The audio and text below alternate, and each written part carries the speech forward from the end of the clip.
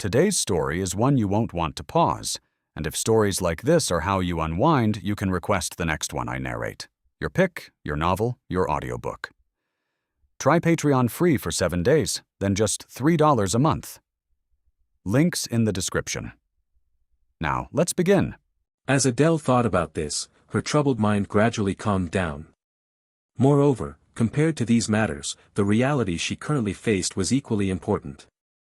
The first thing she felt was the cold throughout her body, a bone-chilling cold. Too much of the blood element had been lost from her body. Blood, for the vampire clan, was the source of magical power. Her blood seemed to be especially sweet. However, with Adele's current body that had not yet awakened and advanced, the specific enhancement effects could not be manifested. But even so, she had already won the favor of those sequence ones. She became the fine wine they often wanted to savor and the sweet little cupcake they wanted to taste. After all, she was just a mere sequence 5, a mixed blood. Heh. Let alone being sucked dry. Even if she disappeared from the academy tomorrow, would anyone even notice? To be precise, no one dared to notice or investigate. Adele's gaze visibly dimmed. Due to the coldness of her body, she unexpectedly turned around and embraced the blonde girl in front of her, wanting to draw warmth from her body. However, she never expected this action to make Celeste's body suddenly stiffen. Celeste, a sequence 2 young lady from a wealthy family.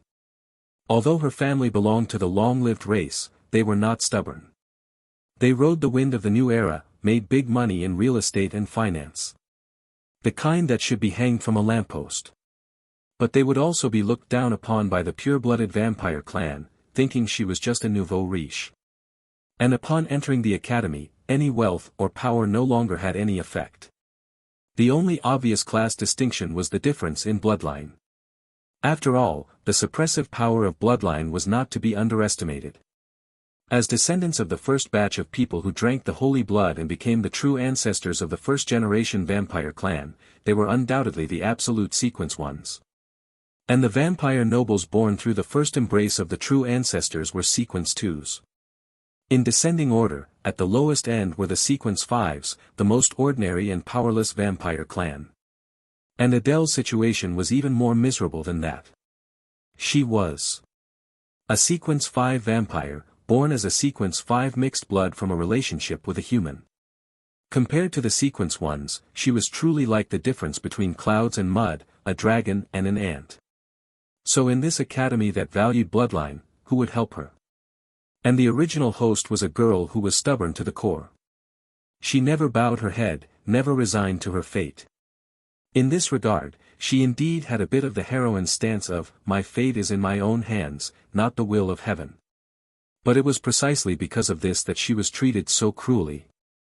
The more Adele recalled, the more she felt a bone-chilling coldness in her heart. Her body was shaking badly. Her hands, as if clinging to a lifesaver while drowning.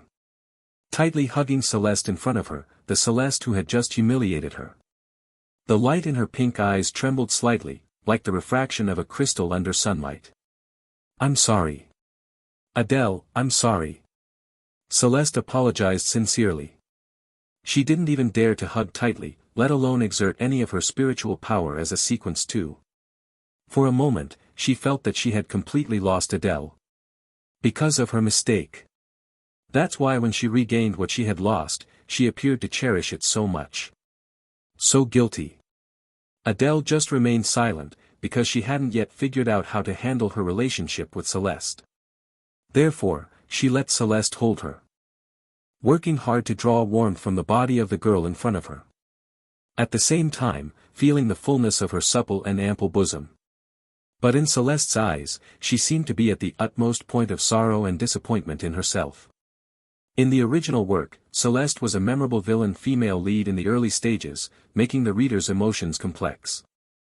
As a sequence 2, she didn't belong to the sequence 1 circle.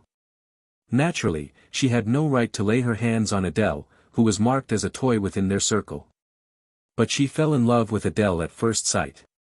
It wasn't the kind of superficial feeling of just playing around, but she really liked Adele. However, she was also sensitive and had an inferiority complex.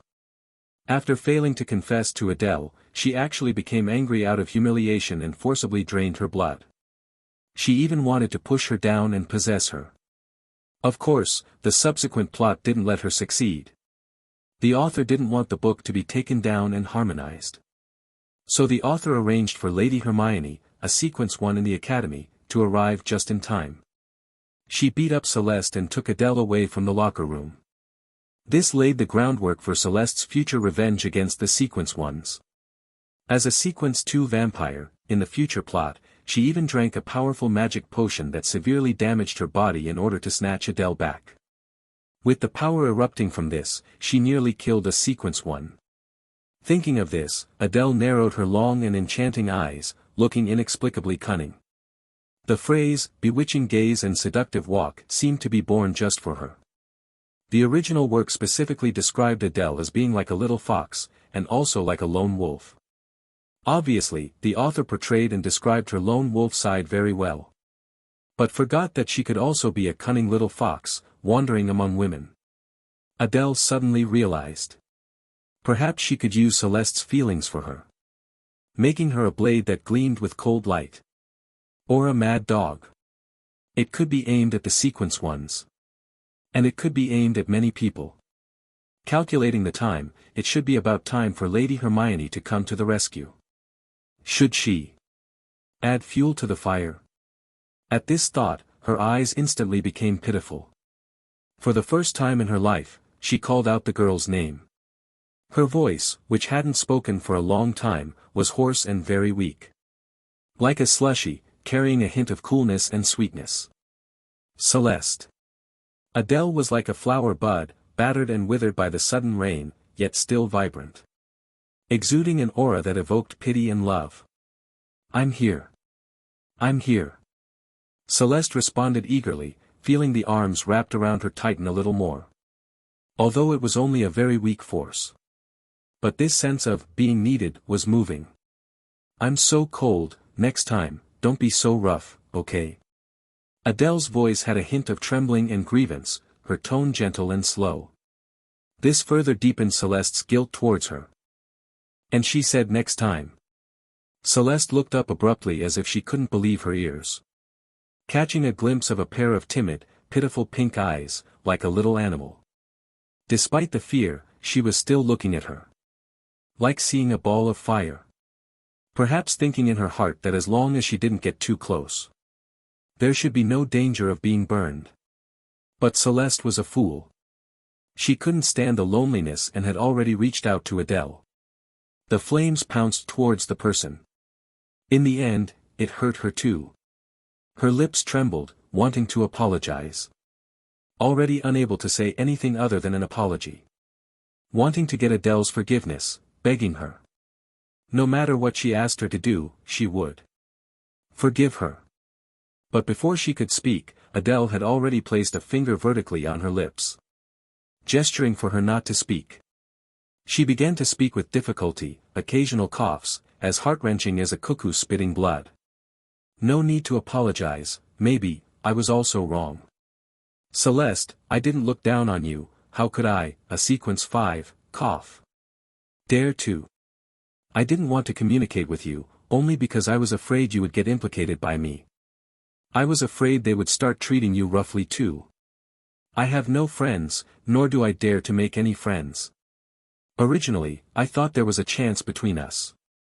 Adele slowly closed her sorrowful eyes, the tears at the corners of her eyes glistening. One could almost imagine. At this moment in Adele's heart, what kind of bitterness and suffering she was enduring. It was only at this moment, hearing Adele's explanation, that Celeste understood. It turned out that she showed such a disgusted look only to discourage her. It turned out that she silently cared about her in her heart. It turned out, she had also thought about becoming friends with her. But she herself. She who did such a thing to her. What right did she have to stay by her side? Celeste's guilt flowed out from the bottom of her heart like a gushing spring. Her tears also broke through. Pain, so painful. But at this moment, what Adele was thinking in her heart was, Hermione, where the hell are you? Fortunately, the next moment, the door of the locker room was destroyed by magical power and pushed open roughly.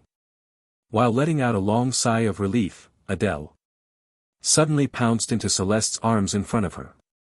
Her little hands clinging to her chest, shoulders tightened. Like a small animal frightened by a sound, a normal reaction. Seeking a reliable existence.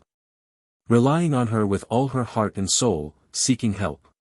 Adele nestled in Celeste's bosom, enjoying her temperature. Panting slightly, her face flushed. Looking as if they had just engaged in a strenuous activity. The door was broken open with magical power. The light of the setting sun poured in, illuminating the dim locker room. Dust particles floated in the air like fairies. A tall woman walked in, backlit, the sound of her high heels clicking on the floor clearly audible. Hearing this sound, the delicate and weak black-haired girl, trembling with her enchanting pink eyes, pitifully shrunk further into the embrace of the girl in front of her. Hermione saw the scene before her eyes. The blonde girl with loose hair, a first-year student named Celeste, Sequence 2. She was gazing up at her with fear in her emerald green eyes, mustering up courage. In her arms, tightly embraced, the black-haired girl was shaking all over, as if afraid of the light, tightly closing her eyes. Gasping heavily, her face flushed like a tide. On her upper body, the buttons of her academy uniform shirt were undone, the collar in disarray. Revealing her delicate collarbone, covered in scattered kiss marks. Her snow-white neck had also suffered. The skirt on her lower body had not yet fallen off, still wrapped around her slender waist that had been held by her. Her slender legs were drawn out from it, her pink knees seemingly injured. But the distance from falling off, should be soon, right? Hermione's face was shrouded in shadows that couldn't be illumined, her eyes full of ice-blue flames burning like a demon. A chilling aura instantly swept toward Celeste and Adele. Celeste bore the brunt of it, even frost forming on her brows and eyes. In contrast, Adele only felt a chill, like a breeze blowing. The owner of the wind seemed to know she was frail. The power deliberately avoided her, only leaving a ripple. Unwilling to harm her. Even though she was really disappointing her. Hermione, Sequence 1, with her signature silver-blue long hair and ice-blue eyes, enjoyed the title of Ice Queen in the Academy. She rarely made a move, making it difficult for others to judge her strength. But from the fact that even the princess of the vampire clan, who was hailed as the strongest in the Academy, had to put aside her usual arrogance and treat her as an equal in front of her. Even among the Sequence ones, her strength should be unique. Celeste had no ability to resist in front of her. The gap between Sequence 2 and Sequence 1 was like a chasm.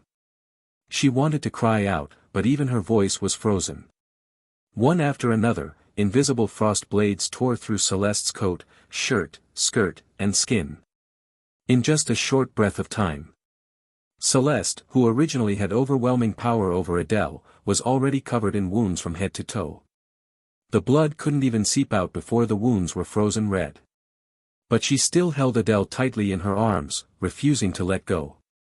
Even her fingers were cut open by those frost blades, the cuts so deep that the glistening white bones were almost visible. The original work didn't describe this in detail either, only saying, the frost cruelly tortured Celeste's body and soul, making her feel the despairing power gap.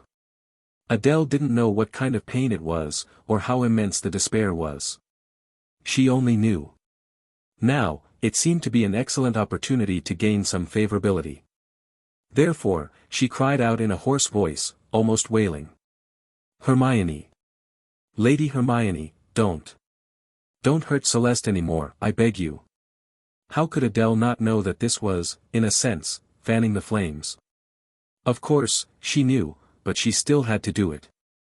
Having just transmigrated into the book, she wasn't saintly enough to empathize with Celeste, the woman who wanted to violate her when her confession was rejected.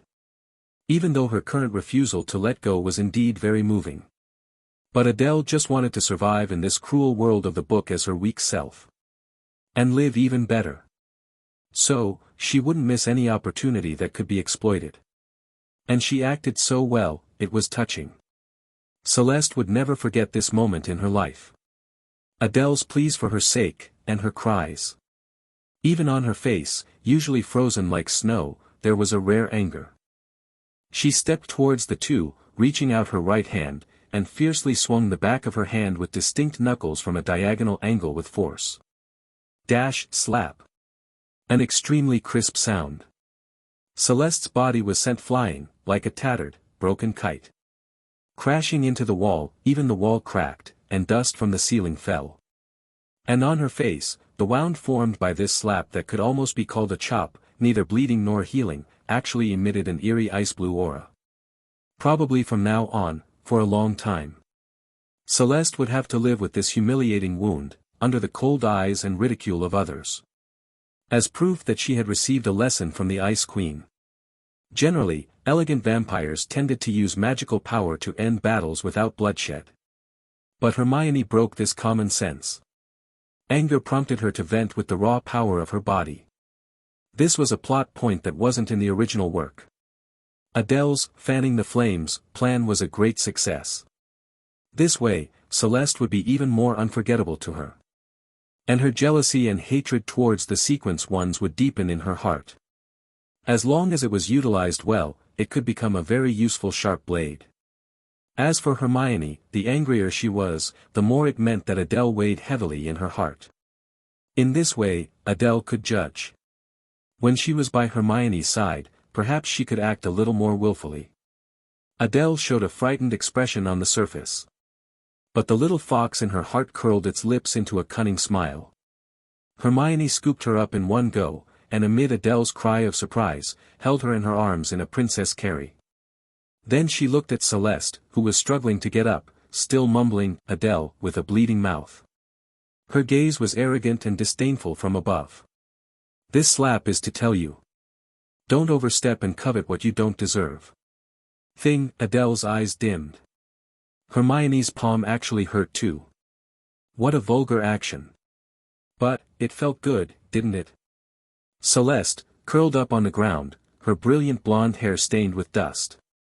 Powerless, like a dead dog. Celeste's eyes were full of tears, witnessing Hermione taking Adele away from her side. Then, those tears seemed to turn into endless flames, resounding in the sky of the academy along with the girl's scream. The sound of a defeated dog is really unpleasant. Hermione made her assessment, effortlessly carrying Adele in her arms. But at this moment, Adele seemed unwilling to see her. Therefore, she tightly closed her eyes, her long and beautiful eyelashes trembling occasionally as if having a nightmare. Her lips were pressed tightly together, her face ashen. Hermione's mood also fell like the setting sun. Did her words hurt her? When she referred to Adele as a thing. The expression she showed was so sorrowful that it made one's heart ache. But that wasn't actually Hermione's true thoughts. However, she had to be mindful of her identity. After school, I couldn't find you. I thought maybe Dorothy had taken you away. Hermione's voice paused for a moment. But she's been a bit too greedy lately, and I was afraid that, the quality of your blood would decline. So I went to find her, only to discover you weren't with her. Then I returned to school and started searching for your scent. Hermione's tone was casual as if she was just looking for a cat or a dog. What she wouldn't tell Adele was that her footsteps had nearly covered the entire campus. Finally, she caught a whiff of a very faint, cream cake-like fragrance wafting out from the locker room. It belonged to Adele's blood. It said that in the eyes of the vampire clan, different people's blood emits different scents. Some are disgusting and foul, like grease in a gutter or maggot-infested rotten flesh. Others are sweet and fragrant, like citrus or honey. Adele belonged to the latter, like a sweet and soft little cake. Unfortunately, this little cake was already covered in forks and knives, with everyone wanting a piece. It had also devastated Adele's body. Hermione was considered gentle among them. Sometimes she wasn't in a hurry to enjoy the little cake's blood and just held her close, cheek to cheek. But Adele was a milky lamb to be slaughtered. Being held by Hermione, who was like a lion, a beast. How could she feel warmth? She was just trembling in fear. Adele's eyes slightly opened a crack in her arms, revealing the gloomy pink pupils that seemed to be filled with haze. Reminding one of foggy weather and the troublesome sound of drizzling rain. Even though she didn't say anything, looking at her eyes. It was as if she had said everything. Saying that being with Celeste and being with you, Hermione. What difference did it make? Either way, she was just meat and a doll. Hermione took a deep breath, a sign that she was about to get angry. The Ice Queen's temper had always been stable. Until she met Adele. This lowly, weak, and incompetent. Sequence 5. Her mood would fluctuate because of her, feeling sorrow and joy because of her.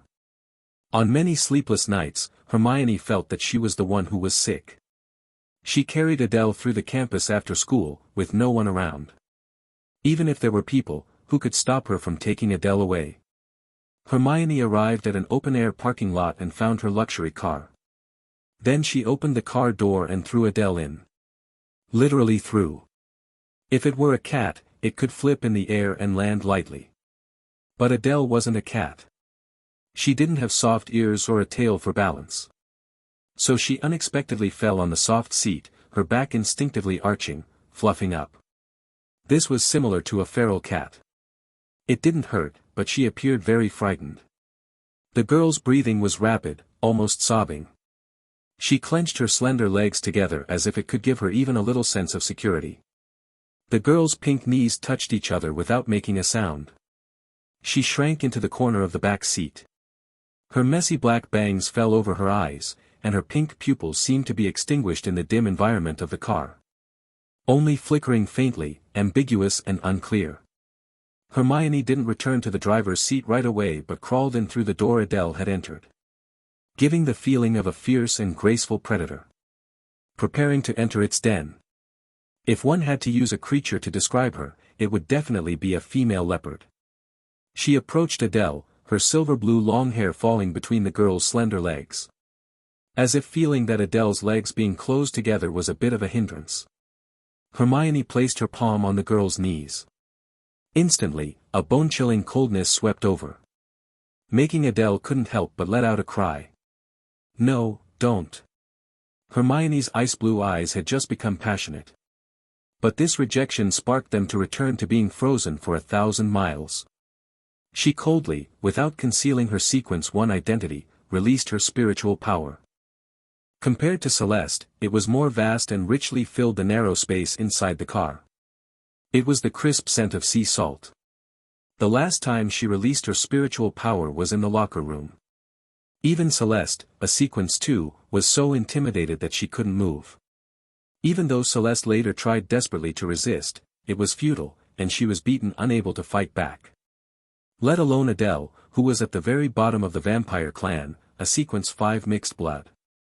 As Hermione's spiritual power invaded, Adele only felt her mind being, boom, blown up. All self-awareness disappeared. Like being dizzy, or drunk, or trapped in some kind of nightmare. The girl's eyes instantly became dazed, not knowing north, south, east, or west. The body's resistance also collapsed. Her entire delicate body lost strength and fell limply against the car window. In this state, Hermione could do anything to her. This was the dominance of a Sequence 1. Humans could still say, are kings and generals born of a special race? Someone like Adele, a Sequence 5, could only be a slave. A little slave who inexplicably made one's heart moved and concerned. Hermione could finally do as she pleased with Adele in front of her. But her movements became gentle instead. Her outstretched hand caressed the girl's fair but scarred face. There were finger marks and handprints. Some people had bullied Adele too far, maybe it was Dorothy, maybe it was. Hermione's gaze was terrifyingly cold. At the same time, her caresses became more and more gentle. Every time her fingertips touched one of Adele's scars, invisible magic power would heal it. Adele was a seductive little fairy. When she was suppressed by spiritual power and became dazed and silly, she was unbelievably well-behaved and lovely. Sometimes the Sequence 1s didn't want to do anything, just simply release their spiritual power and watch Adele turn into an obedient, little fool. Watching her spacing out quietly by herself, like a rare flower standing alone in the world. Adele's face often turned red when she was spacing out, pink, looking very shy. It formed a huge contrast with her unyielding performance when she was sober. And at times like this, no matter what she was asked, she would never lie. If you wanted to know any secret in her heart, you could. Hermione skillfully hooked the car door with her high heels and closed it. In this way, the inside of the car became a private space belonging only to the two of them. In front of her, the little fool was looking at her adorably. Her face was blooming with bright peach blossoms. Hermione's breathing quickened, and she couldn't help but caress the girl's lips. Very soft, like flower petals, making one's throat unconsciously swallow. "Adele, call me." She was looking forward to the moment when Adele would call out Hermione. But something unexpected suddenly happened. Adele actually opened her lips in a daze. Hermione's jade-like finger. Gently. Feeling the softness. Hermione's heart was as if it had been suddenly pierced by an arrow. At this moment, Adele's true inner thoughts. Actually, she was scared shitless. "Suck me, my finger." Adele had never heard such an outrageous request in her life. But she had no choice.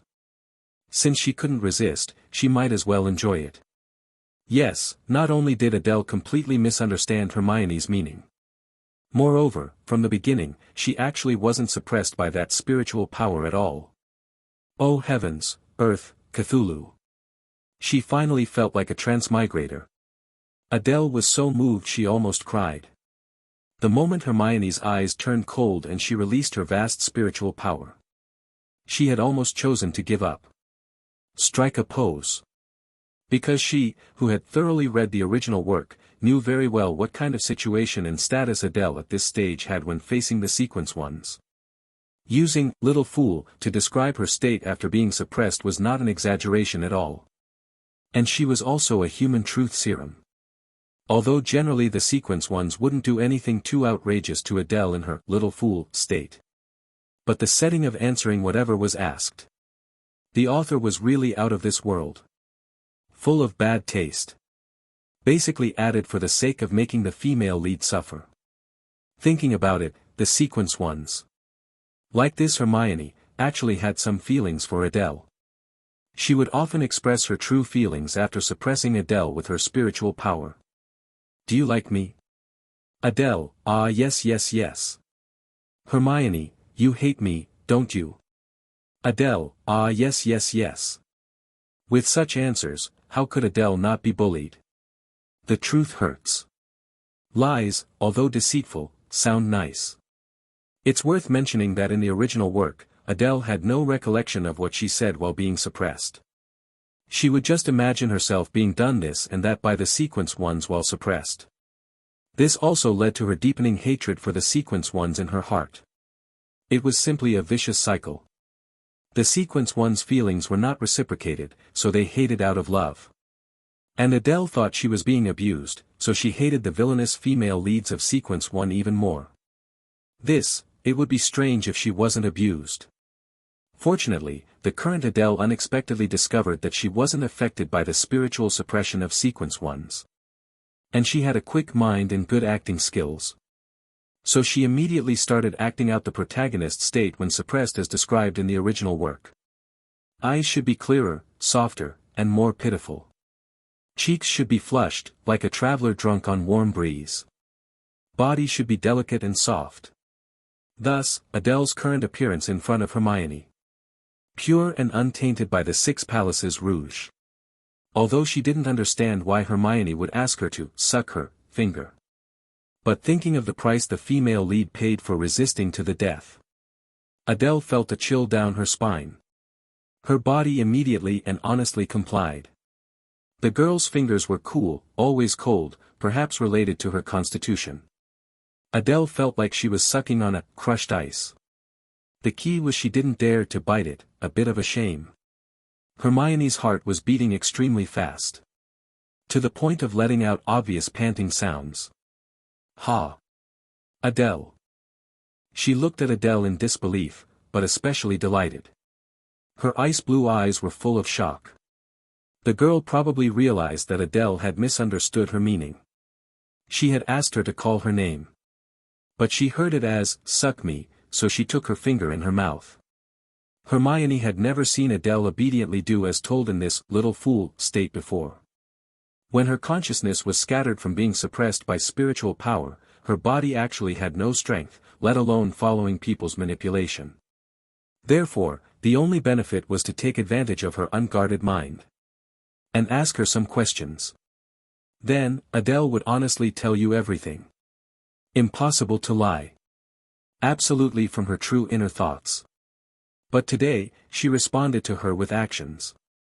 Could it be that there had been some breakthrough in her relationship with her? The so-called hard mouth, when kissed. Ah no, humans say this saying no, but the body is very honest. Thinking of this, Hermione swallowed her saliva. The originally venting mood gradually disappeared. Replaced by curiosity about what image she currently had in Adele's heart. Her voice was trembling as a sequence 1, she shouldn't be so nervous. She asked the first question. Hermione, Adele, do you like Celeste? Adele, no. Hermione, then do you hate me? Adele, I don't know. Don't know. Hermione's brows furrowed slightly. She had never heard Adele give such an ambiguous answer before. Could it be? Because she had a special place in her heart. Thinking this way, Hermione's heartbeat sped up a few more beats.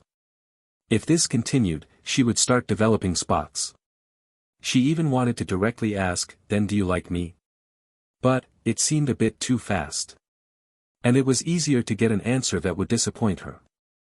After all, it was better to take it step by step. Hermione, thinking of this, nodded as if affirming her own thoughts. But what she didn't know was, if she had asked this kind of question at this time, Adele would have definitely clung to her like a crab, with both claws and 8 legs. Rich woman. Feed me, I'm hungry. Hermione, do you like spending time with me? Although I'm always cold, but actually. Adele interrupted her words. Adele, like. Hermione, eh. The Ice Queen's cheeks suddenly turned red. Hermione, why? She hurriedly asked her confusion. Adele, being with Hermione, it doesn't hurt. Hermione, the light in her eyes dimmed, so that's it, just for this reason. Because she wasn't rough like the other sequence ones. Even when faced with Adele's resistance, she always indulged her, at most getting angry and restraining Adele. Adele, because Hermione is very gentle, like a big sister. Hermione, big sister, huh? But she didn't want to be a big sister. At least not Adele's big sister. Letting out a soft sigh, Hermione had nothing else to ask. But her fingers still longed for the inside of Adele's mouth a bit. So she wanted to try if she could still make Adele obediently respond with actions just by speaking. Hermione, let go. Hearing this, Adele's silly and soft cute little expression didn't change. But she indeed obediently opened her mouth, her eyes dazed. Hermione was able to withdraw her jade-white finger. Getting such a response already made her very happy. But she couldn't help but think. Was this Adele's obedience only towards her, or did other sequence ones have it too? Unable to get an answer for now. Hermione's anger had also dissipated, and she no longer had the mood to tease Adele. So she murmured softly. Rest assured and sleep, Adele, we're going home. Little fool, Adele leaned her delicate body against the car window. Her light pink pupils half open, a dazed and fragile appearance. She would often look at the city's neon lights in the falling evening outside the window, and often look at herself. Hermione could see clearly from the rearview mirror. As her spiritual power's influence in her mind gradually faded, the girl would only become more and more awake. More and more, hating her, right? Even though she knew Adele detested the sequence one's spiritual suppression. With the rising flames in her heart, Hermione couldn't help her temper. She was the Queen of Frost, supposed to be cold and aloof. Yet time and time again, her emotions were disturbed and her heart became hot because of someone. Stepping hard on the brakes, the traffic light in front of Hermione flashed. Adele felt a violent vibration. Then, as if waking from a long dream, the girl's breathing quickened, her eyes panicked. She couldn't help but curl up her weak body, as if this could give her a less frightening sense of security. She began to observe her surroundings. Car, inside Hermione's car. Her expression was as if recalling. Hermione crawled towards her. After that, she knew nothing. Adele's acting was so good, Hermione couldn't see through it, her mood anxious and twisted. Adele was going to hate her. Hermione's mood became agitated. But the red light in front made her have to stop in this difficult silence. Hermione in the driver's seat. Hermione didn't dare to look at her. But she could almost imagine the fragility and sadness in her eyes. Adele opened her mouth as if wanting to say something. But in the end, she couldn't say it. Outside the window, a cold drizzle started falling. Just like her mood turning gloomy. Listening to the sound of rain, Adele closed her tired eyes. As if she had already accepted her fate. The moment the red light ended and the green light came on, Hermione started the engine as if venting, roaring into the distance. The traffic control officer stretched out a hand in confusion, clearly not raindrops but ice crystals falling on it one by one.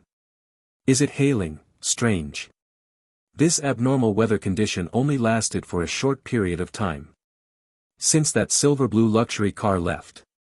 Underground in the villa, Hermione's exclusive garage. The bright white incandescent light illuminated a dozen luxury cars and supercars of various styles and colors. Hermione parked her favorite one in the center position.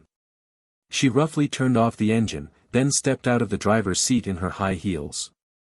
She opened the back door, her gaze falling on the girl's dazed appearance. Adele looked around as if attracted by those luxury cars. But Hermione knew, how could she possibly be the kind of woman who could be bought with material wealth? Get out, don't tell me you need my help. Hermione's voice was a bit cold. Only then did Adele come back to her senses in a daze. Her expression was a bit embarrassed. Hoping that her appearance of being in a daze while looking at the cars just now hadn't been discovered by Hermione. Otherwise, it would be too embarrassing. But when she entered the garage and saw those supercars and luxury cars, her eyes really went straight. Who let her be inexperienced? Thinking that casually selling one of the cars here would be enough for her to live a worry-free life. Hermione was a wealthy big sister worthy of the title. Thinking of this, Adele's determination to win Hermione over increased a few points in her heart. Faced with Hermione's urging, Adele was originally going to lift her leg to get out of the car. But then, she suddenly remembered something, a cunning glint flashing from the corner of her eye. My legs, a bit weak. Adele quickly entered the role, saying it in a voice as cool as rain. In her gaze was a subtle sadness, looking at Hermione. Then avoiding as if escaping. The girl's hand explored under her skirt. As if wanting to make a final confirmation. Confirming if the reason her legs were weak was because she had already been. Hermione was stunned seeing this, but when she reacted, her face instantly turned a shameful red. She grabbed Adele's snow-white slender wrist. She didn't pay attention and used too much force, eliciting a cry of pain from Adele. It hurts. Hermione actually thought of apologizing at that moment. But Adele was clearly just the lowest sequence 5 vampire. The hand gripping Adele's wrist subconsciously loosened a bit. Then she coldly explained for herself. I didn't do anything to your body. I'm a sequence 1, you should clearly recognize your identity, you're not even worth me. Although she said that, Hermione's expression was very easy to understand, looking stubborn. I understand. Adele interrupted Hermione's words, her tone a bit soft.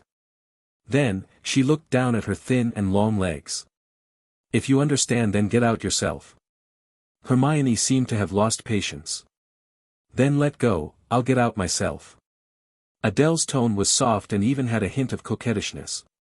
Hermione thought it was an illusion and couldn't find a reason to refute for a moment. She hesitantly let go of Adele's wrist. The girl lightly stepped down from the back seat of the luxury car, her footsteps very light, with an uncertain and uneasy appearance, like a little deer in the forest.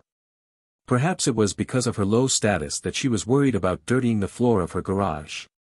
Hermione thought this way and glanced at Adele's feet.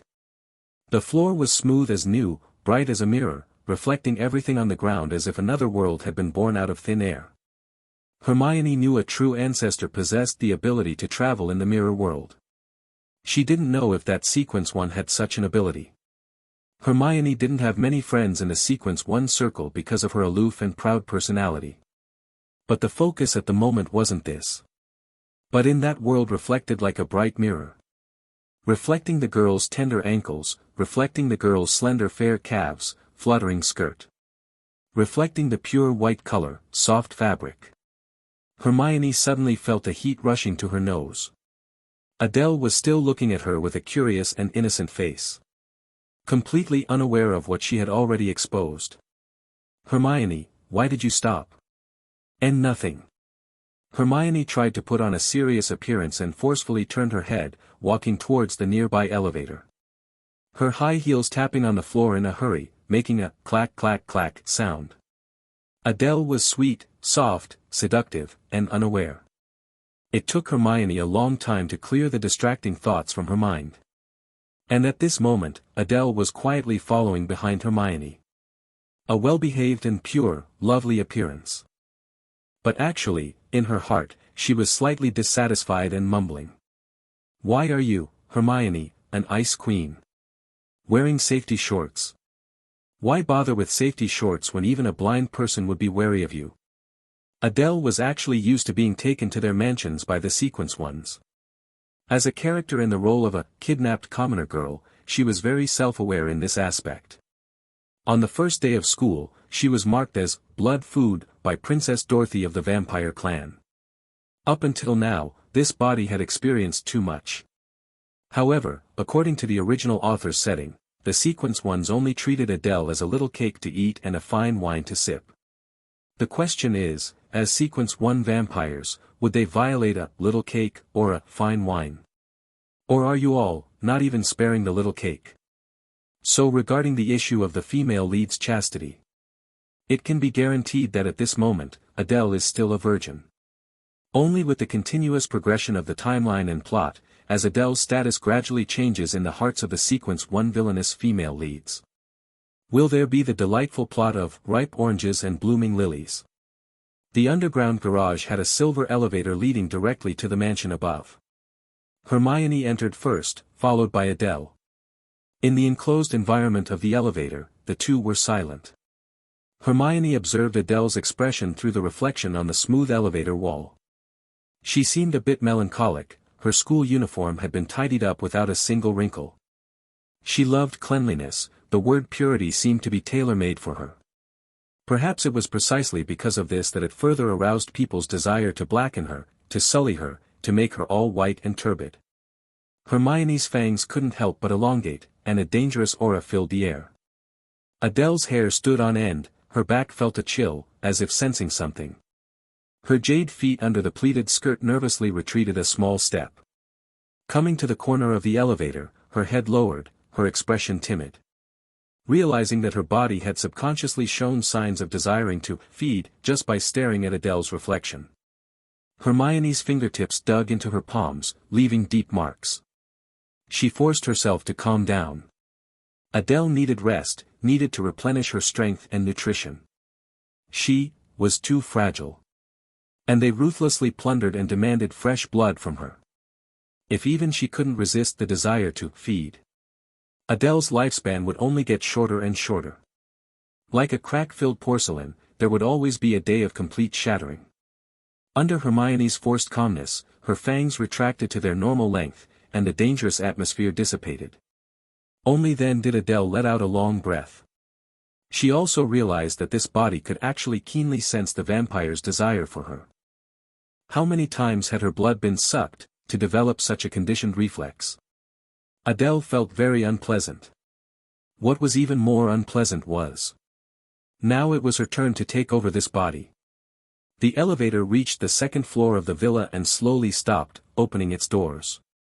The first floor was the guest hall, the second floor was Hermione's living room and some other rooms, gym, cloakroom, storage room, bathroom, etc. Hermione's expression was deliberately indifferent as she left Adele in her bedroom. Then she went to find high-quality human blood packs to quench her thirst. The higher-ups of the human world and the higher-ups of the vampires signed a treaty of mutual benefit, cooperation, and restraint. Nowadays, most vampires were registered. After graduating from Cromwell Academy, there were even package allocation jobs waiting for them. Dragon Group, Phoenix Group, the real situation was actually Blood Group. Although most vampires were dissatisfied with having to accept human management and restraint. Once upon a time, they were the kings who ruled over humans. But for vampires, the dominance of bloodline was absolute. Therefore, they had to listen to the decisions of the true ancestors who still existed. Even the sequence ones, the descendants of the true ancestors. In exchange, humans provided vampires with the money, luxurious living environment, and blood supply of different qualities they needed as much as possible in a stepped manner. Sequence 1 had one standard, Sequence 2 had one standard, and so on. Even the lowest Sequence 5 vampires, such as Adele, had a monthly vampire allowance of nearly 1,500 and an E-level blood supply. Adele was basically eating grass to produce milk. She could only drink that low-quality blood, but the blood produced by her own body was the S-level that even Sequence 1s dreamed of. In this way, vampires didn't have to be enemies with humans and harm the lives of ordinary people for the sake of obtaining blood. The fundamental conflict of vampires feeding on humans for a long time was thus alleviated. With a compromise where both humans and vampires took a step back. And for vampires, there was another benefit. That was no longer having to worry about being retaliated against by demon hunters and vampire hunters. Actually, the ones who reacted most intensely and were most dissatisfied with this human-vampire cooperation were precisely the families of demon hunters and vampire hunters among humans. They couldn't accept it. They're enemies of thousands of years. The foreign race that had killed countless of their compatriots actually transformed and became their colleagues. Even these disgusting bats would be supported by taxpayers and continue to live in the human world in abundance. This directly triggered an extremely serious incident at the time. A true ancestor of the vampires nearly perished in a human city. And the vampire hunters also paid the price of nearly an entire family for this. The final result was that the vampires received generous compensation. The vampire hunters were disciplined and punished, and their clan's power was dispersed, unable to stir up trouble again. Actually, from the perspective of the human higher-ups, it was easy to understand that this was a cooperation with more benefits than harm. The vampires were recruited for their own use and no longer harmed humans. And as the foreign race closest to humans, they were the best pioneer combat force against other foreign races. The price was nothing more than some material preferential treatment and cold-stored blood supply. But from the perspective of the vampire hunters, how could they put down their deep hatred of thousands of years just because they said so? Not everyone could see the big picture. At least, not the vampire hunters. Inside Hermione's bedroom, Adele lay on a soft bed like a white cloud, completely relaxing her body, staring blankly at the white ceiling and the princely luxurious surroundings. How nice, the Sequence 1 vampires. These luxury cars, villas, sweet blood, enjoyment like nobility. Adele couldn't help but reach out towards the bright light. Then clenched her fist. Little cat paw. Had to find a way to get all of this. This sentence was almost equivalent to had to find a way to get this woman Hermione.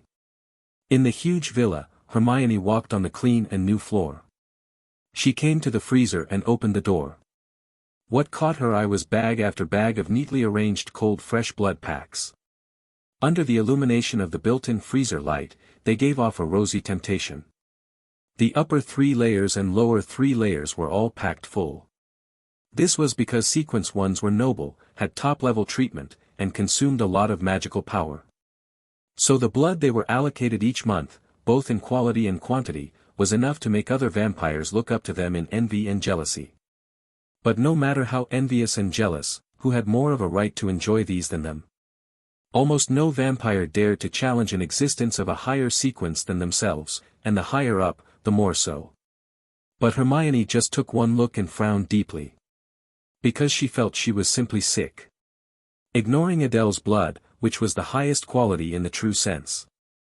And coming to taste this, like cooled leftovers, making one lose appetite just by looking at it, cold fresh blood packs. There was no vampire who didn't desire to bite into a person's neck vein and enjoy the vividly gushing warmth and blood magic power. That was the ultimate bliss in the world. She quietly bit her thin red lips. Hermione still reached out and randomly took out a bag, tore open the plastic seal. Then closed her eyes, as if suffering, and poured it into her stomach. Vampires couldn't be without blood. Blood was their food and also the source of their magical power. If they endured not drinking blood, the desire hidden in their bones and blood would turn vampires into crazy monsters. At that time, vampires would lose all reason and slaughter any life they could in front of them, plundering their blood source. Hermione was afraid she would lose her mind and completely drain Adele dry. So when her body showed symptoms of bloodthirst, she even endured the urge to accompany Adele by her side immediately. Instead, she left her and came over to replenish blood first to alleviate the bloodthirst reaction. She didn't know if Adele would feel lonely because of this. Or was she happy and relaxed now? Because she finally didn't have to be with her, this cold and scary fellow. Whichever it was. Hermione casually tossed the empty blood bag into the trash can and turned to walk towards her bedroom. Her silver-blue long hair swayed with her steps.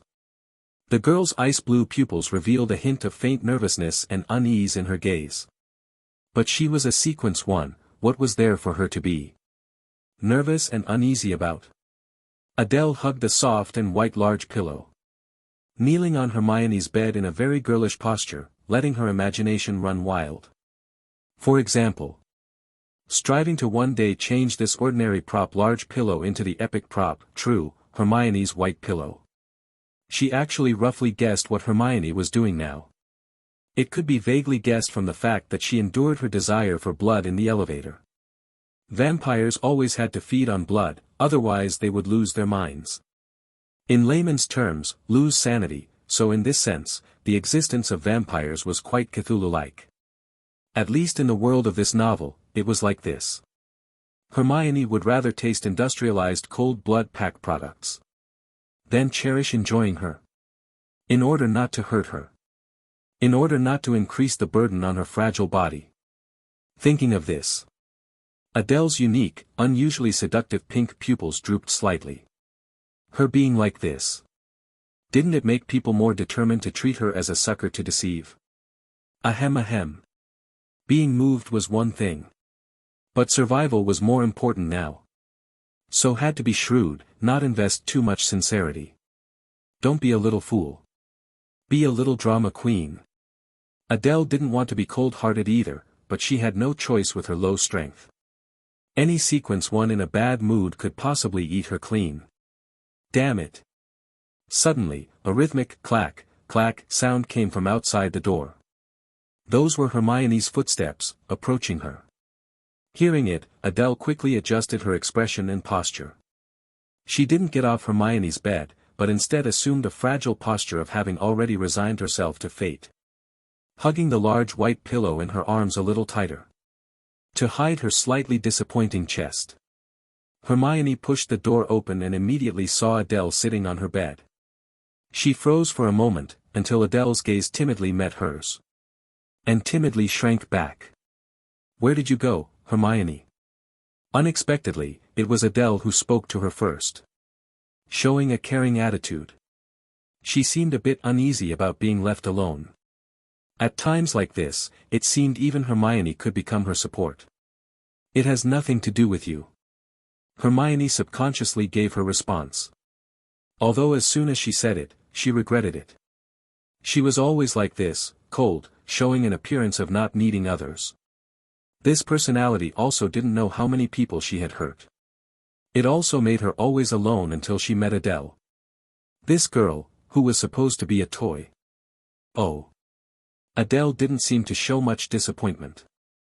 Or perhaps she was already used to Hermione's coldness. Or rather, it would be surprising if Hermione didn't treat her with this arrogant, contemptuous, and cold attitude. Hermione's mind moved, and she came to sit on the edge of the bed.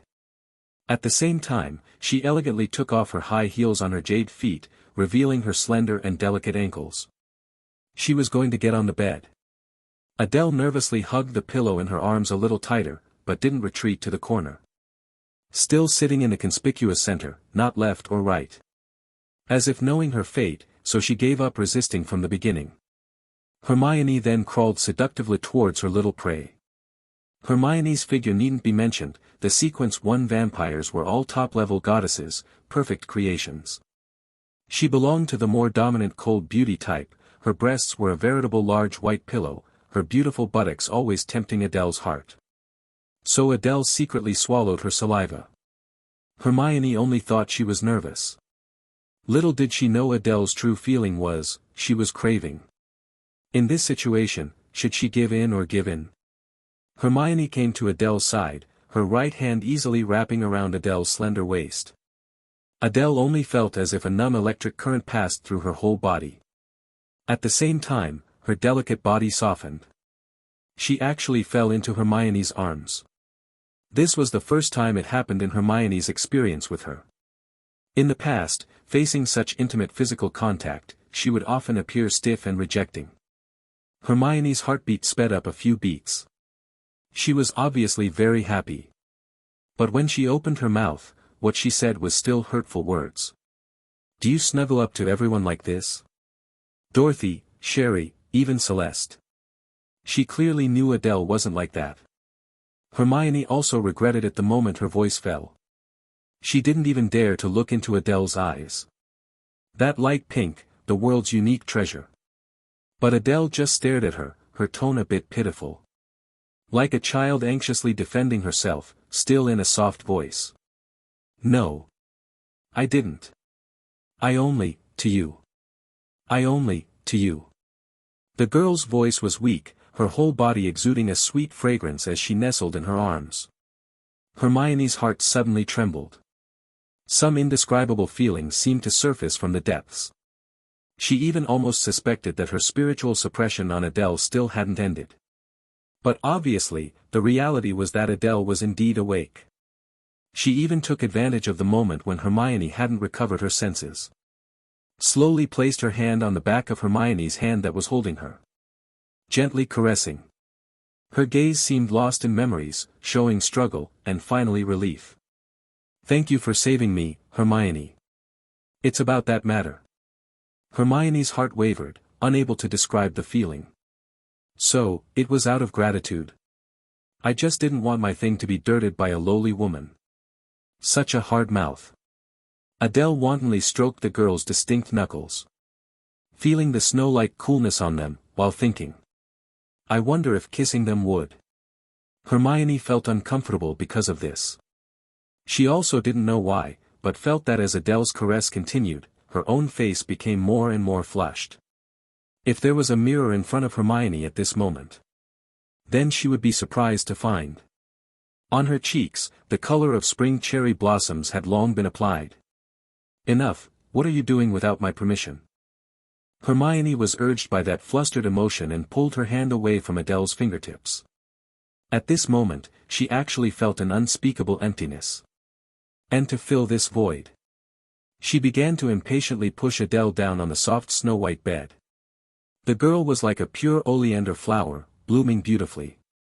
Hermione's figure had an invasive beauty, almost filling Adele's entire vision. "I'm just afraid you'll be in pain," Adele murmured, biting the tip of her tongue to create the illusion of moistness in her eyes. "Damn it, it hurts." But being able to see the fleeting hesitation flash in Hermione's ice-blue pupils. For Adele, it was worth acting deeply in love. Although that hesitation was quickly replaced by a slightly angry annoyance. If Adele hadn't brought this up, perhaps Hermione wouldn't have recalled that moment. "Now you're worried about my pain. When you were protecting Celeste, how come you didn't think about my pain?" "No, that's not it." Adele anxiously wanted to explain, her slightly bulging chest rising and falling with her increasingly rapid breathing. "What's not it?" Hermione tightly grasped the girl's snow-white wrist. The force she used clearly showed how much she cared. "Celeste, she's very weak, compared to you." I was afraid Celeste wouldn't be able to endure. In the setting, Adele was indeed a kind girl.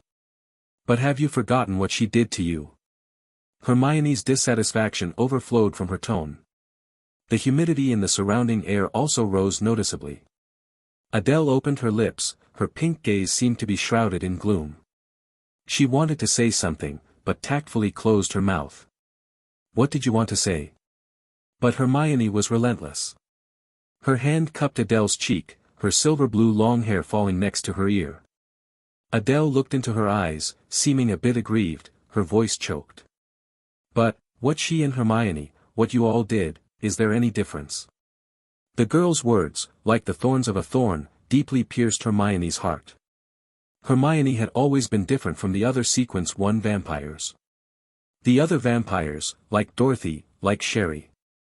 They never cared about their evil deeds, thinking it was the authority bestowed upon them by the heavens. The strong riding above the weak, as it should be. But Hermione was cold on the outside and gentle on the inside. She was invisibly enticed by Adele, she was also complicit with Dorothy and the others.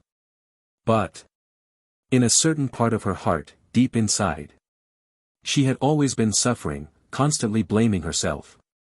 Knowing it was wrong, but still indulging in it, causing great harm to Adele.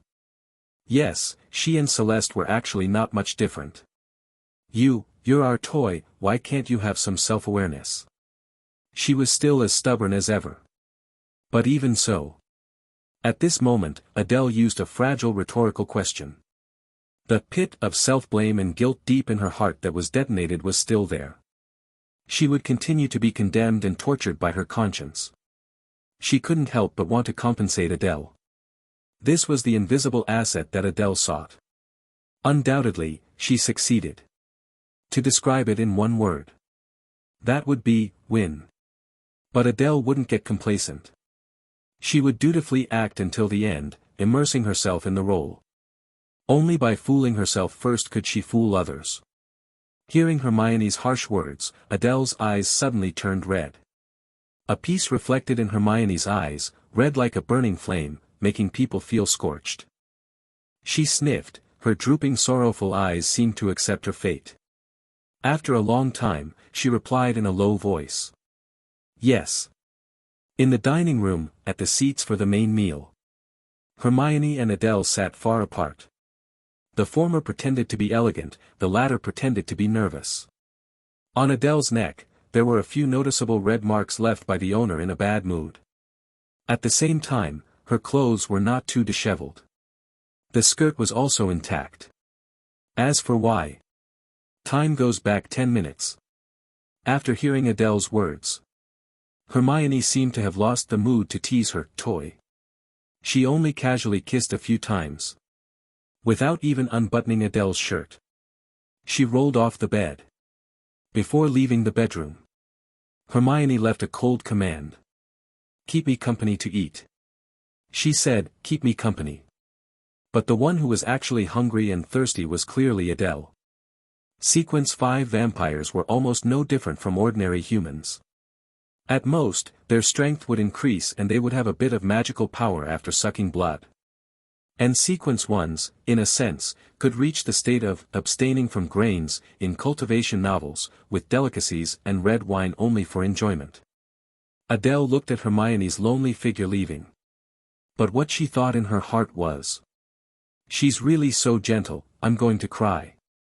Among the Sequence 1 villainous female leads, Hermione was simply the existence of cleansing without seduction, emerging from mud unstained.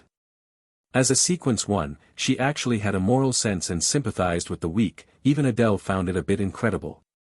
No wonder she was one of the few girls Adele was more fond of when reading the novel. But as for her ending, just thinking about it, Adele felt a stomach ache. To describe her in one sentence, that would be, stubborn mouth, throughout the book. Only proud and not cute, the consequences. No need for Adele to say more. The scene returns to the dining room, where low-level vampire maids bring out one delicious dish after another. Tender and juicy top-grade Australian steak. The 1982 Lafite red wine, said to have a total production of 240,000 bottles, but Chinese people can consume 1 million bottles in a year. and other dazzling delicacies and snacks. Just an ordinary meal was actually so extravagant. Adele wiped her saliva. She decided to properly criticize this decadent upper-class vampire lifestyle through tasting. Adele immediately disregarded her girly restraint and began to feast. Her knife and fork skills were also very poor, those who didn't know might think she was using chopsticks. In any case, her setting was originally equivalent to a girl from the slums, real and tenacious. The sequence ones also liked to see her exhibit aspects unrelated to nobility and elegance.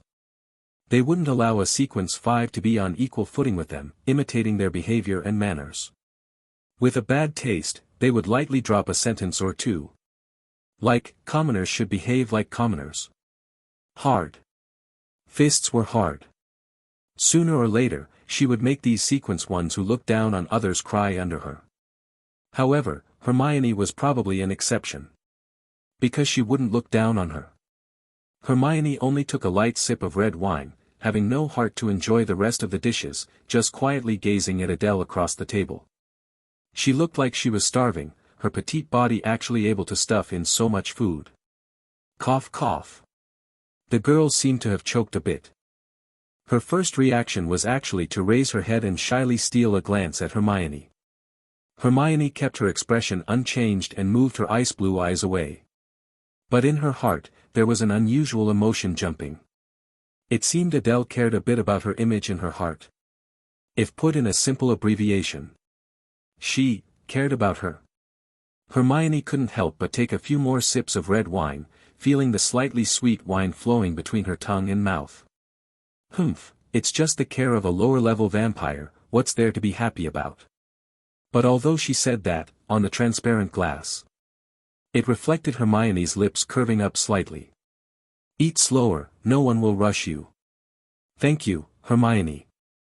Although Hermione generally didn't mind Adele directly calling her name. But at this moment, she couldn't help but want to put on some airs. To hide her subconscious care for Adele.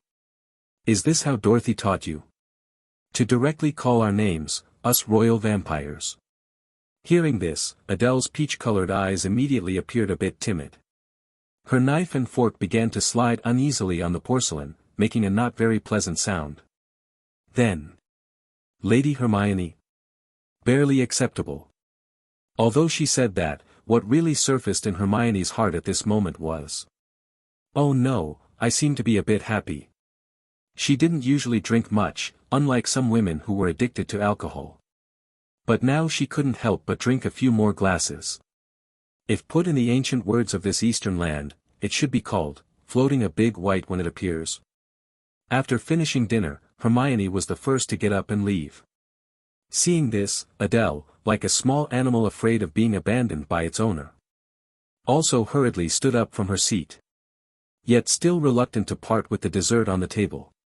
Her little thief hand carefully hid a small cake. Then she tightly followed Lady Hermione. She didn't say things like, wait for me. Because the girl understood, those who would wait would naturally wait. Those who wouldn't wait for you, no matter what, wouldn't wait. Hermione slowed her pace a little, her voice echoing in the empty corridor. Stay here tonight. I'll send you back to the academy tomorrow. Yes. The two walked one in front and one behind. Hermione quickly arrived at the end of the corridor, to a training room specially set up for her. Inside were many instruments and devices that looked impressive and extravagantly expensive just by looking at them. Used to test Hermione's various physical data and formulate a reasonable training plan for her. To improve the intensity of magic and purity of magical power. There was even a virtual combat system for sequence ones to engage in sparring as much as possible, peacefully, without harming the innocent and causing huge losses. The reason Adele had an impression of this was because in a plot of the original work, she was precisely the witness of a sparring between sequence ones. Or to be precise, she happened to be the prize. Whoever won would have the right to dominate Adele. Fists were again. Sooner or later, these arrogant sequence ones would pay the price. Hermione went straight into the training room, leaving Adele at the door. She thought Adele would tactfully leave and return to her room. But an hour later, when Hermione came out of the training room panting, wiping the sweat from her face with a towel. She found a soft and lovely petite figure hugging her knees in the corner by the door. The girl seemed to have been waiting at the door for her. Foolishly, waiting for her. Hermione was momentarily at a loss for words. Seeing Hermione come out, Adele's originally lonely face flashed a moment of excitement. But the girl quickly realized this was inappropriate. So she suppressed her expression and stood up from her crouching position, while patting the possible dust on her skirt. "Hermione, you finished training.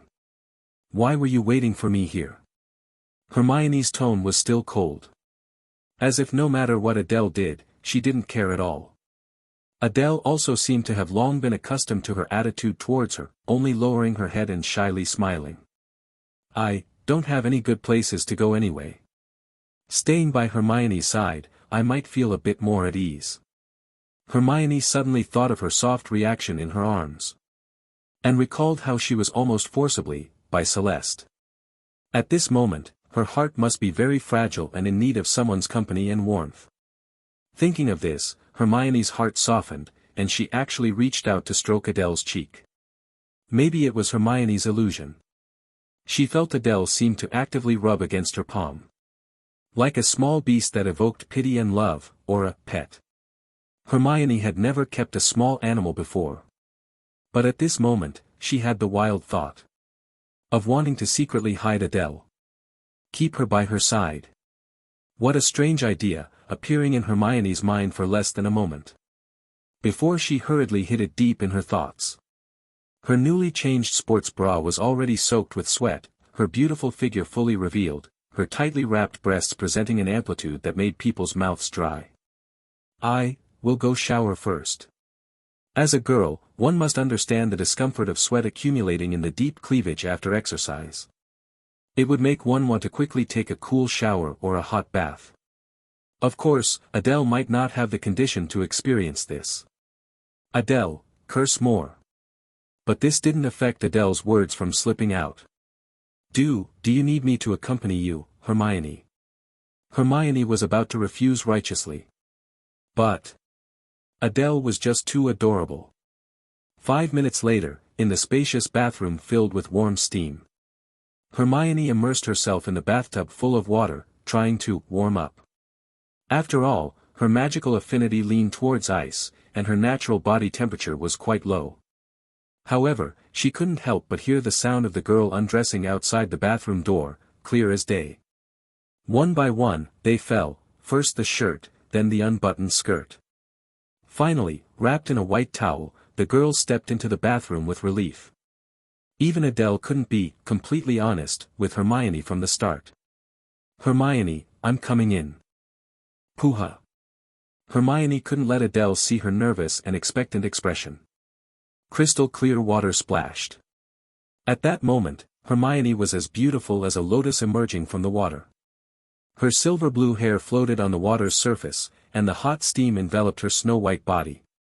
Even under the full-level paladin's holy light, the faint outline and beautiful shape of her full chest could still be seen.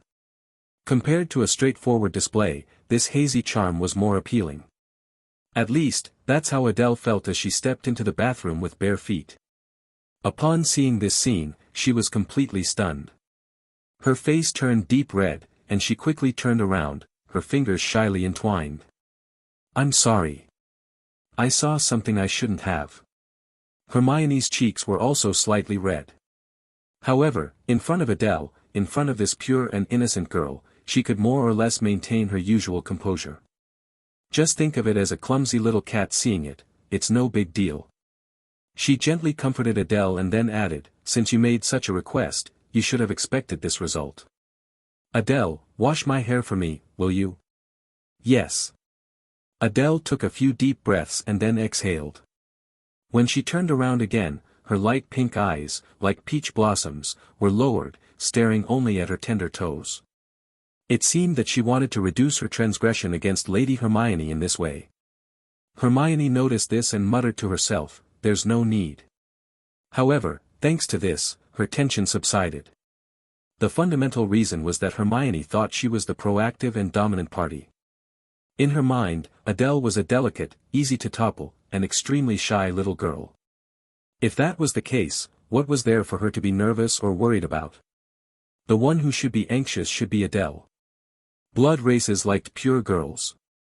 This should be well known. Little did she know that at this moment, Adele's heart had already blossomed with joy. Hee, Hermione, my Hermione. It was a bit too smooth.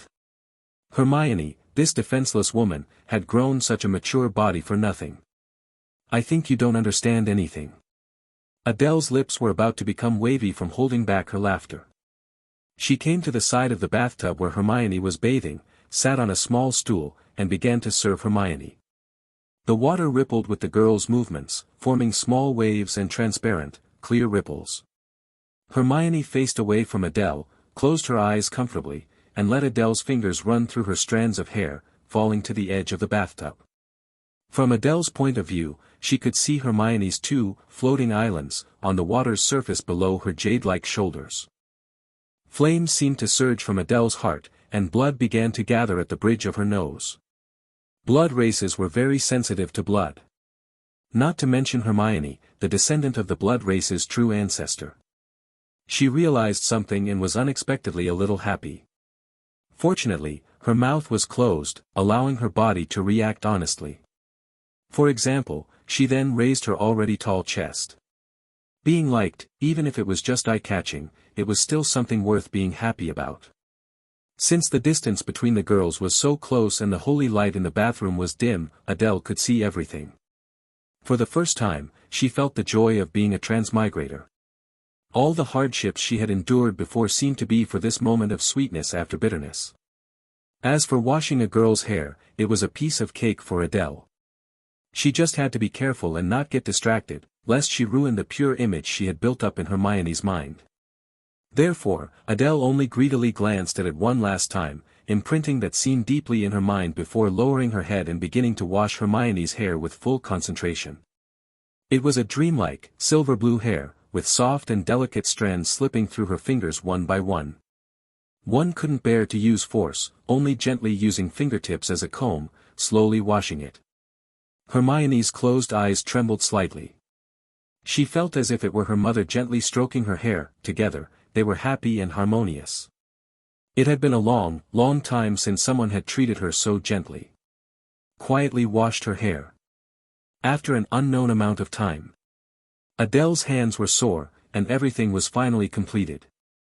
She proudly put her hands on her waist to admire her masterpiece, but at this moment, her masterpiece suddenly turned around and stood up from the bathtub. This action caught Adele off guard. Adele's vision was filled with holy light, and she was already dumbfounded. Hermione's gaze was filled with obscure sadness and a certain longing. She suddenly reached out to Adele. Adele instinctively covered the towel on her chest. The first reaction in her heart was to retreat. Hermione, don't. Acting is acting, but there's no need to put herself in it. However, the gap in physique and strength was already too great to be made up for.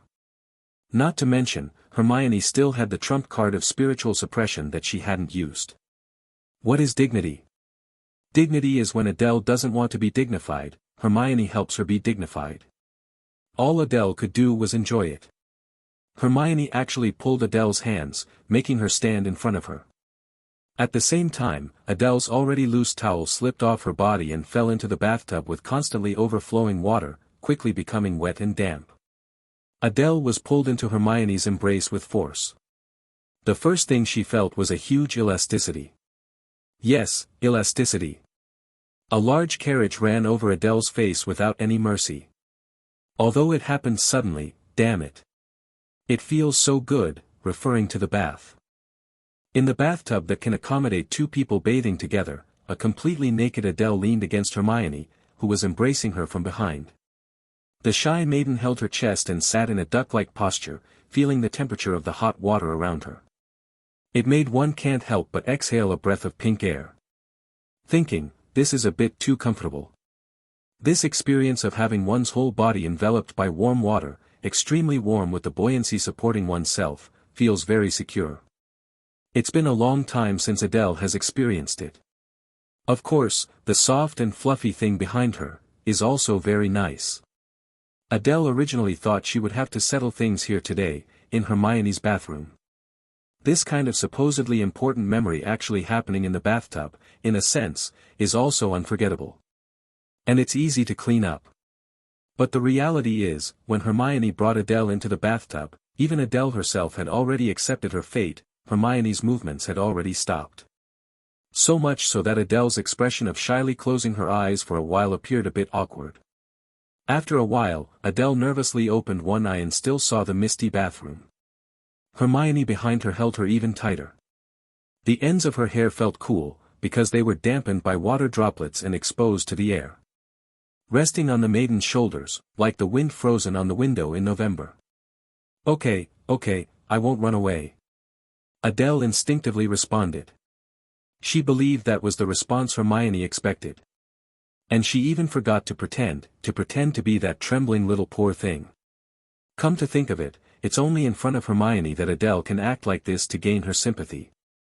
In front of the other sequence ones, she still has to grit her teeth and show a bit of unyielding spirit. The other ones have seen too many servants. Once they get tired of it, it's not fun anymore. Adele's eyes narrowed, rippling the gleaming light on the water surface. She has to make them yearn for her. Hermione's response at this time seemed a bit soft. This description that shouldn't belong to the Ice Queen, used on her at this moment, is actually very fitting. Her eyes looked dazed as she rested her chin on the delicate hollow of Adele's shoulder. The strength was maintained very well, not enough to make Adele feel burdened. At the same time, her warm breath was like a soft brush, sweeping over Adele's snow-white neck in waves after waves. It's a bit ticklish. Within a tolerable range. Not uncomfortable. On the contrary, it feels rather nice. Adele really didn't expect the Ice Queen to have this side to her. But Adele suddenly recalled a detail from the original novel. The book said Hermione often thought of her gentle yet strong mother. Before her talent was discovered, even among the sequence ones she was considered outstanding. During Hermione's childhood and even teenage years, she always lived by her gentle mother's side. It wasn't until she entered the academy that she parted with her mother and had to face this cruel world. Perhaps at that time, she wasn't as cold as she is now. Gentle yet strong, TSK, doesn't this match the female lead Adele's character setting? Thinking back to how she painstakingly washed Hermione's hair for a long time just now. That was truly being as cautious as accompanying a tiger. It could be interpreted as being gentle and patient, possessing maternal instincts. It seems not that surprising anymore. In other words, the current Hermione has temporarily projected her mother onto Adele. And she is immersed in reminiscence, unable to extricate herself. What kind of filial daughter plot is this? No, she must have overthought it. Because isn't this very obvious? Hermione's embrace is merely dependence. Deep affection and dependence. Temporarily casting aside all worldly things. Just like when you were wronged and bullied as a child, as long as you bury yourself in your mother's embrace, it's as if you can think of nothing else, full of security and warmth. Vampires are not all cold-blooded and heartless creatures. The Ice Queen with a cold and beautiful exterior, layer upon layer freezing her heart. But deep in that heart, how could there not be a small yet bright flame burning? However, is it really okay to take a bottom-tier sequence 5 like herself as the object of dependence? Adele's gaze fell upon the water surface that kept rippling due to the falling water droplets from the hair. Drip drop, drip drop. Constantly breaking the reflections of herself and Hermione. But quickly piecing back together like a broken mirror. Sensibility made her indulge in it. Merely being a temporary substitute for Hermione's mother, nestling in the Ice Queen's embrace. Immersed in each other's warmth. Not questioning right or wrong. But rationality, or a higher level of self-interest, made Adele's eyes gradually deepen, the peach blossom color in her eyes burning passionately. There probably won't be such a good opportunity again in a short time. To allow herself to occupy a deeper position in Hermione's heart. Not as a substitute. But to further override it with her own existence. Making Hermione more and more unable to extricate herself.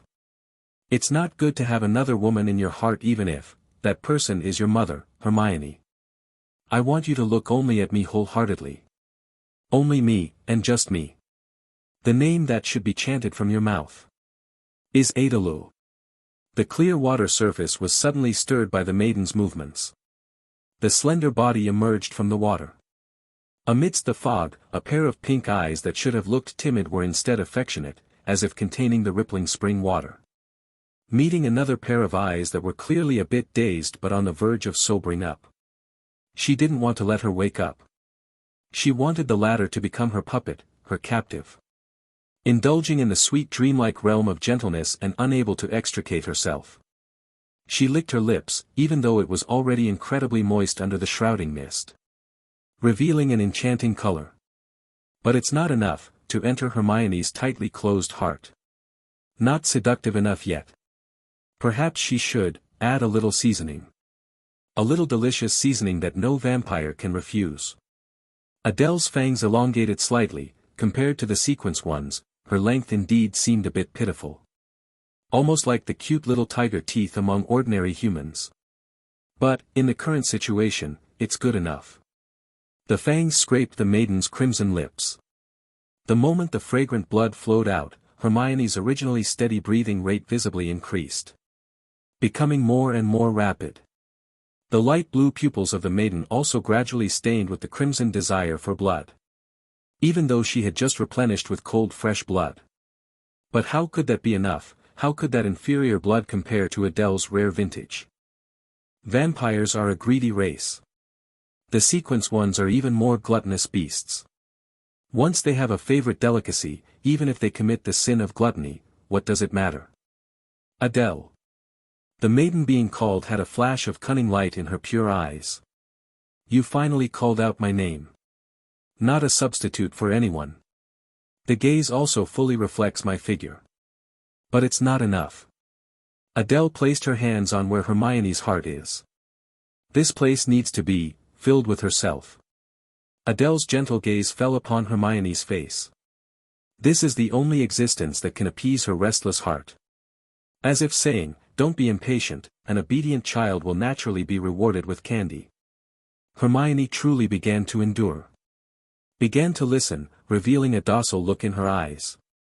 She seemed to have forgotten that she was the one who held the authority. She was the one who should dominate as the queen. But under Adele's gentle gaze, she felt such security. Not because she took Adele as a substitute for her mother. But simply because Adele is Adele. Can I really entrust everything to you? Adele. Hermione had a pair of eyes that were so moving, as if they could speak. No longer cold, but soft like snowflakes. Under her trembling gaze, Adele leaned towards her, her body also completely falling into her embrace. The petite girl hugged the tall maiden's snow-white, swan-like slender neck. Entrusting all of her weight to her. Words seemed superfluous at this moment. The best answer, a light kiss is enough. A rewarding kiss. A bloody scar. Let Hermione continue to indulge in the illusion where dreams and the water's surface meet. Then, become the maiden's captive.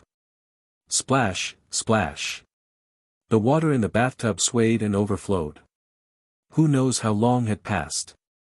Perhaps not long, but the maiden's fragrant blood made one indulge. Finally coming to her senses, Hermione silently left the bathroom. Not bothering to wipe away the water traces on her body, her hair still dripping wet, scattering a string of water droplets like silver beads. She put on a white bathrobe, her back view somewhat fleeing in appearance. Losing her usual composure and elegance. In the past, Hermione certainly wouldn't have imagined this kind of description appearing on herself. Only leaving Adele, whose face had already turned almost pale, in the bathtub cursing in her heart. Damn it, heartless aren't you? But in fact, the two didn't do anything. Adele pressed her fragrant, blood-scented lips. Followed by Hermione's drinking and indulgence. Hermione was completely immersed in the maiden's fragrant blood. Feeding as a vampire. She was actually very clumsy in this aspect. Not knowing where to put her hands. Also very passive. Needing Adele's guidance. The type that is very easy to bully. Provided that you dare to bully her. Unfortunately, the current Adele had too much blood drawn by Hermione, her whole body severely anemic and weak. Where would she still have the strength to bully Hermione? A rare opportunity to be the aggressor. Just slipped away from Adele's grasp. The maiden gritted her silver teeth, her face full of the three big characters, I hate. As for ending up being abandoned in the bathroom now, Adele had long expected it and had no dissatisfaction. Because Hermione has the kind of personality that hides everything in her heart. Her reaction may appear calm on the surface, but there are earth-shattering waves deep inside. The facts were just like that. After leaving the bathroom, wherever Hermione passed, snowflakes danced, the leaking magic power almost freezing the entire villa. Only the bathroom where Adele was in remained warm like spring. Hermione walked towards the direction of the training room. Her steps were extremely fast, indicating her very unsettled mood. At the same time, she clenched her fists, her face flushed red, her ample bosom also heaving violently with her breathing. She didn't understand. Didn't understand this feeling. Didn't understand why she was particularly, towards Adele. Also didn't understand why Adele, knowing that approaching herself would get hurt, would have her blood drawn without restraint. Still, wanting to approach herself. This question seemed to already have its answer. In Adele's affectionate gaze. In her gentle eyes. It's just that Hermione had no experience. She was very nervous. Not knowing what to do. So she wanted to temporarily escape from these things by immersing herself in training. Or perhaps, it wasn't for the sake of escaping. Because she was going to activate the virtual combat system. The application of this system helps reduce the casualty rate of vampires and human elites when executing missions. Training their abilities under safe circumstances. And the opponent Hermione chose was the projection of Dorothy, one of the true ancestors' descendants, recorded after a series of tests.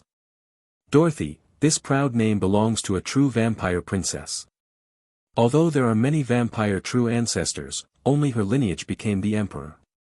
The rest of the true ancestors are merely kings and nobles. She is also nominally the current #1 person at Cromwell Academy. If that woman is not counted. At the same time, Dorothy is also nominally Adele's true master. She hunted Adele on the first day of school. It's just that she is very generous, willing to share her kept woman with the rest of the sequence ones. Unlike the other sequence ones who are eager and greedily yearn for Adele. Hermione only tried it once or twice at the instigation of the other sequence ones, unable to resist the temptation. Adele's violent resistance and hateful eyes are still vivid. Although Hermione felt guilty, she still inevitably indulged in it. Adele's blood is delicious enough to make all vampires go crazy. Now Adele seems to have developed different feelings for herself. Just as Hermione also. Hermione hurriedly withdrew her thoughts. The training room had also been reached. She entered the combat room and put on the relevant equipment, all of which are the culmination of human technology. They are actually willing to share such technological achievements with vampires, this in itself is a proof of trust. Provided that the vampires are worthy of their trust. With the help of the equipment, Hermione allowed her mental power to enter the virtual combat system. The system popped up a series of character projections for her to choose from. There was even herself among them. And after several tests in the past, Hermione finally determined that. Putting aside their respective hidden cards, these projections can probably exert about 70% of the original's usual strength. Dorothy's 70% is not enough, but it's the only method at present. Hermione's personality has always been very indifferent to everything. Logically speaking, she shouldn't have such a strong desire to win, and has always been perfunctory towards competitions and assessments. Anyway, she can casually make a move and obtain a good ranking. It is precisely because of this that the Academy has been saying her strength is unfathomable. This should be the first time she tried to defeat Dorothy. In the past, hindered by that faint friendship between the two, she would often choose to throw the match or lose to Dorothy without being too serious. Dorothy once exclaimed how boring it was. But it's okay, Dorothy, I will soon make you feel interesting. Hermione's eyes became extremely deep, her gaze staring at the gradually forming combat projection, Dorothy's form in front of her. The pink long twin tails and the slightly crazy expression on her face were all simulated vividly. But at the same time, Hermione's momentum gradually rose to a terrifying degree. As if just seeing Dorothy's crazy yet smiling face, and recalling her casual and nonchalant expression when she pushed Adele towards herself, Hermione couldn't help wanting to tear her apart.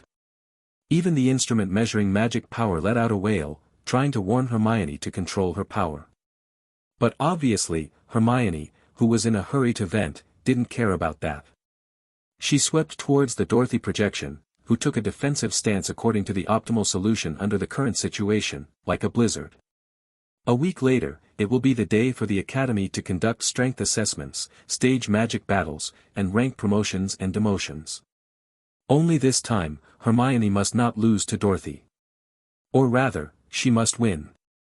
As for why, perhaps, it's because she's not generous enough. The spring chill bestows a bath in the Huaqing pool, the warm spring water smoothly washes the congealed cream. The maidservant helps up the weak beauty, it's the beginning of newly receiving the favor, the last two lines can be ignored. In short, this is probably Adele's evaluation of her body's condition after getting out of the bath. White and clean, tender and smooth. Like white jade and cream. Then it's soft, legs soft, soft everywhere. Adele almost couldn't climb out of the bathtub. Even after climbing out, her slender white legs were still trembling. Gleaming water droplets slid down the maiden's flat fair belly and inner thighs. Being sucked of blood by two powerful vampires like Hermione and Celeste in one day. Who can withstand this? Hermione too, she hurriedly slipped away.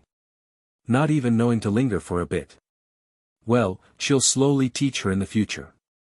Despite having a mature body, the so-called Ice Queen is actually not even comparable to a maiden in her first love. It's only behind Hermione's back that Adele dares to criticize her in such a coquettish manner. Wiping off the water from her body, Adele put on a bathrobe and walked out of the bathroom.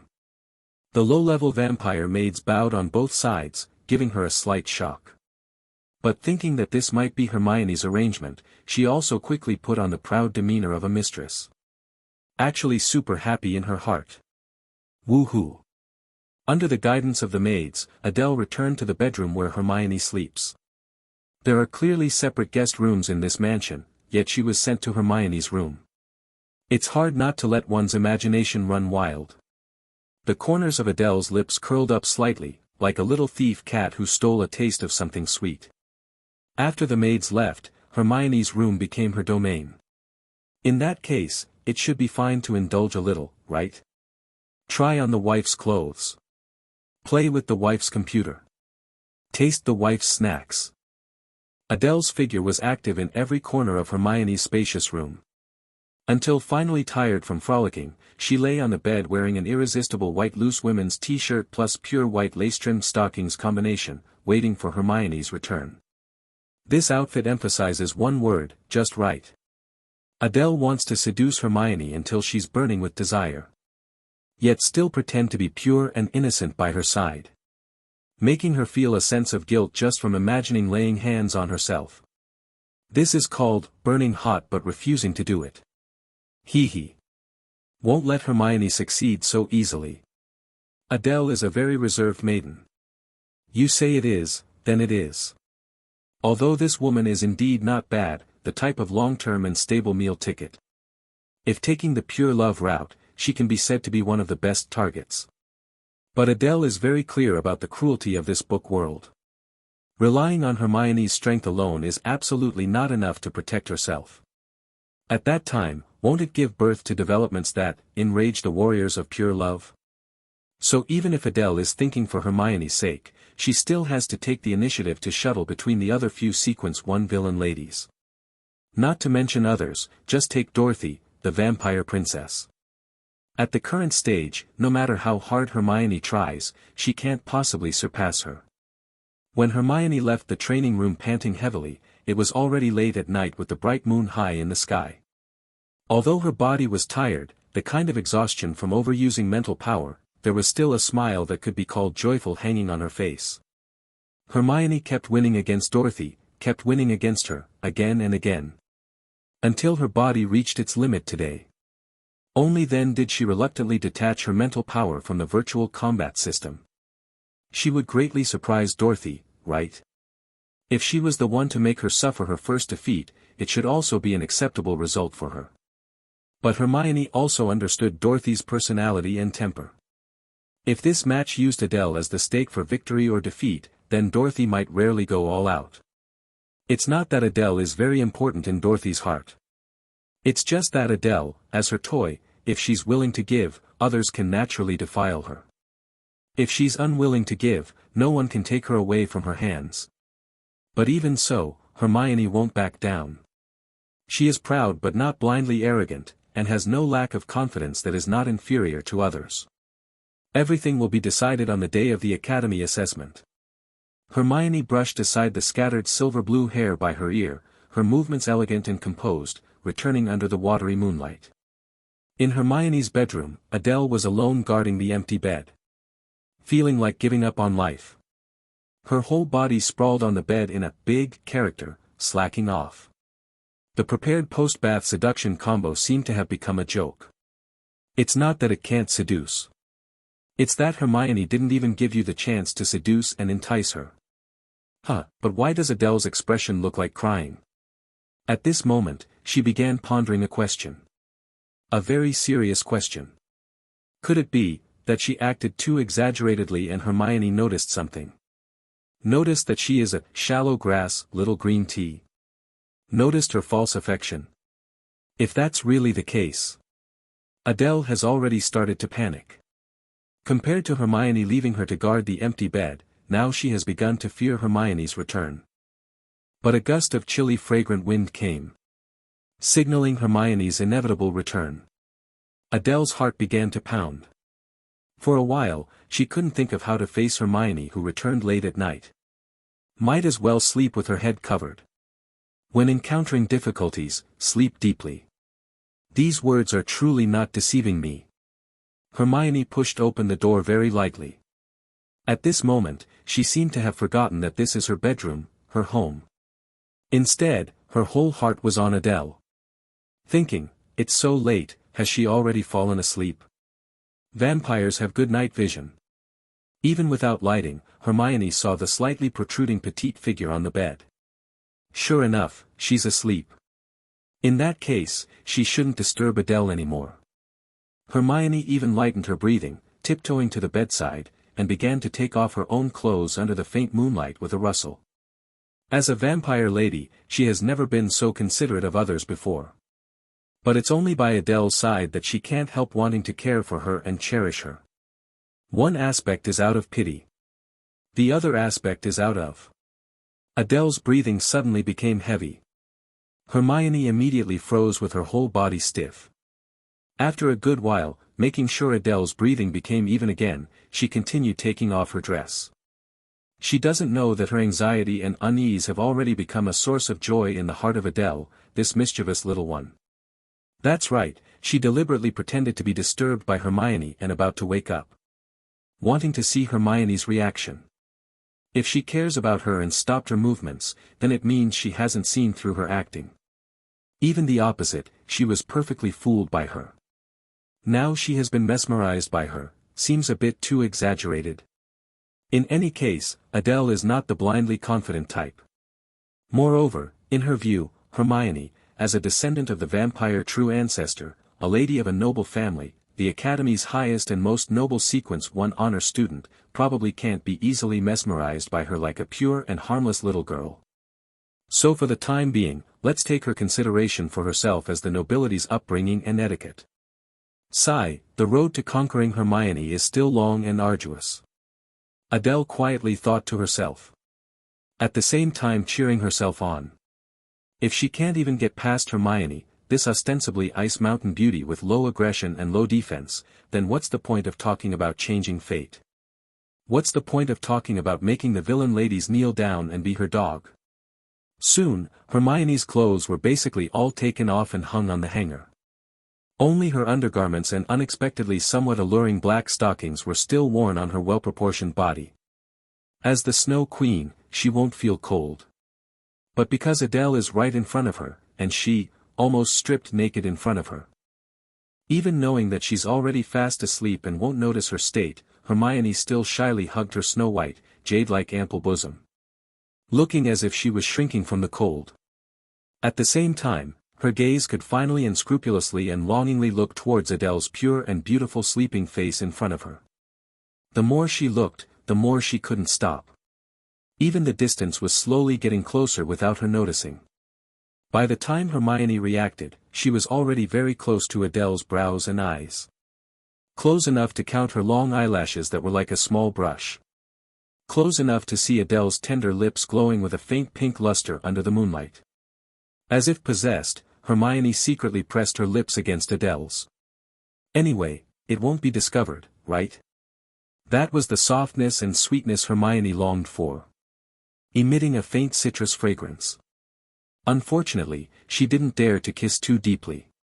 Afraid of waking Adele, who was in deep sleep. She seemed to gradually forget that she was actually a sequence one who could do as she pleased.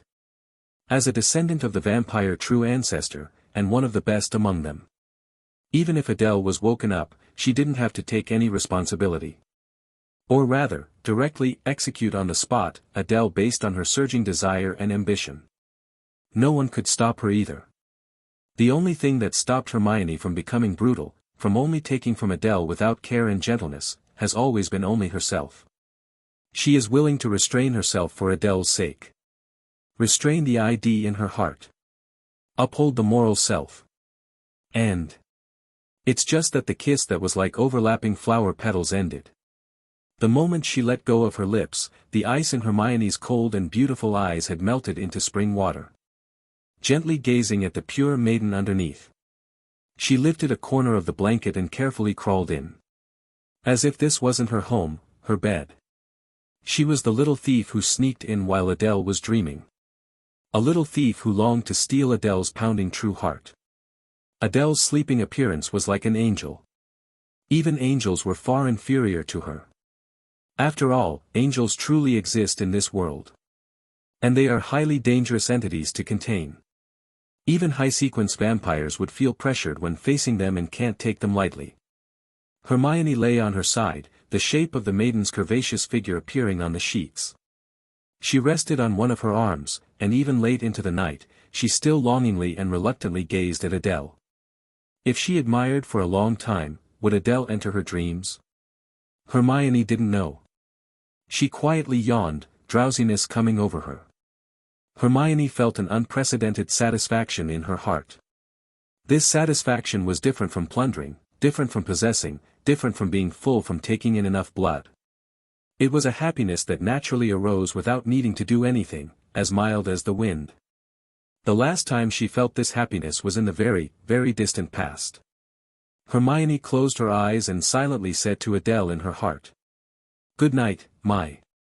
Perhaps it was because she expended too much physical strength in the training room, Hermione's consciousness quickly became hazy, her breathing even and long. It probably wouldn't take long before she fell asleep. And it was at this moment. She felt something warm and soft, a little thing, snuggling into her arms. Is it because it's too hot? Hermione began to sincerely thank the thickness of this set of bedding on her bed. Otherwise, with her always cool constitution, it usually isn't well liked. No one would like to hug a cold body that was like a corpse. But Adele was an exception. This made Hermione's heart slightly moved. Hermione's consciousness was hazy, only her body honestly responded to the maiden's embrace. And felt incomparable satisfaction. Drowsiness also enveloped Hermione's body and heart at this moment. Entering the dreamland. In ancient times, there was lying on ice to seek carp. In modern times, there is Adele lying with the Ice Mountain Queen to seek cuddling. Although Hermione's constitution is indeed not suitable for hugging to sleep, at least not very suitable in this late autumn season. It should feel very refreshing in summer. But Adele won't give up this excellent opportunity to increase favorability. Going all out. Another thing to mention is that when Hermione took the initiative to lower her head and secretly kiss Adele, Adele's mood at that time was truly ecstatic. At the same time, holding back laughter was also very exhausting. It's definitely not as simple as pretending to be asleep on the surface. Allow Adele to proudly put her hands on her hips for a while. Easily capturing the sequence 1 vampire lady. Because I am sequence 5. But it's still a bit too cold. Hermione's body temperature is much lower than ordinary people. Hugging her today, she'll probably get a stomachache and fever tomorrow. Adele's body is indeed quite fragile, but also unusually tenacious. Belonging to the Schrödinger's constitution between weak and sturdy. Otherwise, she wouldn't be able to withstand being sucked dry by so many sequence 1 villain ladies. Adele gritted her teeth and persevered. With a soft fragrance in her arms. Adele also fell into a deep sleep in a daze. The next morning, Adele indeed had mild fever symptoms. The maiden's body became burning hot, directly startling Hermione, who was indulging in a beautiful dream. Adele. What is it, Hermione? Adele rubbed her drowsy eyes. Then, with Hermione's support, slowly sat up. The maiden's cheeks were slightly red, her eyes looking somewhat dazed and charming. At the same time, she began to cough lightly. Cough, cough. Hermione looked at her with a worried face, and at the same time thought of something, biting her lips in self-blame. It's all my fault. No, it's because my constitution is too weak. Even though her body was a bit weak, Adele still tried her best to show a smile to comfort Hermione. And, didn't Hermione endure it? Hermione was stunned for a moment, then reacted. Adele was talking about her enduring not taking her blood. Of course, the time in the bathroom was an exception. Because that was the result of Adele's initiative. And Adele continued speaking in her gentle voice. Hermione is special, different from them. Only Hermione would treat me so gently, not being rough, caring about my body. So, cough cough, I'll rest for a bit more and be fine. Then, Adele showed a look of wanting to say something but stopping. Hermione of course couldn't ignore it. Adele, what is it? Is there anything you need me to do? And nothing, just thinking. Adele's gaze wandered, also looking shy.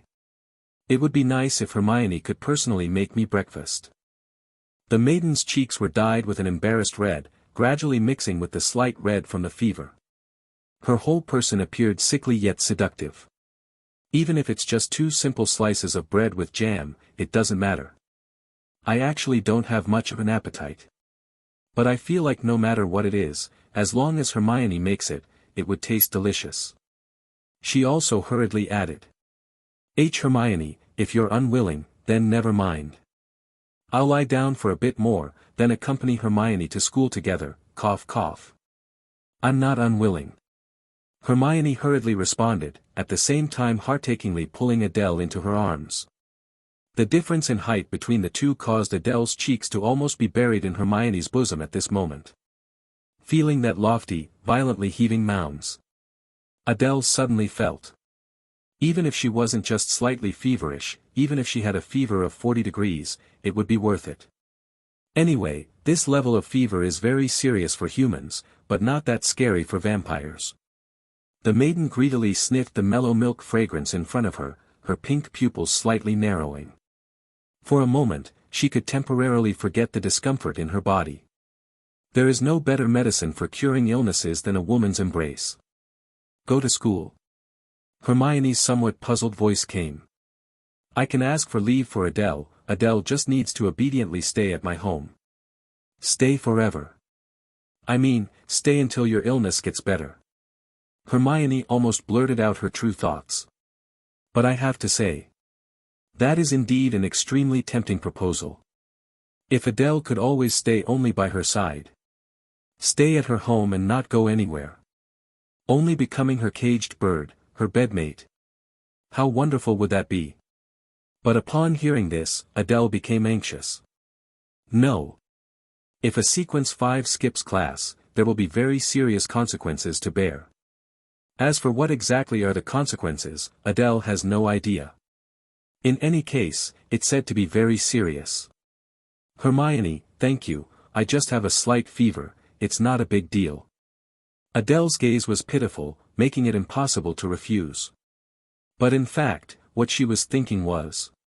If she doesn't let me go to school, how can I rely on my sickly appearance to gain sympathy? How can I conquer the other villain female leads? Hermione, I advise you not to meddle in my business. Even if you are also my wings. Hermione's gaze dimmed slightly, clearly disappointed that her fantasy wouldn't be fulfilled. All right then. I'll go prepare breakfast. You, just rest a bit more. I'll drive you to school later. Hermione had already made up her mind to personally see Adele safely to her classroom, preferably through a route that avoided Dorothy and the others.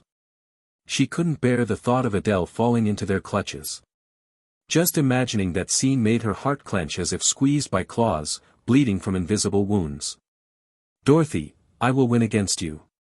And then, Adele will belong only to me, a true forbidden treasure. Not like you, Dorothy, who keeps such a rare gem but doesn't know how to cherish her. Hermione left the bedroom, leaving Adele to lie down again. Resting due to illness was the excuse, but in reality, Adele just wanted to fall back asleep. There's a special kind of bliss in falling back asleep, even though it often leads to those oversleeping incidents. You tell yourself just 5 more minutes, only to wake up to a horrifying time on your phone. Oh well, I'm doomed. But right now, Adele didn't have to worry about the passage of time or the anxiety of being late. She could simply drift off to sleep, knowing Hermione and her breakfast would be her alarm clock. The girl curled up, cocooning herself in the soft blankets, inhaling the lingering scent of Hermione on the sheets and pillows. Gradually, she drifted into a light slumber. Who knows how much time passed? The aroma of delicious food finally lured Adele out of her dreams. It was a shame, really, it had been a good dream. In it, Adele had stepped triumphantly on Dorothy's proud, annoying face. Black silk seemed to be some kind of reward for her, and Hermione, she had put a collar on Hermione, symbolizing her belonging. Hermione, hee, my Hermione.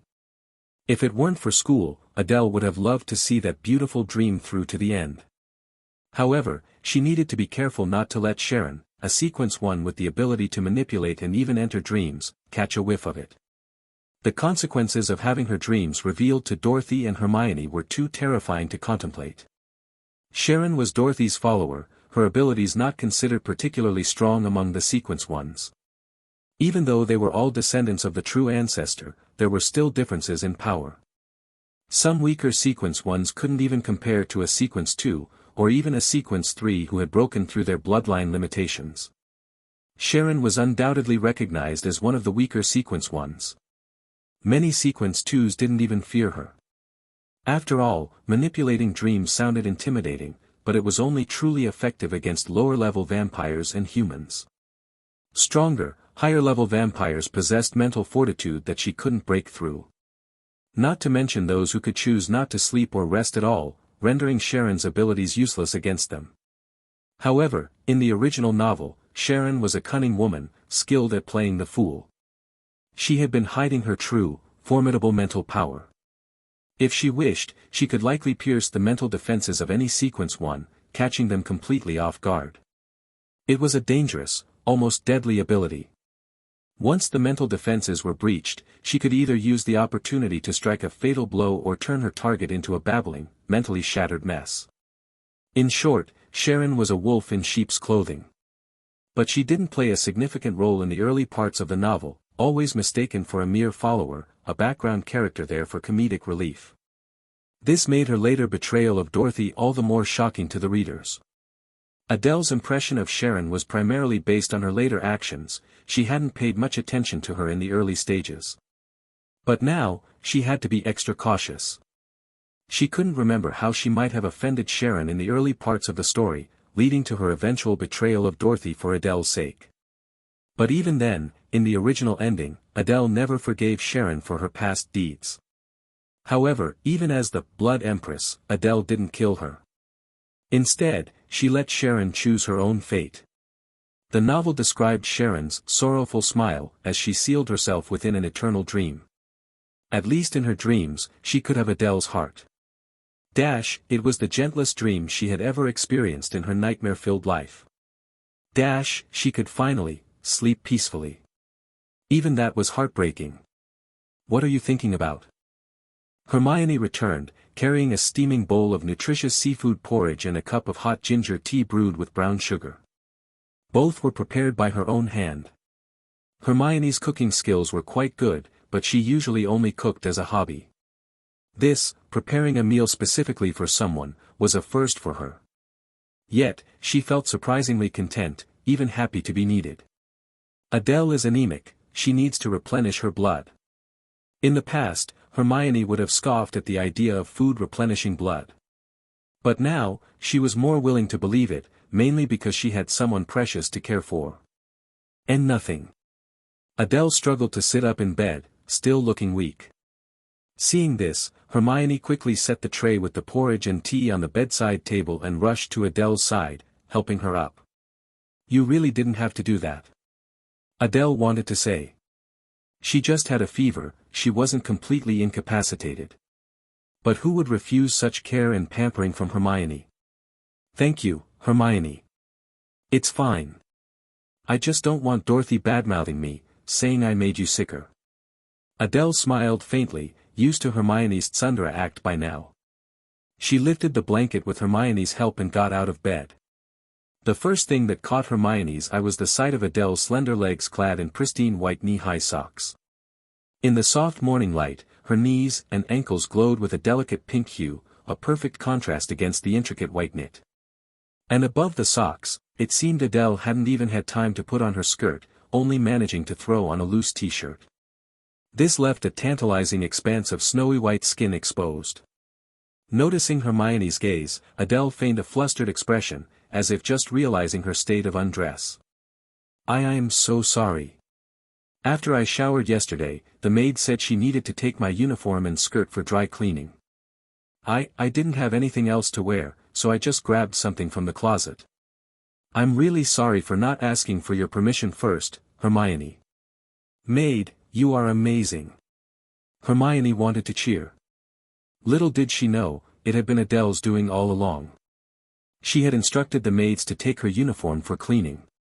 It had been stained with her own blood, all thanks to Celeste. Seeing Hermione's silence, Adele adopted an even more pitiful expression, afraid of being scolded. I'll go change right now and give them back to you. Please don't be mad, Hermione. Now that's an offer I can't refuse. Ahem, no, I can't. Adele is running a fever. How could I, for my own selfish desires, let her catch a chill? It's fine, I'm not mad. Hurry up and have your porridge. You'll be late for school. Okay. Adele obediently went to the table where the tray was placed. The silver spoon gleamed under the light. Picking it up, she scooped a spoonful of the pure white, steaming seafood porridge and brought it to her lips. But the moment her pink tongue touched it, she recoiled as if shocked. Hot. It's hot. Hermione immediately looked concerned. Without hesitation, her right hand shot out to grab the edge of the scorching bowl. A searing pain shot through her fingertips, but she gritted her teeth and endured it. Slowly, the porridge in her hand began to cool, until it reached a comfortable, edible temperature. Only then did she withdraw her slightly reddened hand and hide it behind her back. If anyone found out that the Ice Queen had burned her fingers, they would likely assume she'd had a duel with a powerful fire elemental sequence. The truth, that she had burned herself cooling a bowl of porridge for Adele, was far less impressive. Hermione. Are you okay? How's your hand? Hermione turned her face away, cheeks slightly flushed, avoiding Adele's worried gaze. It's nothing, don't make a fuss. I just don't want you to eat too slowly and be late for school. The morning sun shone brightly, a stark contrast to the blood-red sunset Adele had witnessed upon her arrival yesterday. Sitting in the passenger seat of Hermione's car, Adele couldn't help but smile. After a day of relentless effort, her standing with Hermione had finally improved significantly. To be able to sit in the passenger seat, it was a place usually reserved for loved ones, for those closest to the driver. This intimate position symbolized her initial foothold in this world, in this abusive novel, or rather, beside Hermione. But this was only the beginning. Many more challenges awaited her. As this thought crossed her mind, the tension that had momentarily eased in Adele's chest returned. Hermione deliberately chose a route she wouldn't normally take to avoid encountering other Sequence ones. They weren't required to live on campus, and Adele had her own single dorm room. Even Hermione couldn't help but feel a headache coming on when she thought about those Sequence ones at the academy, especially Dorothy. They were friends, supposedly. Though whether that woman truly understood the meaning of friendship was debatable. If they crossed paths, that flamboyant Dorothy would definitely pull up alongside them in her convertible, pink curls whipping in the wind along with her laughter. And upon seeing Adele, she'd shout something like, "How was your night?" before speeding off in a whirlwind of amusement. She probably didn't suspect anything complicated, genuinely believing that Adele and Hermione had just spent the night playing games. But it wouldn't be long before she came looking for Adele, perhaps dragging her up to the rooftop, their usual spot for afternoon tea and cakes, a place where Dorothy and her fellow Sequence ones reigned supreme. If Cromwell Academy were akin to Lily High, then Dorothy was undoubtedly its queen. As long as she didn't go too far and refrain from harming humans, the mediating forces within the academy would turn a blind eye to her antics. If only I were human. Perhaps then she wouldn't be seen as a plaything, a doll, to be toyed with by any Sequence one who crossed her path. But she was a half-blood, a lowly Sequence 5 at that. The engine of the car roared like an angry beast, and Hermione's gaze grew colder, threatening to freeze everything in its path. Cromwell Academy, first-year building. When the sharp clicks of Ice Queen Hermione's heels echoed through the halls, all the lower-ranking vampires held their breath and bowed their heads in respect as she passed. The only ones who dared to meet her gaze were the elite humans. They weren't required to bow to high-ranking vampires. Yet, even they couldn't help but rein in their usual arrogance and nonchalance, observing the upperclassmen with a newfound seriousness. The first thing that hit them was her icy aura, cold and unyielding like a blizzard. Then, their eyes were drawn to her breathtaking beauty, a beauty so exquisite and unattainable that it felt almost unreal. Or rather, it should have felt unattainable. Because by Hermione's side, held close, was a black-haired girl, her aura radiating a sense of vulnerability. She was looking around with wide, innocent pink eyes, taking in the various hostile gazes of her fellow students, seemingly oblivious to her own precarious position. It was clear to everyone, both vampires and humans, that she didn't belong there, not beside Hermione.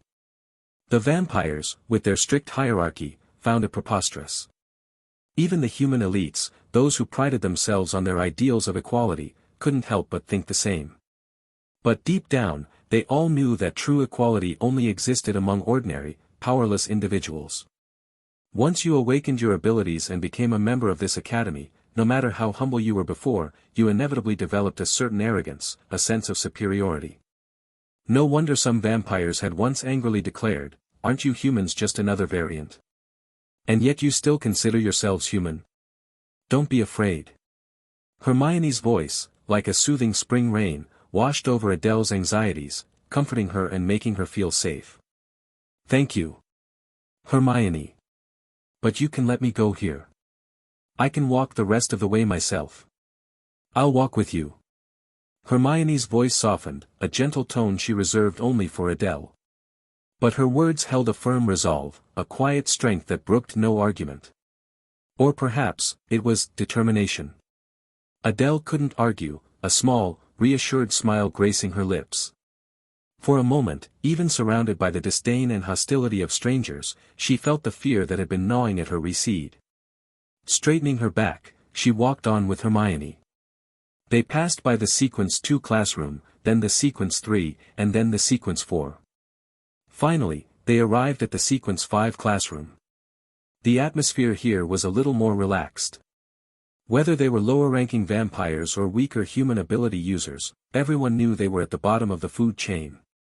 All they could do was try their best every day. It didn't matter if they failed, no one expected much from them anyway. After graduation, they were more likely to end up as administrative staff within the organization than be assigned to combat units. Sequence 5 vampires were the most common. Apart from Cromwell Academy, there were many other institutions that housed and managed them. Most of the Sequence 5s who made it into Cromwell Academy were either those with a bit of noble vampire blood but were pitifully weak, bringing shame to their families, or those who got in through connections, hoping to secure a position. Adele was a special exception. She seemingly had no power or influence, not even a family. Yet, she had been admitted to Cromwell Academy based on a single letter of recommendation.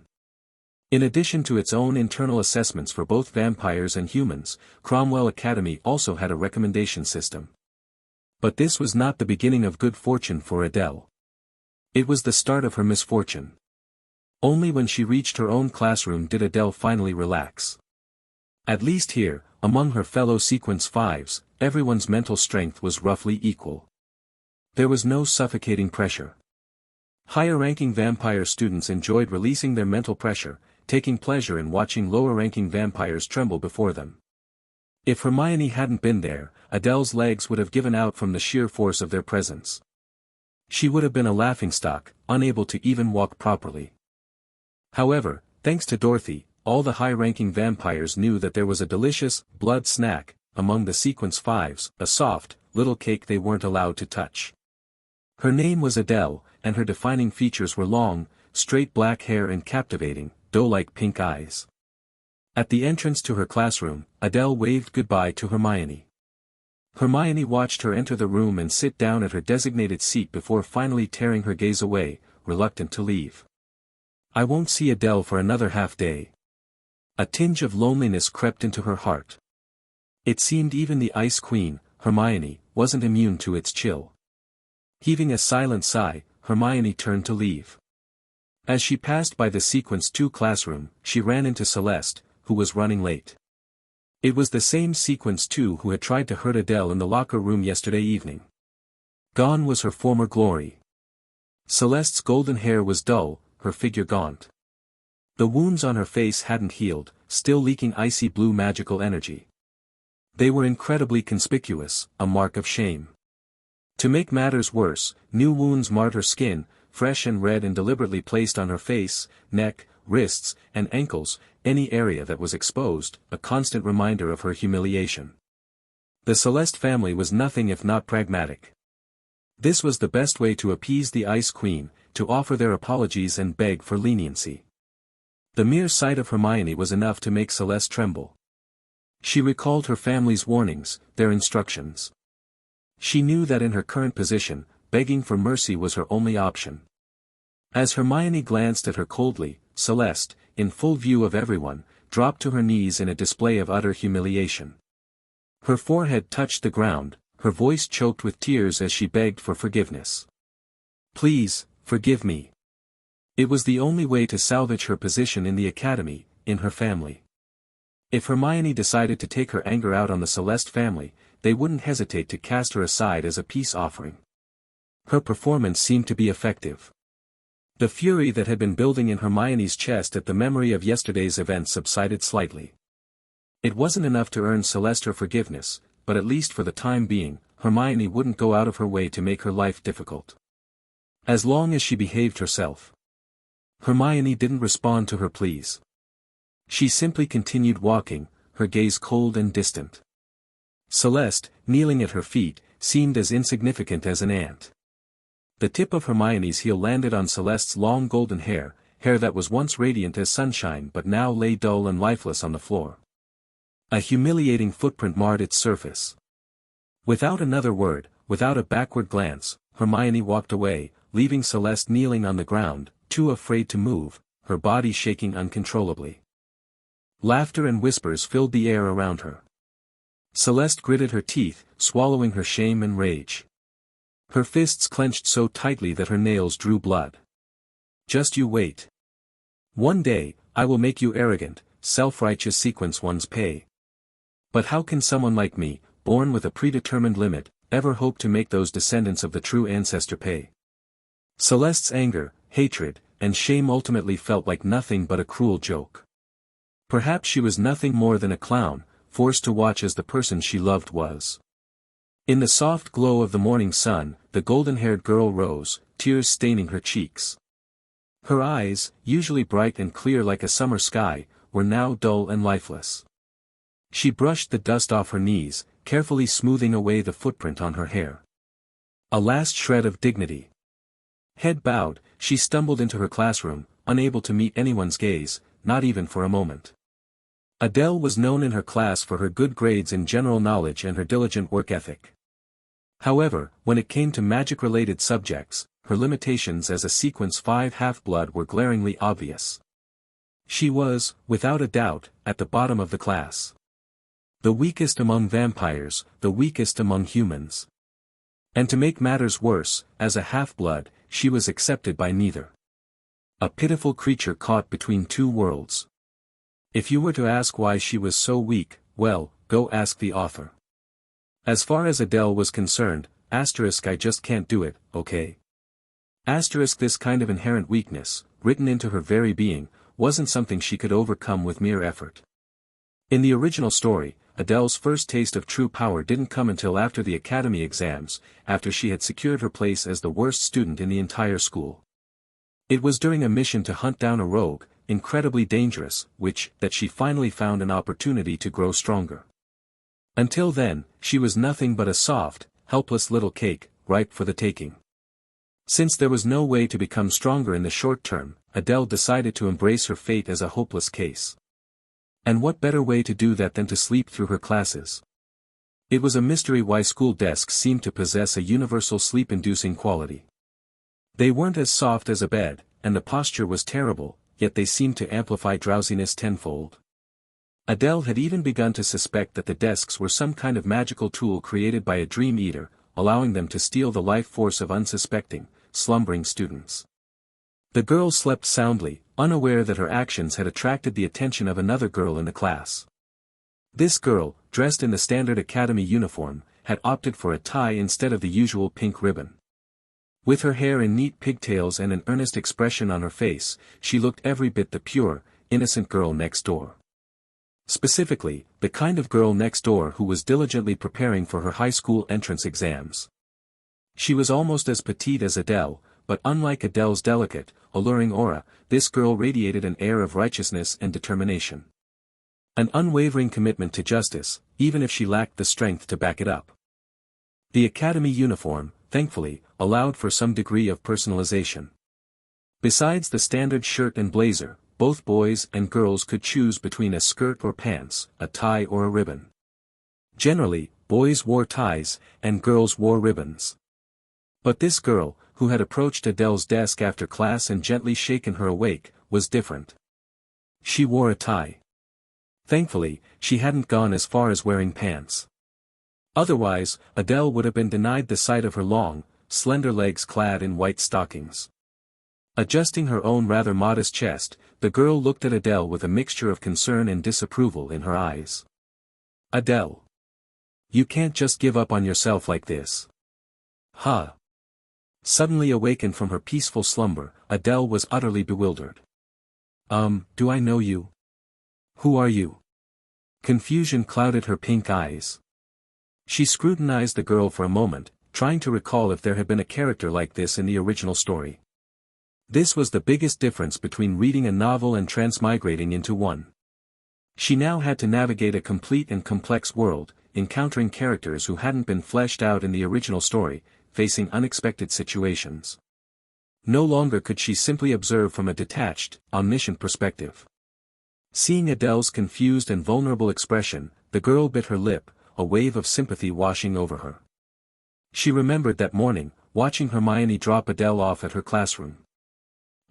Poor Adele, taken away by that sequence one again, The girl couldn't bear to imagine what that Ice Queen, Hermione, might have done to her.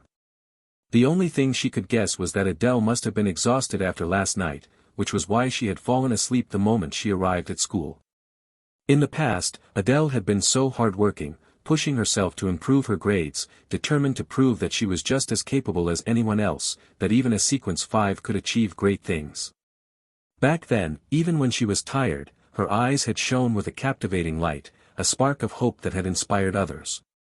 But now, had she given up completely? No. She can't give up. Adele, I won't let you lose that light in your eyes. I won't let you become a plaything for those arrogant, self-important purebloods. Adele, I won't let you fall. Gathering her courage, the girl straightened her back and declared, Adele, let me tutor you after school. Seriously, who are you? Adele didn't dare to speak, afraid of revealing her ignorance. She hadn't exactly been speed-reading the novel, nor had she unlocked any time-bending abilities. This girl was definitely not one of the memorable characters from the early parts of the story. Maybe, my slacking off and sleeping in class changed the plot. After all, if she hadn't been asleep, this girl wouldn't have approached her. But wouldn't that be a bit too simplistic? Adele was experiencing the butterfly effect firsthand. A small change could indeed lead to vastly different outcomes. But to expect her to work hard, to practice magic and waste her time like the original Adele, that was just too much to ask. Until those crucial plot points arrived, there was no way for her, for this body, to grow stronger. Adele was well aware of this fact, however much she disliked admitting it. Sometimes, hard work truly couldn't compete with opportunity. After a moment of silence, Adele devised a plan to uncover the girl's identity. With a slightly ashamed expression and a pitiful look in her eyes, she turned to the girl who had so earnestly offered her help. "Thank you for reminding me. I won't give up. At least, not now. So, could you please lend me your notes from last class?" The girl with the pigtails visibly relaxed. That's the Adele I know. The Adele who refuses to give up. She's just tired. That's why she dozed off. Of course. I'll get them for you right away. My handwriting is a bit messy, but I hope you don't mind. Not at all. With a blush, the girl returned to her seat and began rummaging through her bag for her notes. Adele soon received the notebook. The handwriting wasn't messy at all, contrary to what the girl had claimed. It was just a reflection of her state of mind.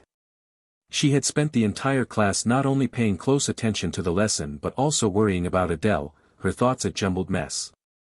So naturally, her notes were a bit haphazard, the characters written in a hurried, almost frantic manner. But the handwriting itself was neat and elegant. Tang Lin Lang. Lin Lang. Adele murmured the girl's name, her brow furrowed in thought. Suddenly, her eyes widened in realization. It's her. In hindsight, she should have guessed sooner. Most of the elite human students were concentrated in the sequence 2 and 1 classes, true prodigies all. Only Tang Lin Lang, with neither a powerful lineage nor exceptional talent, had ended up languishing among the sequence 5s. And ironically, she harbored a deep-seated hatred for vampires.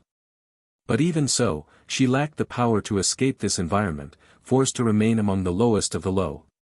To be fair, Tang Lin Lang did have a lineage of sorts.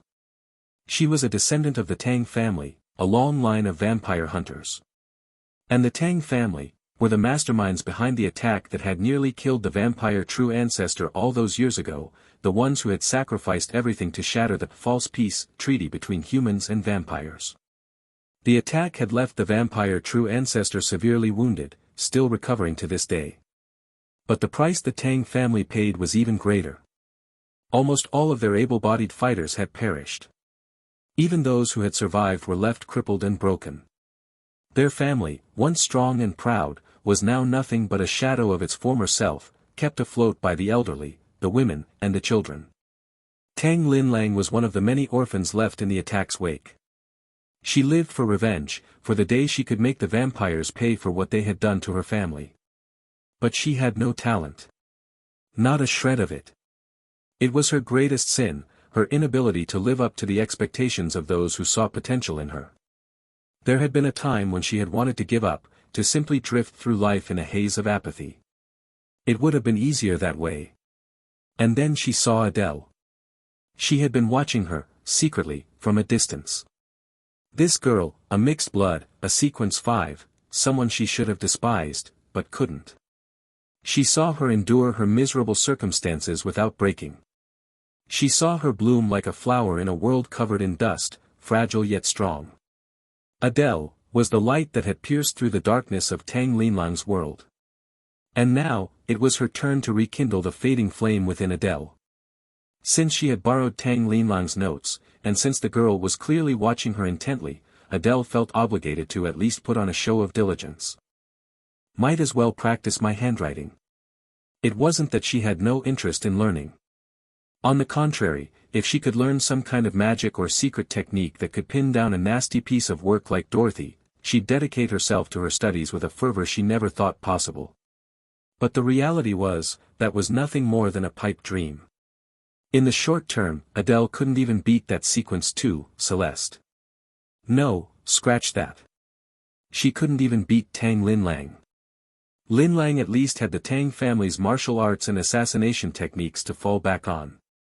Sure, she might have struggled with them, never quite mastering them to the extent her ancestors had, but at least she had something. Adele, on the other hand, had absolutely nothing. Besides her sweet blood, she had yet to exhibit any other notable qualities or abilities. Trying to go up against those sequence ones, those beings who had been born with power far surpassing her own, who stood at the pinnacle of the vampire world, it was an exercise in futility. So yes, Adele's lackadaisical attitude in class was nothing more than a small act of defiance, a passive resistance against an unavoidable reality. When class ended, Adele approached Tang Linlang and carefully returned her notebook. "Thank you, Linlang," she said, a gentle smile gracing her lips as she met the other girl's gaze. There was a warmth in her eyes, like the soft glow of the morning sun, that was surprisingly comforting. "It's nothing, really. It's the least I could do," Linlang mumbled, her cheeks flushed pink, making her look even more adorable and innocent. Adele had to resist the urge to reach out and pinch her cheek, or perhaps ruffle her hair. Her self-control and manners were the only things stopping her. Tang Linlang was the kind of girl who deserved a carefree life, a childhood filled with laughter and joy. But fate had played a cruel trick on her, burdening her with the weight of her family's tragic past, forcing her to carry on in this world alone, weighed down by a grief that was far too heavy for someone so young. A wave of sympathy, of heartache, washed over Adele. In the original story, Linlang had been one of her allies in the later chapters. By then, she would have endured countless hardships, transforming herself into a powerful vampire hunter, her story unfolding in the shadows of the narrative the author had chosen to tell. Together, they would bring about the downfall of the entire vampire race. The author might have created this world, but once it was set in motion, it took on a life of its own. All those untold stories continued to unfold beyond the pages of the novel. Who knew what trials and tribulations Linlang would have to face? Would her path be paved with good fortune, or would it be a long and arduous journey? Just imagining this sweet, innocent girl transforming into the cold, ruthless vampire hunter, the commanding presence she would become in the future, it was hard to fathom the pain and suffering she would have to endure to get there. What could possibly drive her forward? What would give her the strength to keep going, to walk that long, lonely path until she finally reached Adele's side in the distant future? Was it simply the thirst for revenge? Or was it something more? Adele couldn't say for sure. She only knew that the warmth in her gaze intensified as she looked at the girl before her. Suddenly, she reached out and took Tang Linlang's hand. "Linlang," she said, "I need to use the restroom. Want to come with me?" She had heard that the best way for girls to express their friendship was to invite each other to the restroom during breaks. She wasn't sure if it was true, but she was willing to try. She'd never been one to shy away from a little boldness. Tang Linlang froze, her eyes widening in surprise as Adele's hand enveloped hers. Then, a flicker of something akin to joy danced in her eyes, and her cheeks flushed even redder. "Tea to the restroom," she stammered, her voice barely a whisper. To think, something she had only ever witnessed other girls do was actually happening to her. It wasn't just that Tang Linlang didn't have any friends, it was more like she had never even considered the possibility of having a friend, at least not until now. Before today, she had only admired Adele from afar. It was a spur-of-the-moment impulse that had driven her to approach the other girl. "Yeah, what's wrong?" Adele asked, tilting her head to the side with an innocent look on her face. She looked so endearing, so utterly irresistible, that it was almost unfair. "And nothing." Linlang stammered, her body betraying her words as she instinctively rose to her feet. Her face felt like it was on fire, and her breathing turned erratic. "Great. Let's go then." Adele looped her arm through Linlang's, snuggling close and resting her head against her shoulder. This. This is bliss, asterisk. Lin Lang felt a wave of dizziness wash over her. It was the sensation of being completely overwhelmed by happiness. At first, her body had felt stiff and awkward, but gradually, she began to relax into Adele's touch, enjoying the warmth of her body pressed against hers, the sweet, almost floral scent that clung to her. Her lips curved into a soft smile. If this were an anime, pink steam would be erupting from her ears and nose right now. But even without such exaggerated reactions, her heart was racing in her chest. Adele is so soft, so warm, and she's leaning on me, Tang Linlang couldn't even begin to describe the emotions swirling within her. She suspected she might need several cold showers to calm down after this. Adele, on the other hand, was perfectly at ease. Hugging, cuddling, it was nice and all. Lifting her skirt is average though. And no, it wasn't because she had a thing for girls with white stockings. Lin Lang might be petite, but perhaps due to her demeanor, even standing side by side, it was still Adele who appeared smaller and more delicate. As they walked down the hallway, they couldn't avoid passing by the classrooms of the higher-ranking vampires. A wave of oppressive mental pressure washed over them, a mixture of disdain and displeasure directed at Adele. The air grew heavy, suffocating. Adele's breath hitched in her throat. It felt like she was trapped in a confined space, surrounded by menacing shadows, with no escape. Lin Lang. Lin Lang, she gasped, clinging to the other girl for support, her body trembling. This was the best she could do. At least, it was better than collapsing under the weight of their mental pressure, reduced to a whimpering mess in front of those sequence ones. It was a small comfort, a way to find humor in her suffering. Adele, are you alright? Should we go to the infirmary? Lin Lang asked, initially confused by Adele's sudden change in demeanor. But then, she heard the sneers, the barely concealed mockery in the voices of those high-ranking vampires watching them from their classrooms. Her fists clenched, and she gritted her teeth, finally understanding what was happening. It was the vampires' mental pressure, the ironclad hierarchy that dictated their every interaction. It was Adele who was suffering, targeted for her weaker bloodline. Lin Lang, as a human, was immune to such attacks. Yet, she felt a surge of anger, her eyes burning with unshed tears as she glared at those vampires who dared to mock her friend. "What's so funny?" she shouted, her voice trembling with indignation. You jerks." She pulled Adele closer, shielding her with her own body. In that moment, she was Adele's only source of comfort, her only protector. A fierce determination ignited within her. Adele. I won't let them hurt you. Adele felt a surge of gratitude, her expression softening as she leaned into Lin Lang's embrace, drawing strength from her warmth and protectiveness. But as tempting as it was to lash out, to challenge those high-ranking vampires, she knew it would be unwise. Lin Lang, thank you, she whispered, her voice barely audible. But we should go. Lin Lang bit her lip, trying to stop her teeth from chattering. She was terrified, but for Adele's sake, she wouldn't show even a hint of fear. She nodded and was about to guide Adele away when a figure emerged from one of the Sequence 3 classrooms, blocking their path. It was a vampire girl, her features plain, her expression sharp and mean-spirited. Well. If it isn't the princess's little cake, she drawled, her tone laced with amusement. She didn't even seem to view Adele as a fellow student, or even a fellow being.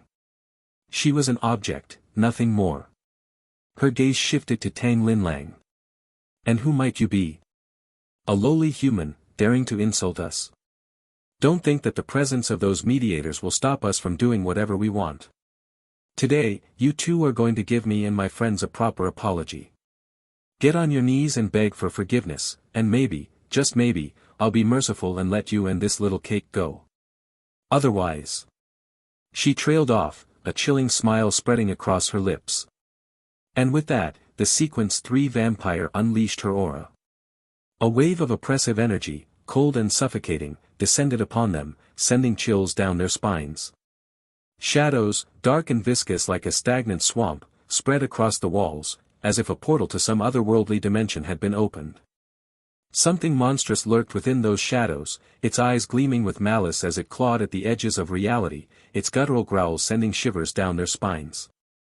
The worst-case scenario had come to pass. Adele's shoulders trembled, but not from fear. She was trembling because she was acutely aware of her own limitations. She was too weak, too powerless. There was no way she could fight back. And there was no such scene in the original novel. Hermione. Dorothy. Celeste. Anyone. Please, one of you attackers, come save me, To be honest, relying on Tang Linlang at this point seemed rather unrealistic.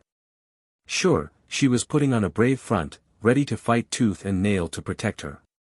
It was touching, really, but in this messed up world, being touched wouldn't save them. Only overwhelming power, raw strength, could do that. Adele couldn't bring herself to hope that Hermione would come to their rescue. She was probably busy studying in another part of the academy. And Dorothy, well, Dorothy was Dorothy. As for the other sequence ones, they were even less likely to lift a finger to help. If anything, Adele was more worried that they might join in on the fun. So that left only one last straw to grasp at. Adele's gaze drifted towards the Sequence 2 classroom. She knew Celeste was in there. But, do I really want to ask for her help? Or should she just swallow her pride and apologize? Maybe then, wary of the human mediators, this bully would back down. But I don't want to back down. Occasionally yielding to her wives was one thing. They were her wives, after all. Sometimes you just had to indulge them. But bowing her head to this arrogant bully. Adele couldn't do it. She wouldn't. It wasn't just about maintaining some misguided sense of pride. This was about staying true to herself. Besides, they were the ones who had started this whole mess, the ones who had unleashed their mental pressure first. Those spoiled Sequence 3 brats, why should she and Linlang be the ones to suffer the consequences? So, she forced herself to stand tall, to project an air of, well, not exactly strength, but at least not utter helplessness. I don't know who you think you are, but you need to back off. Her voice was soft, but there was an icy undercurrent to her words. It was Hermione's tone, or at least her best attempt at mimicking it. After all, there was only so much authority one could project with Adele's naturally sweet and endearing demeanor. Even when she tried to look intimidating, her wide, innocent eyes just made her look even more adorable. Have you forgotten who brought me here this morning? She continued, her voice gaining a touch of steel. Why don't you try acting tough then? I dare you. It was classic Adele, wife-powered intimidation. If only the original Adele had mastered this tactic, she would have ruled this academy. As expected, the Sequence 3 vampire faltered slightly, her oppressive aura receding just a fraction. Ice Queen Hermione. She's bad news, Even Celeste, a Sequence 2, had been forced to kneel and apologize to her. What hope did a lowly Sequence 3 like her have? Still, she couldn't shake off the suspicion that Adele was bluffing. After all, she was just a plaything in the hands of a Sequence 1. What reason would they have to actually protect her? But then again, as a middle-ranking vampire, she knew better than to underestimate the whims of those above her. She needed to be smart about this, or she might find herself slipping down the social ladder. With a sigh, the Sequence 3 vampire toned down her aggression, but she maintained her haughty demeanor. She wasn't about to lose face entirely. Just a toy, acting all high and mighty, she scoffed. I'll be waiting for the day the princess gets tired of you. When that day comes, my friends and I will make sure you regret this. She spat out her threat, and Adele couldn't help but breathe a sigh of relief.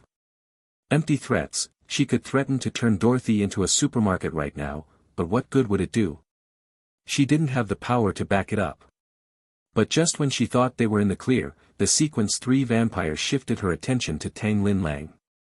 It seemed even vampires understood the concept of picking on the weaker target. I know her, one of the other Sequence 3 vampires chimed in, her voice laced with malice.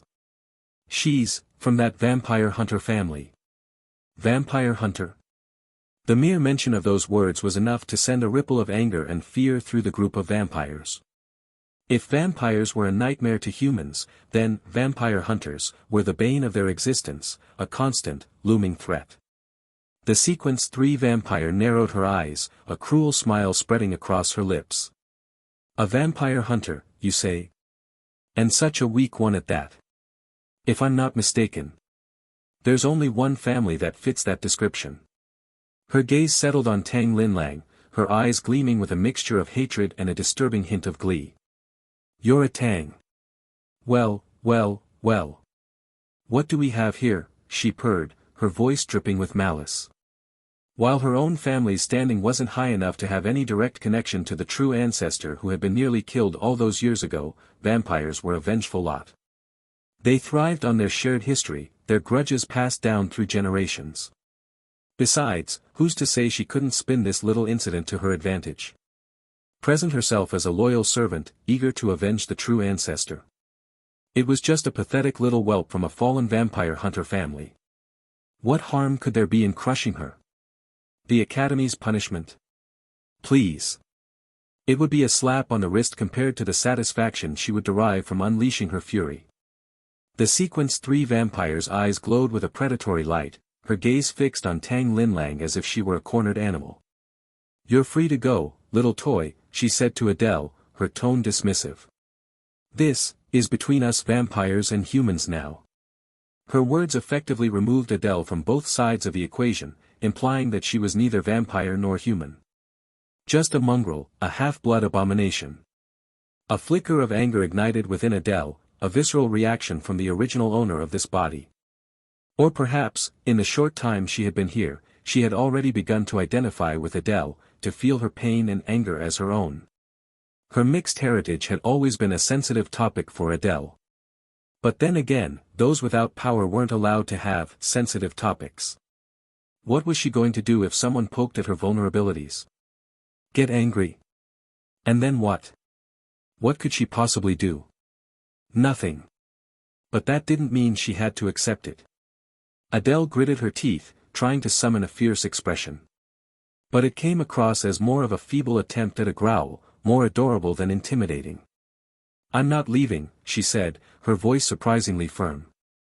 If you want to hurt Linlang, you'll have to go through me first. She might be the one suffering from the vampire's mental pressure, the one weakened by her fever, but she was also the one who stepped forward, shielding Tang Linlang with her own body. Adele. Linlang whispered, her eyes shining with unshed tears. Her throat felt tight, and it took all her strength to utter the other girl's name. Never before had she hated her own weakness as much as she did in this moment. A foolish, impossible dream took root in her heart.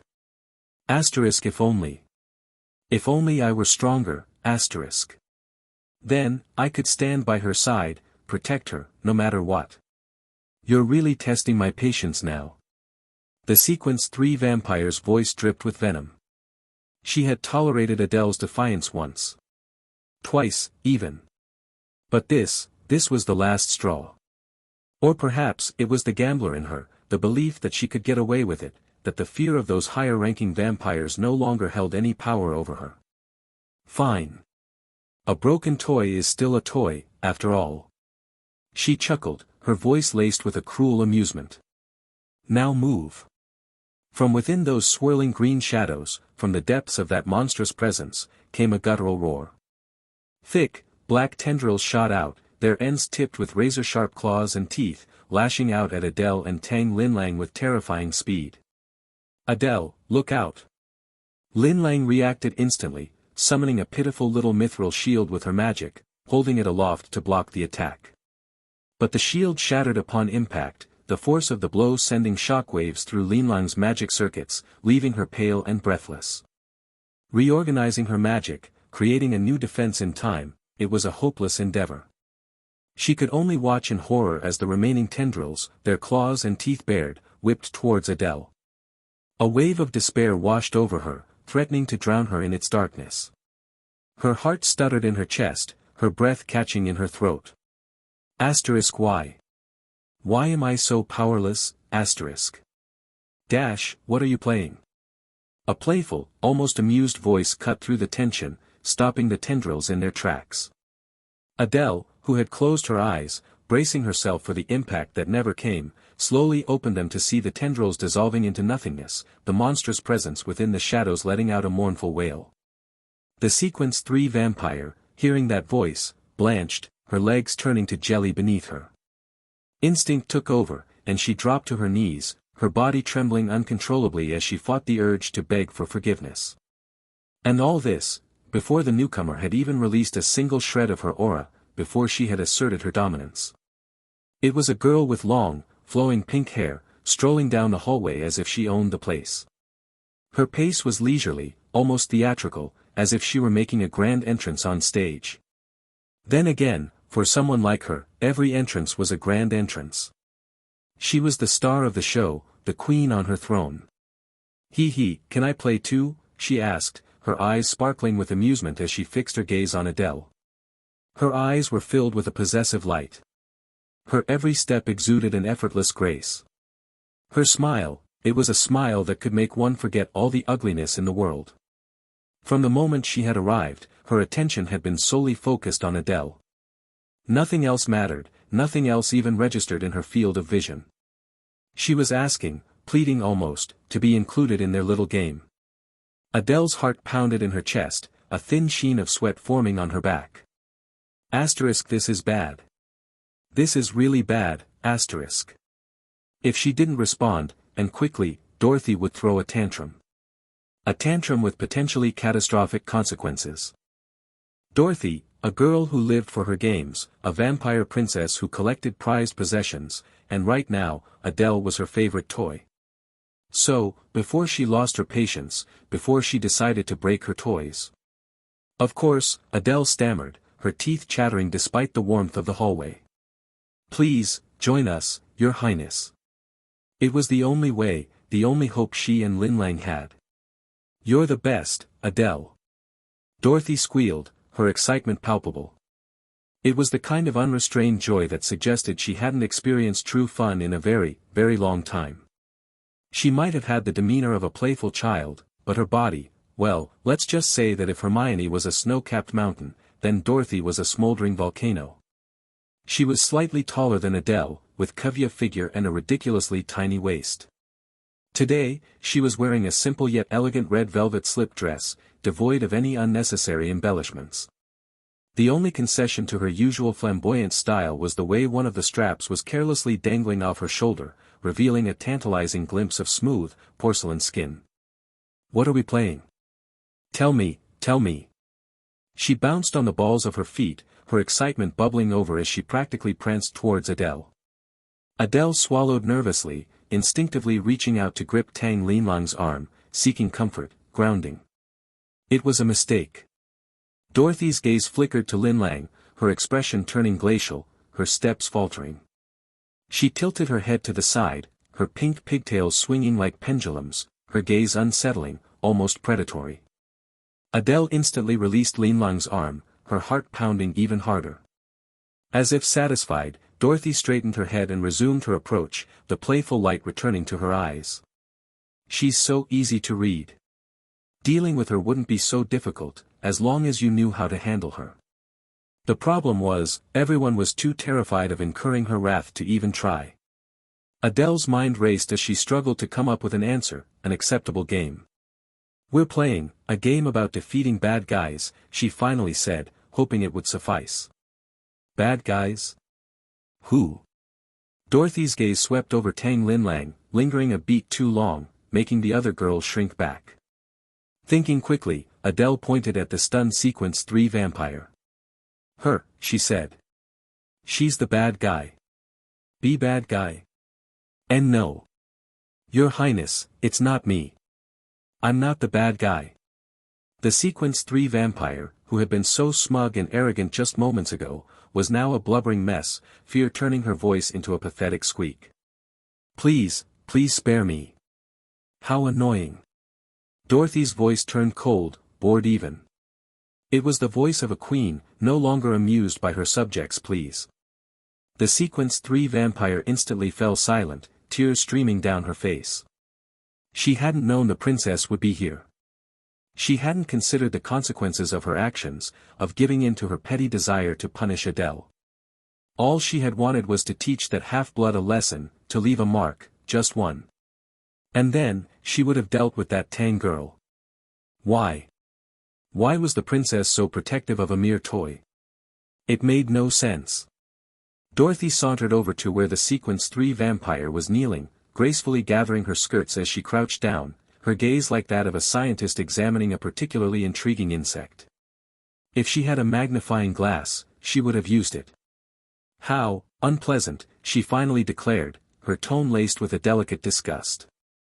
Such a boring game. Let's end it, shall we? Her words were light, almost flippant, but the underlying threat was clear. And as if on cue, the Sequence 3 vampire let out a blood-curdling scream, her body contorting in pain as a vision, unsolicited and horrifying, invaded her mind. She was staring into an abyss, a bottomless chasm shrouded in darkness. From its depths, a pair of pale, clawed hands emerged, effortlessly snatching her precious familiar, dragging it into the darkness. Then came the sound of crunching bones, of flesh tearing, a symphony of grotesque sounds that sent shivers down her spine. The vision shifted, and she realized that those clawed hands weren't confined to the abyss. They were everywhere, stretching out from the darkness, countless hands reaching for her, their touch promising unimaginable pain. And those pulsating sacs, those grotesque, breathing things, they were everywhere, covering the ground, the walls, the very air she breathed. No. It can't be, Losing a familiar was a crippling blow for a vampire, especially one who relied on their connection to otherworldly beings for power. It was a mark of shame, a reason to withdraw from society, to disappear from the public eye. Ironically, Dorothy was one such vampire. She, too, drew her power from a pact with an otherworldly entity. Vampires, based on their abilities, were broadly categorized into 4 types: familiars, elementals, somatics, and espers. Hermione was clearly an elemental, wielding ice and snow with a grace and precision that rivaled that of the most skilled human mages. Adele, based on what little she had demonstrated so far, appeared to be an esper. As for what her esper ability might be, well, for now, it seemed to be having exceptionally sweet blood. Because honestly, she hadn't displayed any other notable talents.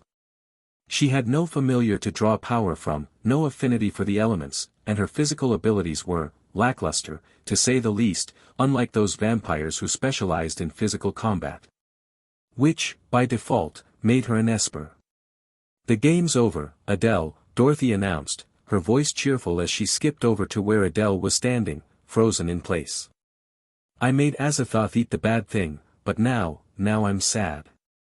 She pouted, burying her face in the crook of Adele's neck, inhaling deeply, her breath tickling Adele's sensitive skin. You smell so good." Adele, despite having read the original novel, despite knowing what to expect, couldn't help but feel a wave of apprehension wash over her. This was Dorothy, for crying out loud. The terrifying final boss, the ultimate antagonist who had stood toe-to-toe with the protagonists in the final battle. And Azathoth, well, that was her familiar. Adele wouldn't put it past the author to have simply copied the name from somewhere else. Because that name, it belonged to one of the most powerful entities in the Cthulhu mythos. Azathoth, the blind idiot god, the nuclear chaos, the demon sultan, the supreme archetype, the ruler of all things. It was as if the author had slapped a giant, neon sign on Dorothy's forehead that screamed, "Most powerful antagonist ever." And honestly, it was accurate. Except for a few specific moments, Dorothy was practically invincible, existing on a whole other level compared to everyone else. Seriously, why couldn't you have chosen to be the protagonist in some other overpowered novel? Why did you have to come to this one and torment this poor, defenseless girl? Adele wanted to cry. And as if things couldn't possibly get any worse, Dorothy suddenly leaned in close, her lips brushing against Adele's ear. "I won the game, Adele," she whispered, her voice a seductive purr. "I won. So. Where's my reward?"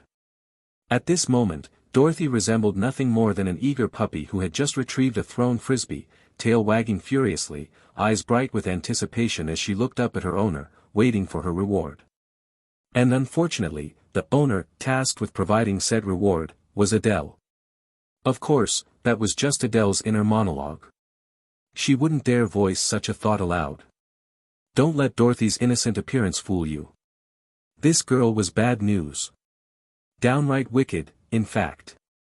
Need proof? Look no further than her audacity in claiming Adele as her personal blood bank, her little cake to share with the other sequence ones.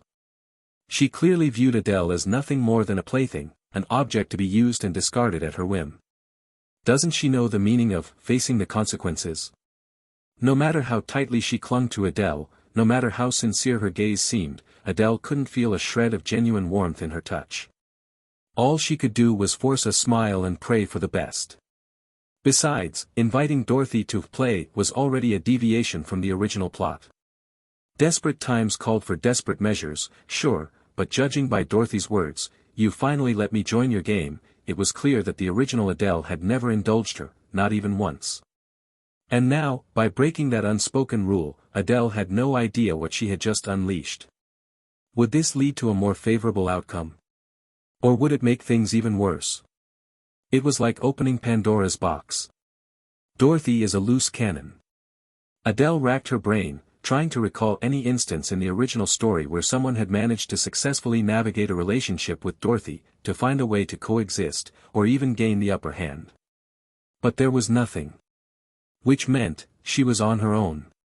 Well, better to die trying than to just lie down and take it. Don't overthink it. Just go with the flow. And with that thought, her hand, as if guided by some unknown force, reached out and gently patted Dorothy's head. It was an instinctive gesture, a knee-jerk reaction to the sight of a puppy who had just performed a trick. The air crackled with tension. Adele. Dorothy. I can't believe my hand moved on its own. Adele screamed internally. Even Tang Linlang, standing behind her, was speechless, her eyes wide with a mixture of shock and awe. She probably hadn't expected Adele to be so bold. As for the lower-ranking vampires in the nearby classrooms, well, they had all turned away, pretending to admire the scenery, or perhaps brush up on their vampire history. Anything to avoid making eye contact. Don't look, don't look, don't look. They were terrified that Princess Dorothy might mistake their curiosity for something more, something that might get them killed. As for Adele, well, in their eyes, she was as good as dead. Some people were alive, but they were already dead inside. Because daring to touch the princess like that, especially when you were nothing more than a blood bag, a toy. Adele's heart hammered in her chest, a frantic rhythm she was sure Dorothy could hear. As if to confirm her suspicions, Dorothy's gaze drifted down to Adele's chest, her lips curving into a sly smile. That's a lovely sound, she purred, her voice barely a whisper. Is it for me? If you say so. Adele took a deep breath, forcing herself to sound calm, collected. It was a small step, but a necessary one. A terrifyingly brave step. She was pretty sure her brain had stopped working. The good news was, Dorothy seemed pleased. If she had said, unpleasant, Adele was pretty sure her heart would have exploded right then and there. Because if that happened, well, she wouldn't be able to hear anything anymore, would she? Adele. Tang Linlang's voice, trembling with apprehension, shattered the illusion of calm. The air instantly turned glacial. Dorothy's gaze, cold and sharp as a shard of ice, snapped to Linlang. Hold on. Did you just steal Hermione's signature move? But upon closer inspection, there was a subtle difference. Hermione's coldness was a physical thing, a tangible chill that seeped into your bones, that could coat the world in a layer of frost. Dorothy's coldness, on the other hand, was something far more insidious. It was a pressure, a suffocating aura that seemed to seep into your very being. Linlang, why don't you go on ahead to the restroom? I need to spend some time with Dorothy, Adele said, forcing a smile. Linlang opened her mouth to protest, but Adele cut her off, her mind racing.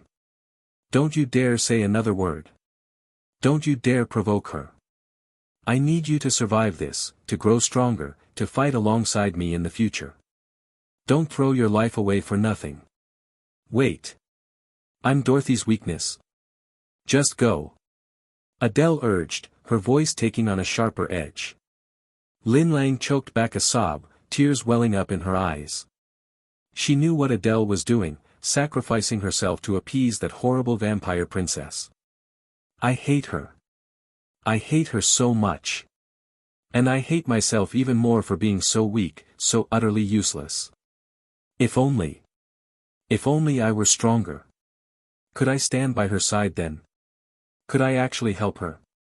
She couldn't waste this opportunity, this chance Adele had given her. Wiping her tears, Lin Lang turned and fled towards the restroom, her shoulders shaking with suppressed sobs, her pigtails bouncing with every frantic step. Adele watched her go, her expression a mixture of relief and concern. Is identical to Winky Face. It's just a trip to the restroom. She's overreacting. And then, as if suddenly remembering where she was, who she was with, she turned back to Dorothy, her heart sinking. Dorothy was watching her, her gaze intense, possessive. For a moment, Adele felt like the only two people in existence were her and Dorothy. No. That's not right. She'd gladly offer me up to the other sequence ones if it amused her. What makes me think I'm anything special to her? Adele bit her lip, hard, the pain a welcome distraction from the frantic beating of her heart. As if sensing her distress, Dorothy's gaze softened, drifting down to Adele's chest once more. It's slowing down, she murmured, a hint of disappointment in her voice. Not as lovely as before. Her voice was like a wind chime, beautiful yet melancholic. Let's go somewhere else, she said, taking Adele's hand in hers. It's too loud here. Adele, who had long since withdrawn her hand from Dorothy's hair, instinctively clutched at her chest, her other hand flying up to cover her racing heart. Dorothy, thankfully, didn't seem to notice her distress. She was a very straightforward girl, at least in Adele's opinion. She didn't play mind games, didn't hide her true intentions behind a mask of indifference like Hermione. I hate it here too, she said, her voice echoing through the hallway. It reeks of inferior blood. Her words were blunt, cutting even. A wave of unrest rippled through the nearby classrooms, followed by an almost palpable silence as the sequence 3 vampires, gritting their teeth, forced themselves to look away.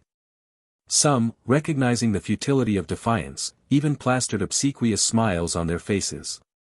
But Dorothy didn't even spare them a glance. In her world, in her eyes, there was often no room for anyone else but Adele. Inferior blood. Adele scoffed internally. Look who's talking. Dorothy seemed completely oblivious to the casual cruelty of her words. She simply hummed a cheerful tune as she led the way towards the rooftop, her long, slender legs swaying enticingly with every step. Adele had to resist the urge to, well, let's just say that certain images, best left unexamined, flashed through her mind. As they passed by the sequence 2 classroom, Dorothy paused, her gaze sweeping over the occupants within, sending a shiver of fear through the room. The difference in their rankings might have been only one level, but it was a difference that felt as vast as the distance between the peak of a mountain and its base. Her gaze settled on Celeste, who was sitting alone in a corner, her face covered in wounds. She noticed the deep gash on Celeste's cheek, the one that pulsed with an icy blue energy, a clear indication of Hermione's handiwork. What happened? But that wasn't what bothered Dorothy. What bothered her was the fact that Celeste had tried to intervene earlier, back when that sequence 3 vampire had attacked Adele. 2 distinct forces had surged forward, both intent on protecting Adele. One had belonged to Dorothy, and the other, well, it was clearly Celeste's. But Dorothy had effortlessly swatted her power aside, like a fly buzzing too close to her ear. No one else had noticed, not even Adele. But Dorothy remembered. And she didn't like it one bit. Hence, the icy glare. Celeste, her face pale and drawn, clearly still reeling from the force of Dorothy's earlier attack, averted her gaze. 2 days in a row, targeted by 2 different sequence ones. Celeste was having a very, very bad week. Or maybe, it's not bad luck at all. Maybe it's what she deserves for coveting something she can never have. Adele, her thoughts a jumbled mess, followed behind Dorothy, keeping a safe distance. She had noticed Dorothy's lingering gaze on the sequence 2 classroom, and curiosity got the better of her. Even in the dim light of the hallway, Celeste's golden hair stood out, a splash of sunlight that drew Adele's gaze. It felt like a scene from a movie, a fated encounter. For a moment, their eyes met, and Adele felt a warmth spread through her chest, a warmth that was quickly extinguished as she forced herself to look away. She didn't know what to make of it. So, she followed Dorothy, her head bowed, her gaze fixed on the floor. They walked in silence, past the classrooms, up the stairs, towards the roof. Behind them, the Sequence 2 classroom slowly came back to life, the other students breathing a collective sigh of relief now that the coast was clear. Some even whispered amongst themselves, their words laced with a cruel amusement. "Did you hear? Celeste has a thing for that lowly half-blood. Those wounds on her face. They're from the Ice Queen, apparently.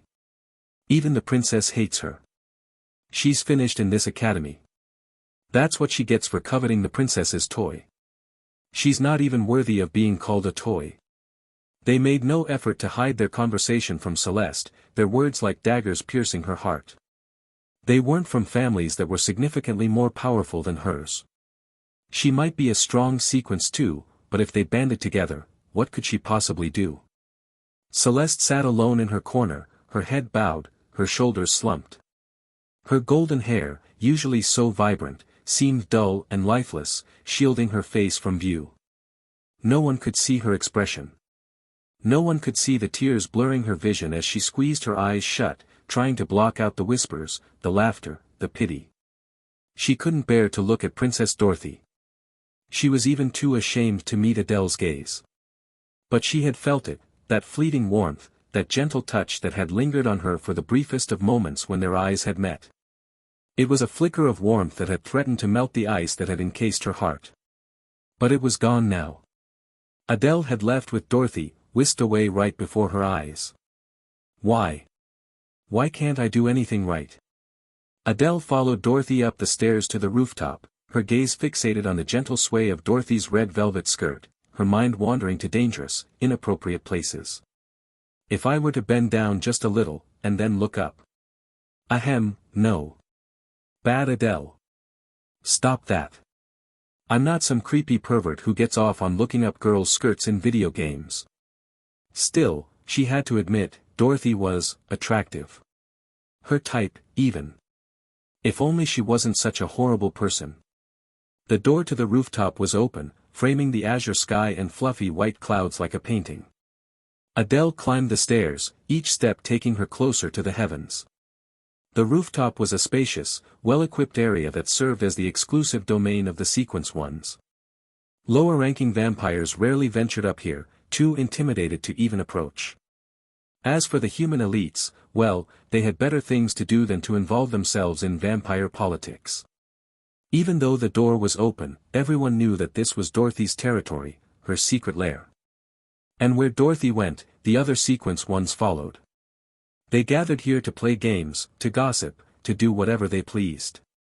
The Academy, in a show of either incredible tolerance or utter cowardice, had even gone so far as to construct several buildings on the rooftop for their exclusive use, a tea room, a private cinema, a lounge, even a gaming room.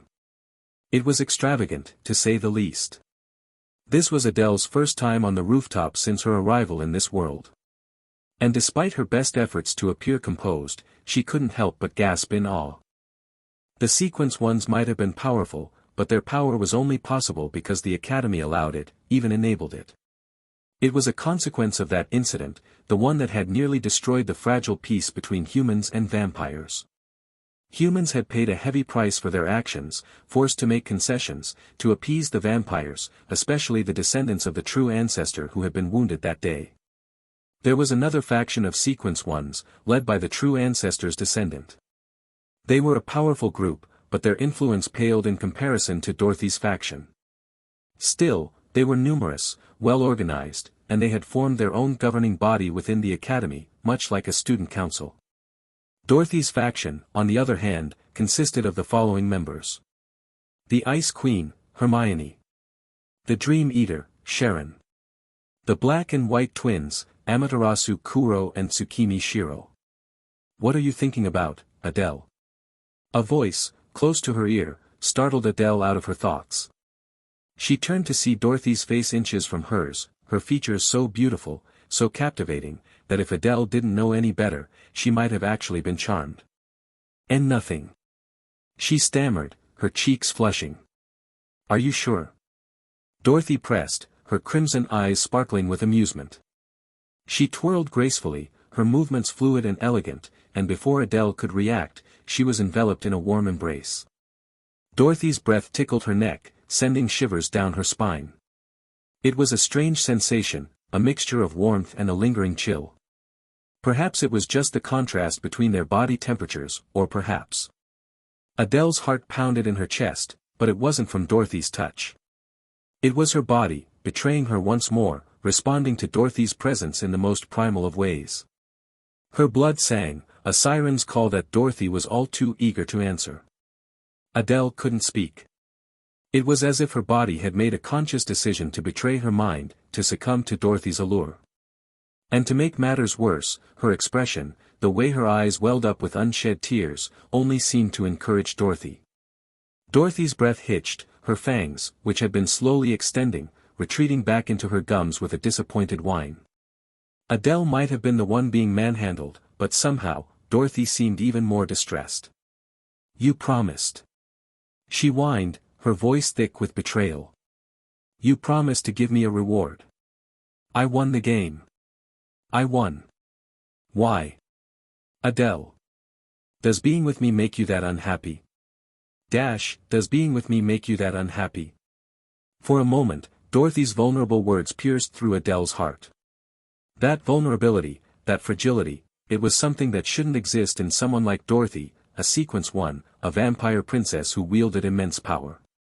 It was a sight that would have shocked anyone who knew her. No one would ever dare associate the word vulnerable with the mighty Princess Dorothy. But for Adele, standing so close, hearing the tremor in her voice, feeling the slight tremble in her embrace, it was impossible to ignore. It made her wonder if she had misjudged Dorothy all along. Perhaps she was just a child who had never grown up, a spoiled, impulsive girl who hurt others without realizing it, her actions driven by a naive, self-centered worldview. After all, the world, to someone like her, was just a giant playground, a place where she could indulge her every whim, destroy anything that displeased her, and easily obtain anything she desired, except for Adele. Adele was the one thing she couldn't control, the one thing she couldn't simply break or discard in a fit of childish rage. She couldn't bring herself to. Because on some level, she understood that life was precious, that unlike a building or a car, it couldn't be easily replaced. And Dorothy's words, the more Adele thought about them, the more they unsettled her. It was as if she had stumbled upon a shocking secret. Could it be, that Dorothy had misinterpreted Adele's feelings, that she had been trying to please her all along? That her decision to share Adele with the other sequence ones had been an act of kindness? Because she had assumed that Adele would be unhappy, even miserable, if she were forced to spend all her time with her. "If she doesn't like being with me, then I'll let her be with others." It was a simple, almost childish logic, devoid of nuance or compromise. Perhaps she had genuinely fallen for Adele, been smitten by her at first sight. And in her own way, she had been trying to accommodate her, to give her what she thought she wanted. But Dorothy had never learned to consider the feelings of others. As a vampire princess, she had always gotten her way, never having to worry about consequences, never having to consider the impact of her actions. She simply acted on her impulses, her whims dictating her every move. But how had her actions been perceived by Adele? By the original Adele, that is. With utter humiliation. To be treated like a blood bag, a mere source of sustenance, and to be shared with others, like some kind of communal snack, it was a fate worse than death for someone like Adele, a girl who had grown up in the modern world, who had been raised on ideals of equality and respect. It was an insult she could never forgive. And that, in essence, was the crux of the conflict, the unbreachable chasm that had set the stage for the tragic ending of the novel. "I'm starting to understand," Adele thought, a mixture of amusement and exasperation bubbling up within her. She could empathize with both sides, understand the motivations behind their actions, the misunderstandings that had fueled their animosity. But they were both trapped within their own perspectives, unable to see the bigger picture, unable to break free from the cycle of hurt and resentment they had created. It would take an outside force, a neutral observer, to unravel the truth, to bridge the gap between them. And Adele, well, she was that observer. She could see both sides of the story, understand their pain, their fears, their desires. But she was also a participant, caught in the crossfire. It was an irony that wasn't lost on her. While she couldn't be sure if her assessment of Dorothy was accurate, she had no other choice but to proceed with caution, to test the waters, to see how far she could push her luck. So, she took a deep breath, forcing herself to relax, to slow her racing heart. Don't panic. You need to think clearly. And I really need to use the restroom. I was about to go when Dorothy showed up. Still, she was grateful for Dorothy's intervention. If it hadn't been for her, she and Lin Lang would have been at the mercy of that Sequence 3 vampire. And after this little display of power, she suspected she wouldn't have to deal with as many bullies in the future. That poor Sequence 3 vampire, with her mangled familiar, she had served as a cautionary tale. No one would dare to underestimate Dorothy's protectiveness again. Dorothy, Adele said, her voice soft yet steady. What made you think that I would be unhappy, being with you? When you're not in a position of power, the best strategy is to deflect, to turn the question back on your opponent, to search for weaknesses in their answers. Dorothy's crimson eyes widened slightly, her brow furrowing as she searched her memories. She thought about Adele, the way she had been so cold, so distant, back when she had first brought her to the academy. The way her eyes had seemed dull, lifeless, devoid of the spark that had initially captivated Dorothy. She had showered Adele with gifts, shared her favorite toys, but Adele had rejected them all, her indifference a constant reminder of Dorothy's failure to win her affection. Why? Why wouldn't she accept me? I just wanted to play with her. Why did she have to be so mean? Frustrated and hurt, Dorothy had lashed out, her actions only pushing Adele further away, deepening the chasm between them. It was a vicious cycle. Adele hated Dorothy, Dorothy acted out in retaliation, Adele's fear and resentment grew, and the cycle continued. But in the end, Adele, being the protagonist, had persevered. She had endured Dorothy's cruelty, her torment, and eventually, she had broken her. Dorothy had compromised. For the first time in her life, she had yielded to another's will. And not just anyone, but a lowly Sequence 5 half-blood. She had thought it was a grand gesture, a sacrifice that would finally win Adele's affection. But she had been wrong.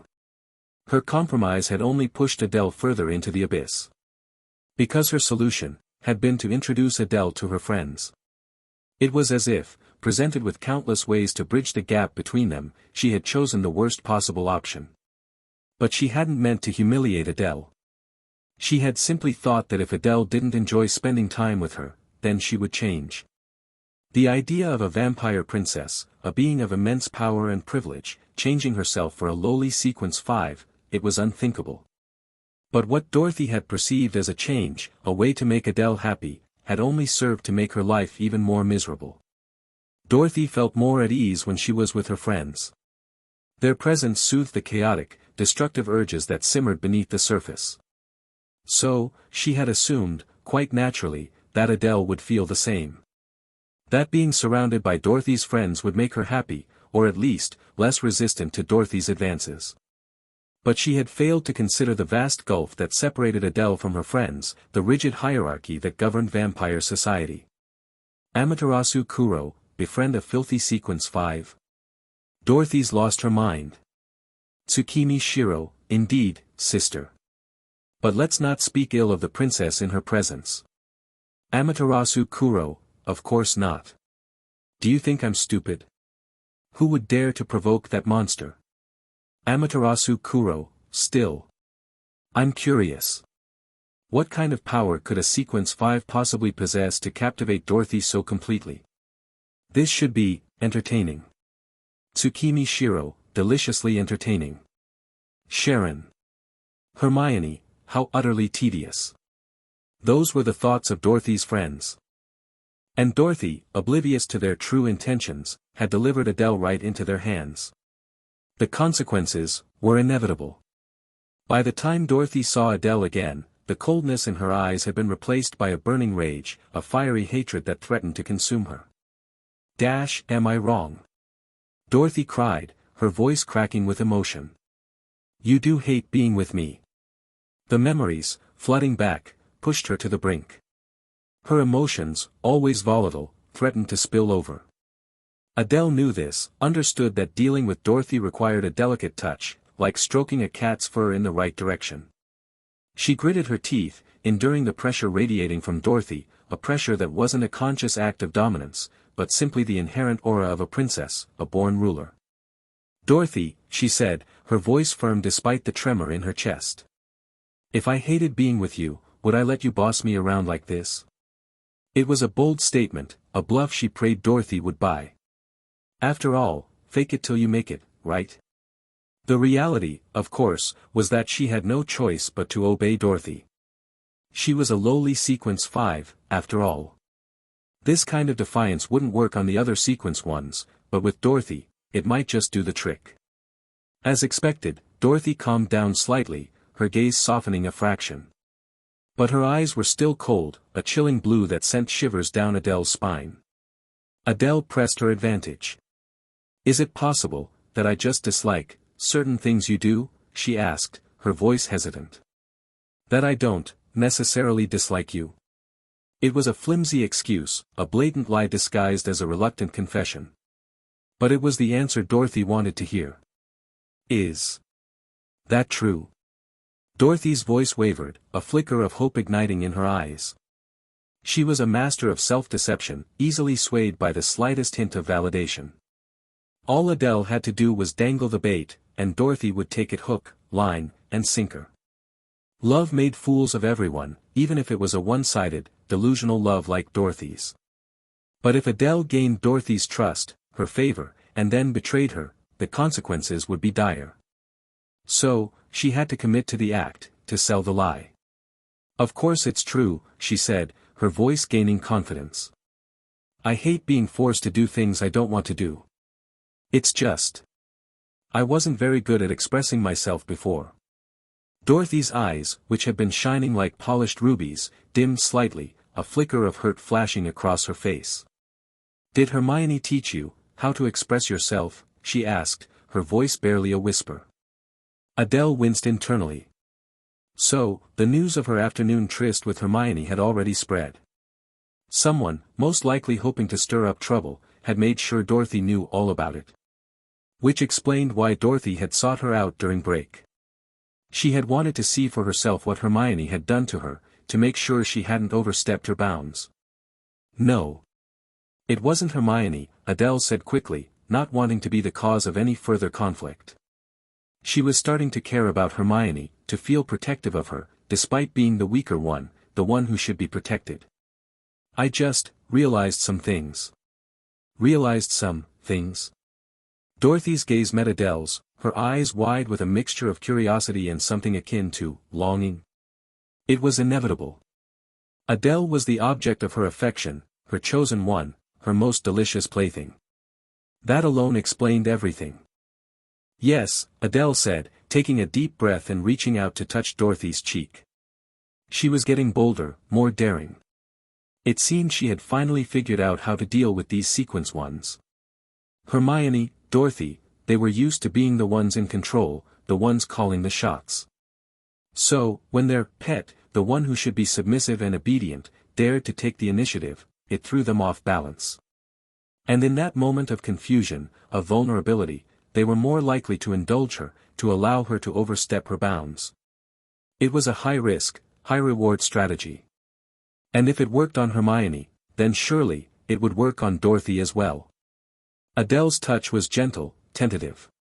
Dorothy's skin was warm, soft, unlike Hermione's icy touch. But she resisted the urge to pinch her cheek. She wasn't that bold, yet. Dorothy's expression was unreadable, her gaze fixed on Adele's hand as if she were trying to decipher its meaning. Adele, sensing her hesitation, pressed on, knowing she had to seize this opportunity before it slipped away. I didn't understand your feelings before, Dorothy, she said, her voice soft yet sincere. I was scared, confused. I didn't know how to act around you. We're from different worlds, after all. And I think that led to misunderstandings, to us, drifting apart. Dorothy's gaze drifted down to Adele's hand, her brow furrowing as she considered her words. Adele's fingers, slender and pale, seemed to glow in the soft light of the setting sun. Is that true? She whispered, her voice laced with uncertainty. Adele's heart skipped a beat. But then, Dorothy's expression softened, her eyes brightening. It is. I knew it. Her mood shifted so quickly, so abruptly, that it was almost dizzying. But that was Dorothy. A whirlwind of emotions, a force of nature. So, all those things you said, about never forgiving me, about hating me, you were just kidding, right? She asked, a dangerous glint in her eyes. Adele winced internally. Couldn't you have just played along, original Adele? Just a little. Couldn't you have just humored her? This whole mess could have been avoided with a simple conversation. If only Adele had explained her feelings, told Dorothy that she didn't want to spend time with her friends. Dorothy would have listened.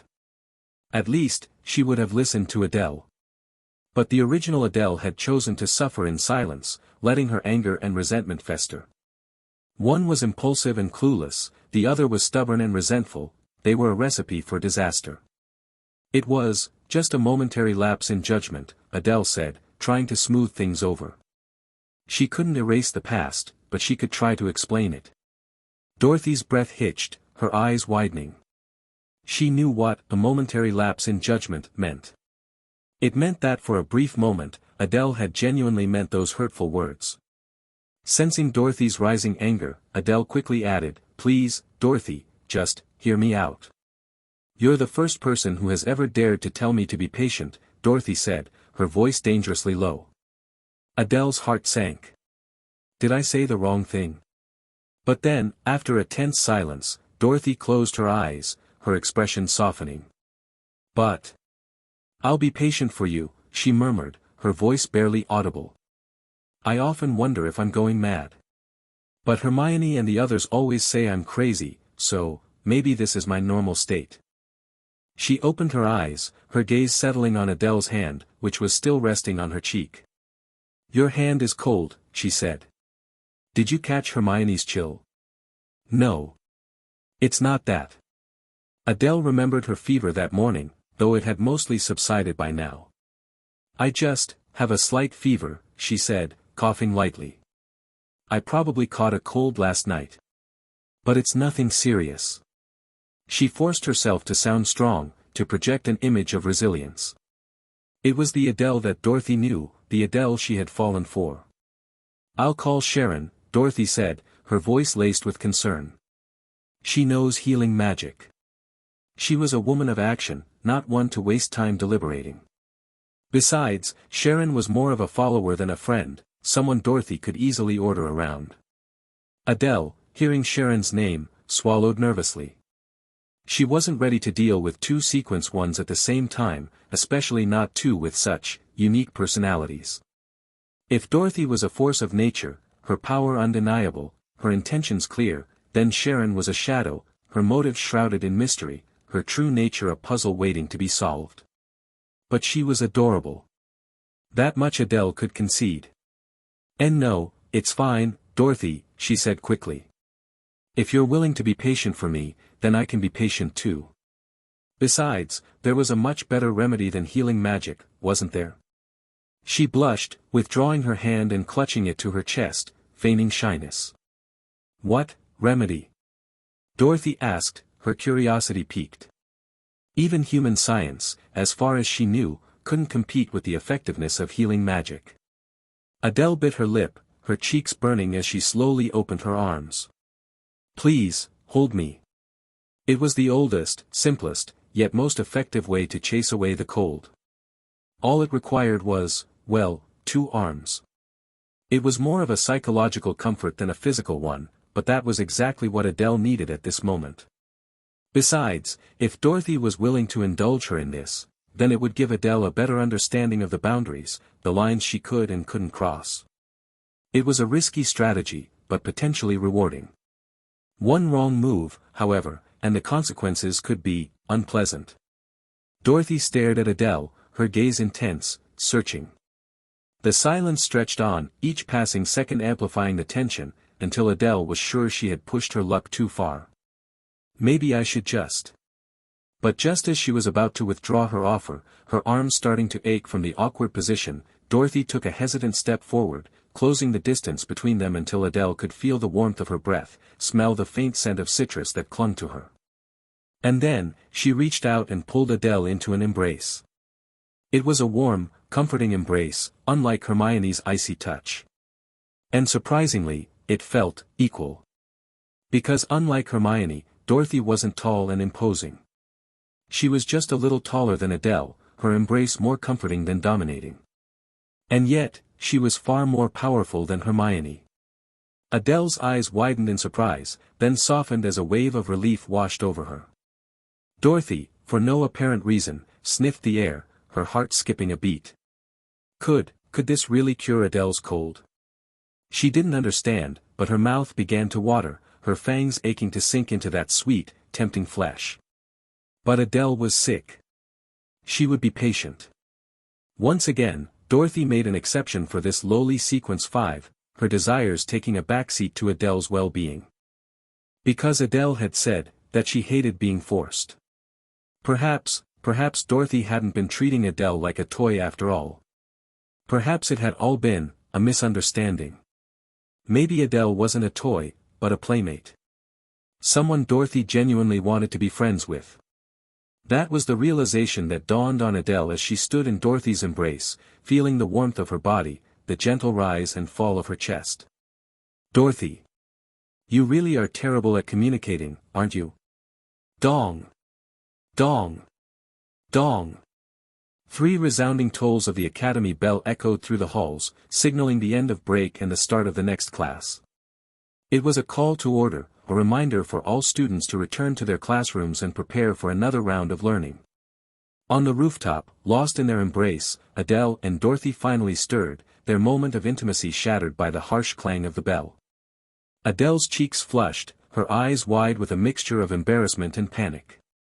Dorothy, on the other hand, seemed unfazed, though her cheeks were rosy, and her rose-colored eyes seemed to glow a little brighter. I can't believe. I got lost in a simple hug. Or maybe. It's because Adele has never hugged me back before. She said she hated being forced. So even when I held her, it wasn't the same. It felt empty. But this is different. I love it. I want to hold her forever. It's just a hug. Why does it feel so, right? Are you feeling better? She asked, her voice surprisingly gentle. It was a question that would have shocked anyone who knew her, a display of concern that was completely out of character for the fearsome Princess Dorothy. But Adele, her mind already racing with thoughts of her impending tardiness, barely registered the significance of Dorothy's words. Why yes, I'm much better now, she said, her voice laced with anxiety. But I need to get to class. If I'm late, I'll be severely punished.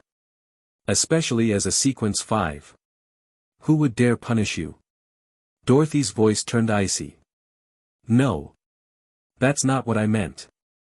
I'm not asking you to unleash your inner tyrant. I just want to go to class. Adele screamed internally. She didn't dare spend too much time with Dorothy. It was too risky, too easy to slip up. Besides, she needed to play her cards right, to maintain a certain level of mystique, to ensure that Dorothy wouldn't lose interest. It's the academy rules, she said, forcing a smile. Skipping class is frowned upon. Besides, I need to learn about those containment objects. Otherwise, I'll just be a burden to my teammates during missions. I might even put them in danger. You have to go on missions too? Dorothy asked, her brow furrowing. Adele hadn't exactly demonstrated any exceptional abilities so far. She had no powerful familiar, no enhanced physical abilities, no affinity for the elements, and no apparent esper powers, unless you counted having delicious blood. In other words, she didn't fit into any of the 4 vampire categories. And she was a half-blood, no less. Maybe Maybe she was more human than vampire after all. Don't underestimate me. Adele muttered, her pride stinging. But her protest was weak, unconvincing. She knew, better than anyone, how weak she truly was. Still, she wasn't about to admit defeat in front of Dorothy. She had her pride. Anyway, Dorothy, I need to go, she said, gently pulling away from Dorothy's embrace. I'm glad we cleared up that misunderstanding. But I'll play with you again when I have time, okay? Play with me. Dorothy's eyes lit up, her excitement bubbling over. As a Sequence 1, she could skip any class she wanted. No one would dare to question her. But Adele, she was different. It was moments like this that reminded Dorothy that Adele was a lowly Sequence 5, the lowest of the low. And yet, Dorothy couldn't shake the feeling that Adele was different. Special. Otherwise, why would she be so drawn to her, so captivated by her presence? But Adele had made her wishes clear. And Dorothy, though reluctant, knew she couldn't force her. Adele had said she hated being forced. And the Adele standing before her now was different from the Adele she had met at the academy. This Adele was more open, more expressive, no longer hiding behind a mask of indifference. It was a change that pleased Dorothy. All right, go to class then, she said, her voice softening. But if anyone gives you trouble, Hermione and I will take care of it. And consider that hug your reward. She leaned in close, her warm breath tickling Adele's ear, sending shivers down her spine. It was a surprisingly thoughtful gesture, a display of concern that was completely out of character for the fearsome Princess Dorothy. Maybe Dorothy isn't so bad after all. She was just terrible at communicating, her thought process a little unconventional. And combined with the original Adele's stubbornness, their relationship had been doomed from the start. Thank you, Adele whispered, her heart still racing. She turned and fled, practically running towards the stairs. The rooftop is always open to you, Dorothy called after her. Come whenever you want to relax. It was an invitation, an acceptance. Adele had been granted entry into Dorothy's exclusive Sequence 1 club. It wasn't an official organization, but in terms of power and influence, it was easily one of the top 3 factions within the academy. The other 2 factions were, well, the most powerful was undoubtedly the Cromwell Academy Student Council. But it was primarily a human organization, led by the elite human students, those with abilities that rivaled even the highest-ranking vampires. There were a few vampires who had joined the student council, but they were considered traitors by their own kind. Because vampires had their own organization, the Black Feather Society.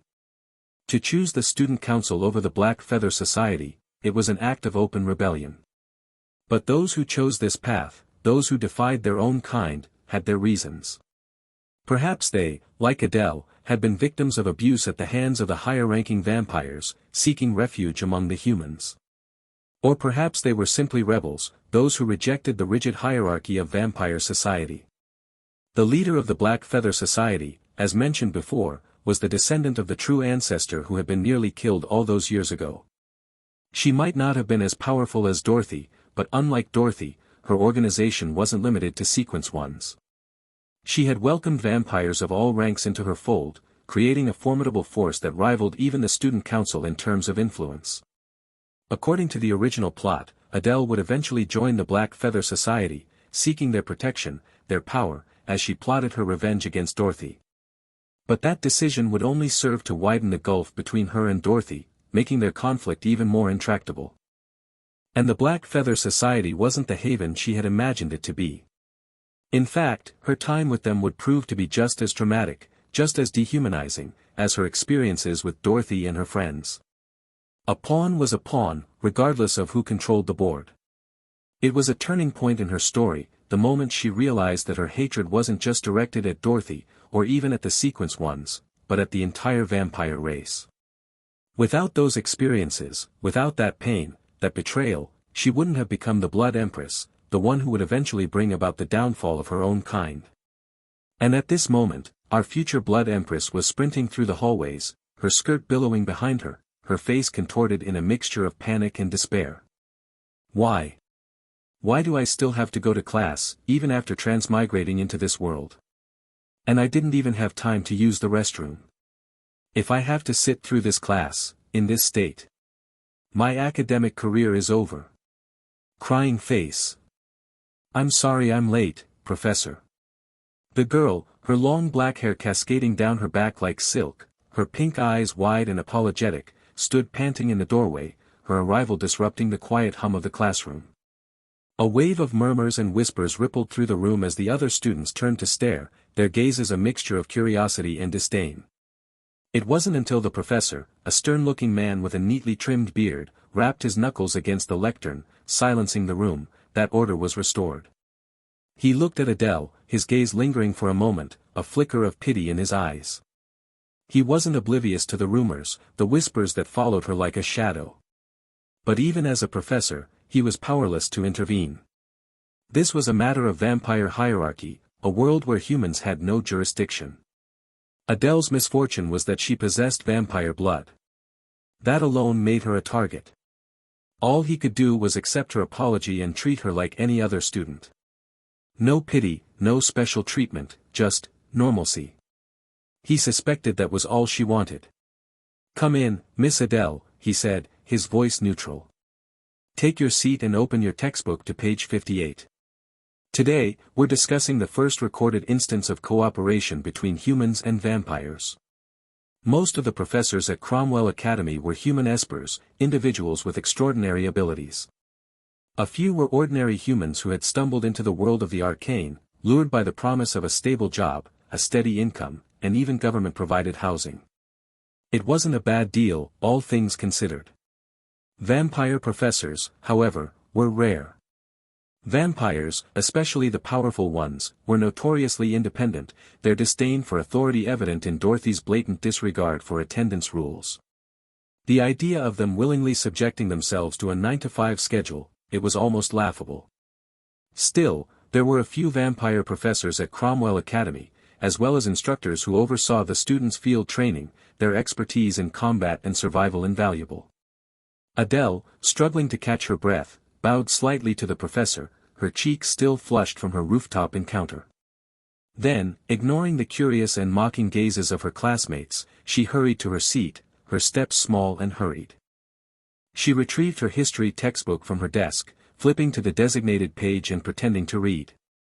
But her mind was elsewhere, replaying the events of the past hour, the warmth of Dorothy's embrace still lingering on her skin. She hadn't even realized she had been reading until the professor's voice, droning on about some historical event, pulled her back to reality. But to be fair, the history of this world was interesting. Surely, she wasn't the only one who found solace in the pages of their history or language textbooks during boring classes, right? Those were the most entertaining of the approved reading materials. Anything else, like novels or magazines, risked being confiscated by vigilant teachers. The professor was discussing an event that wasn't recorded in any human history books, a secret collaboration between humans and vampires. The purpose? To repel an invasion from the mist. The timing coincided with the Black Death, the devastating plague that had ravaged Europe in the Middle Ages. It had been a dark time, a time of death and despair, as the plague spread like wildfire, claiming countless lives. And from the mist, creatures of darkness had emerged, preying on both humans and other supernatural beings. A black sun had appeared in the sky, casting an ominous shadow over the world. And every night, a blood-red moon rose, driving supernatural beings to madness. Even the most devout members of the church, desperate to survive, to preserve their faith, to serve their Lord, they had been forced to set aside their differences and ally themselves with their sworn enemies, the vampires. The textbook provided no concrete details about the mist, its nature shrouded in mystery. And the outcome of that unlikely alliance, well, it had only managed to delay the inevitable. It wasn't a victory, not really. It was more like, the mist had simply retreated after claiming its due, its hunger sated for the time being. Adele frowned, her brow furrowing as she tried to recall the details of the original novel. There had been no mention of the mist, not explicitly. But there had been hints, subtle clues scattered throughout the story. Like the battles between werewolves and vampires, fueled by the Red Moon's maddening influence, battles that had solidified their centuries-old feud. Yes, in this world, werewolves and vampires were still locked in their eternal struggle, a trope that readers seemed to enjoy. Could this be a discarded plot point? Something the author had planned but ultimately abandoned? Adele wondered. Maybe the original ending had been different. Maybe Adele, the protagonist, had risen to become a leader, a savior, uniting humans, vampires, and all the other supernatural beings under her banner, setting aside their differences to face a common enemy, a powerful entity from another world. A happy ending. But then, the author, caught up in the drama, the angst, the heartbreak, had changed his mind. He had thrown out his original plan, opting for a more tragic ending. Adele, the Blood Empress, had destroyed her own kind, leaving only herself, a solitary figure cursed with eternal life, a life devoid of love, of meaning, of hope. It was a fitting punishment, a cruel twist of fate. But those were just idle thoughts, fleeting musings as she struggled to stay awake during a boring lecture. The truth about the mist, it remained a mystery. Would it return one day? The lecture droned on, the professor's voice a soothing lullaby that would have lulled Adele to sleep on any other day. But today, she was wide awake. Too awake. Her mind was racing, her body buzzing with a nervous energy that had nothing to do with caffeine. Because Adele was experiencing the harsh realities of life. Starting with a very full bladder. She had managed to distract herself earlier, losing herself in the pages of her history textbook. But now, the urge was overwhelming, impossible to ignore. The more she tried to suppress it, the more insistent it became. Because she had acknowledged it, had given it power by simply observing its existence. She shifted uncomfortably in her seat, her long black hair swaying gently with every movement, her shoulders trembling slightly as she fought to maintain her composure. She couldn't let the professor notice her distress. So, she buried her face in her textbook, pretending to study diligently. But those who were watching her, those who knew her secret, they saw the way her legs were shaking beneath her desk, the way her knees were pressed together so tightly that her knuckles had turned white. And the way she was subtly, rubbing them together. Soft flesh against soft flesh, leather shoes against leather shoes, her toes curled, her body betraying her desperate attempts to maintain control. What happened to her? Tang Linlang, watching from across the room, her eyes wide with concern, couldn't shake off the feeling that something was terribly wrong. What had Dorothy done to Adele during break? Why had she returned to class breathless, her cheeks flushed? Adele, because I had to run. And why was she now contorting in her seat, her expression a mixture of pain and embarrassment, as if something was slowly chipping away at her resistance, her sense of shame? Adele, because I haven't been to the restroom, that's why. What else could it be? A horrifying thought crossed Linlang's mind, a possibility so disturbing that she shuddered, her anger and sympathy for Adele battling for dominance. Adele, don't even go there. But Adele's internal protests were lost on Linlang, who was now convinced that Adele had been subjected to something truly terrible, something unspeakable. Maybe Dorothy hadn't left. Maybe she was lurking somewhere outside the classroom, a wicked smile on her face, her finger poised over a pink button. Adele, for some inexplicable reason, let out a soft moan, drawing the attention of the students around her. She immediately ducked her head, her cheeks burning with shame. She couldn't let them see her face. She wanted to disappear, to bury herself in the sand like an ostrich, hoping that the attention would soon fade. Fortunately, the professor didn't seem to notice. Or if he did, he chose to ignore it, his pity for Adele outweighing his duty as an educator. Unfortunately, Tang Linlang saw everything, her imagination running wild as she filled in the blanks, her heart aching for her friend. Her eyes widened, her lips trembling. Could it be that my suspicions are true? Dorothy, you villain. Her hatred for vampires, for Dorothy and her fellow Sequence Ones, intensified. But in reality, Adele was simply experiencing a sudden bout of stomach cramps, most likely brought on by her cold, or perhaps by her weakened state. The seafood porridge and ginger tea hadn't been enough to replenish the blood and nutrients she had lost, leading to a painful spasm. Adele suspected it was the latter. Of all the times. She was already struggling to control her bladder, and now this.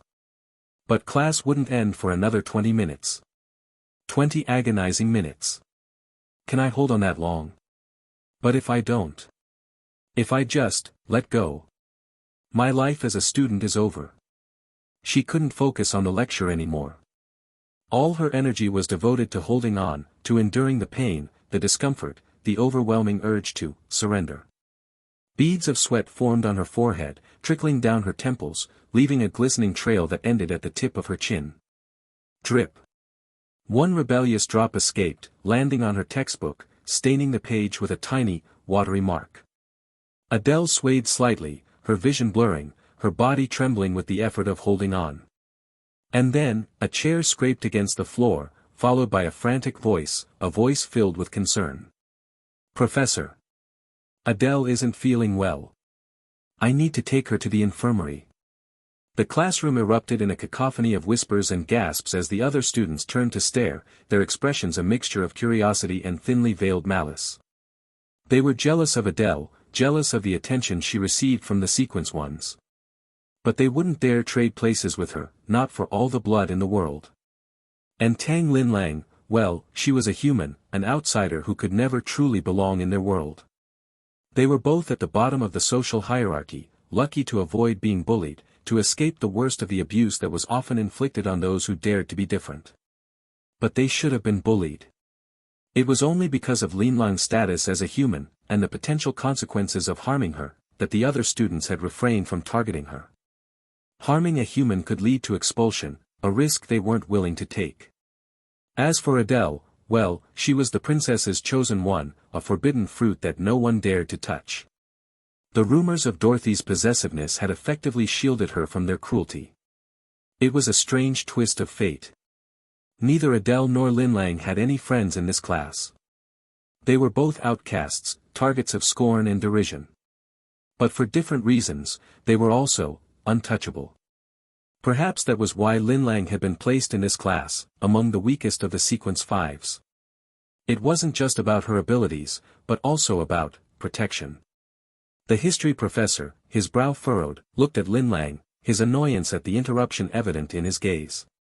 But then, his gaze softened as he looked at Adele, who was still hunched over her desk, her face hidden from view.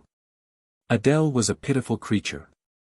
And Tang Linlang, well, she was a tragic figure, a descendant of the vampire hunters who had protected humanity for centuries, a family that had been destroyed, their legacy tarnished.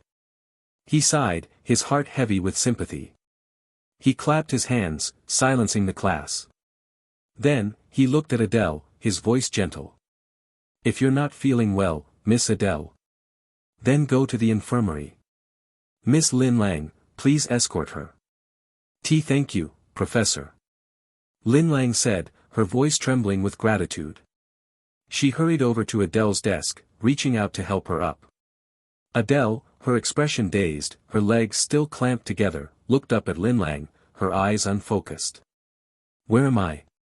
What am I doing? I need to preserve my dignity. Adele hadn't expected Tang Linlang to suddenly suggest a trip to the infirmary during class, but she was eternally grateful. It had spared her from enduring another 20 minutes of agonizing discomfort.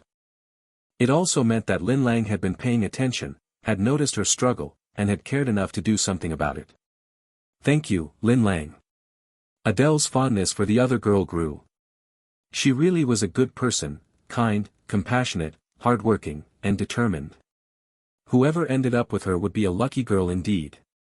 Besides, a trip to the infirmary meant a legitimate excuse to skip the rest of class.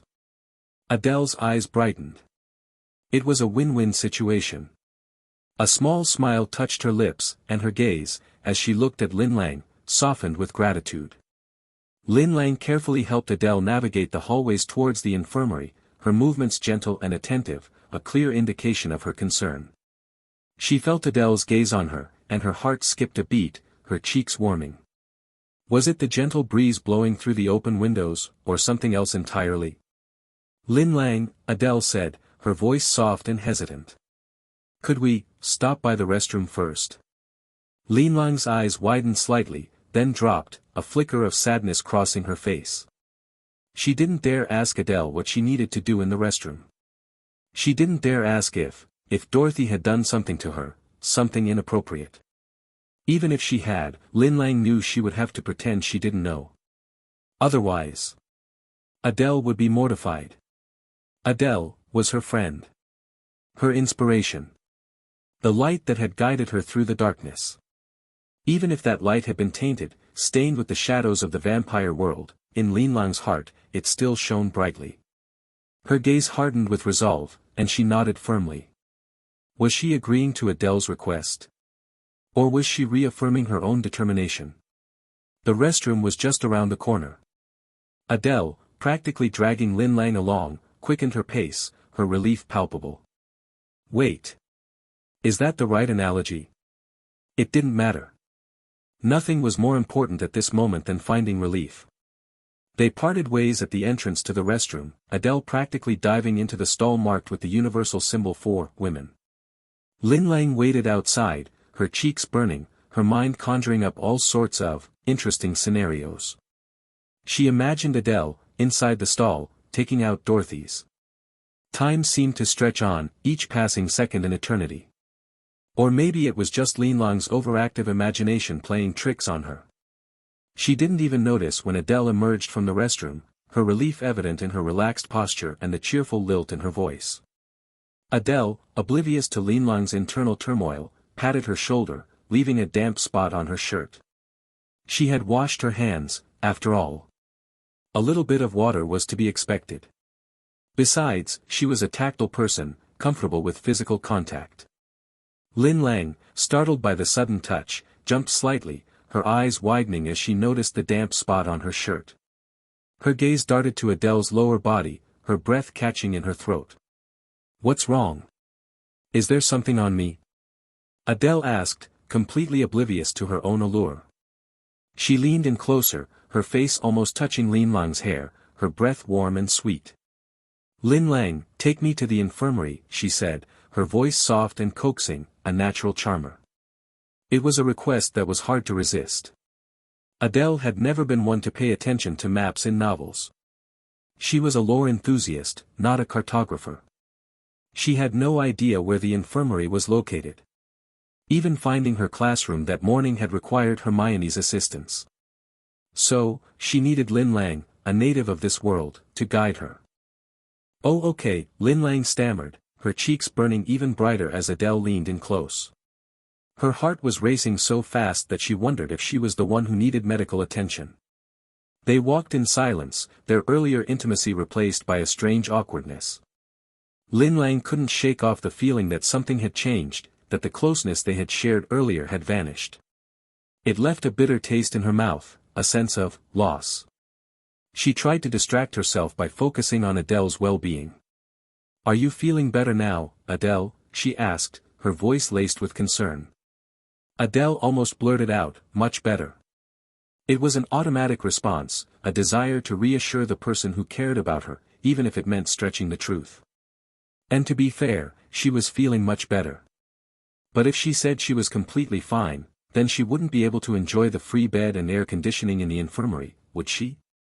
So, she bit her lip, her gaze darting away as she said, I'm still a little uncomfortable. I just need to rest for a bit. Thank you, Lin Lang, she added, her voice softening. You're the only one in the entire class who cares about me. She leaned in close, her touch lingering on Lin Lang's arm.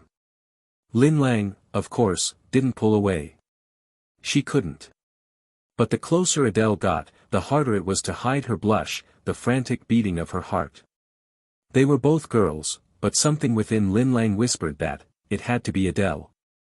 No one else would do. I'm the one who should be thanking you, Adele, she said, her voice barely a whisper. Before I met you, I was lost, adrift, powerless to change my fate. You made me realize that I couldn't just give up. You gave me a reason to keep going. Or perhaps Adele had become her reason to keep going. So, Adele, don't give up, she said, her voice gaining strength. Don't let Dorothy, or anyone else, break you. She clenched her fists, her words a silent vow to stand by Adele's side, to support her in any way she could. Adele blinked, surprised by Lin Lang's sudden outburst of encouragement. But she smiled, a genuine smile that lit up her face, and nodded. "I won't," she said. "And you? Lin Lang, you'll become an amazing vampire hunter. I believe in you. You believe in me." If anyone else had said those words, Lin Lang would have dismissed them as mockery, as a cruel joke. But coming from Adele, it made her wonder. Could it be true? "Of course I do," Adele said, her smile widening. There was no hesitation in her voice, no hint of doubt. Lin Lang stared at her, mesmerized by her smile, her warmth, her unwavering belief. It filled a void within her, a void that had been carved out by years of self-doubt and insecurity. Even if she was weak, even if she didn't believe in herself, someone did. Someone as beautiful and radiant as Adele. I won't let you down," she whispered, her voice thick with emotion. She quickly averted her gaze, afraid that Adele might see the depth of her feelings, the intensity of her longing.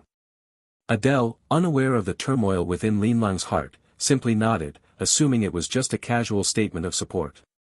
She had no idea the kind of determination she had just ignited within the other girl, the desire to become an amazing vampire hunter. The infirmary consisted of 2 rooms, a small office where the school nurse held her consultations, and a larger room, separated by a thin curtain, that housed 3 beds, each equipped with an 4-stand.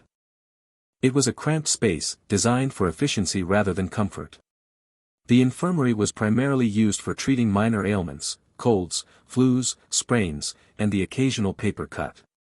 It was a place for band-aids and over-the-counter medications, a haven for those seeking a temporary escape from the rigors of academy life. They had recently added a vaccination service, though it hadn't been very popular.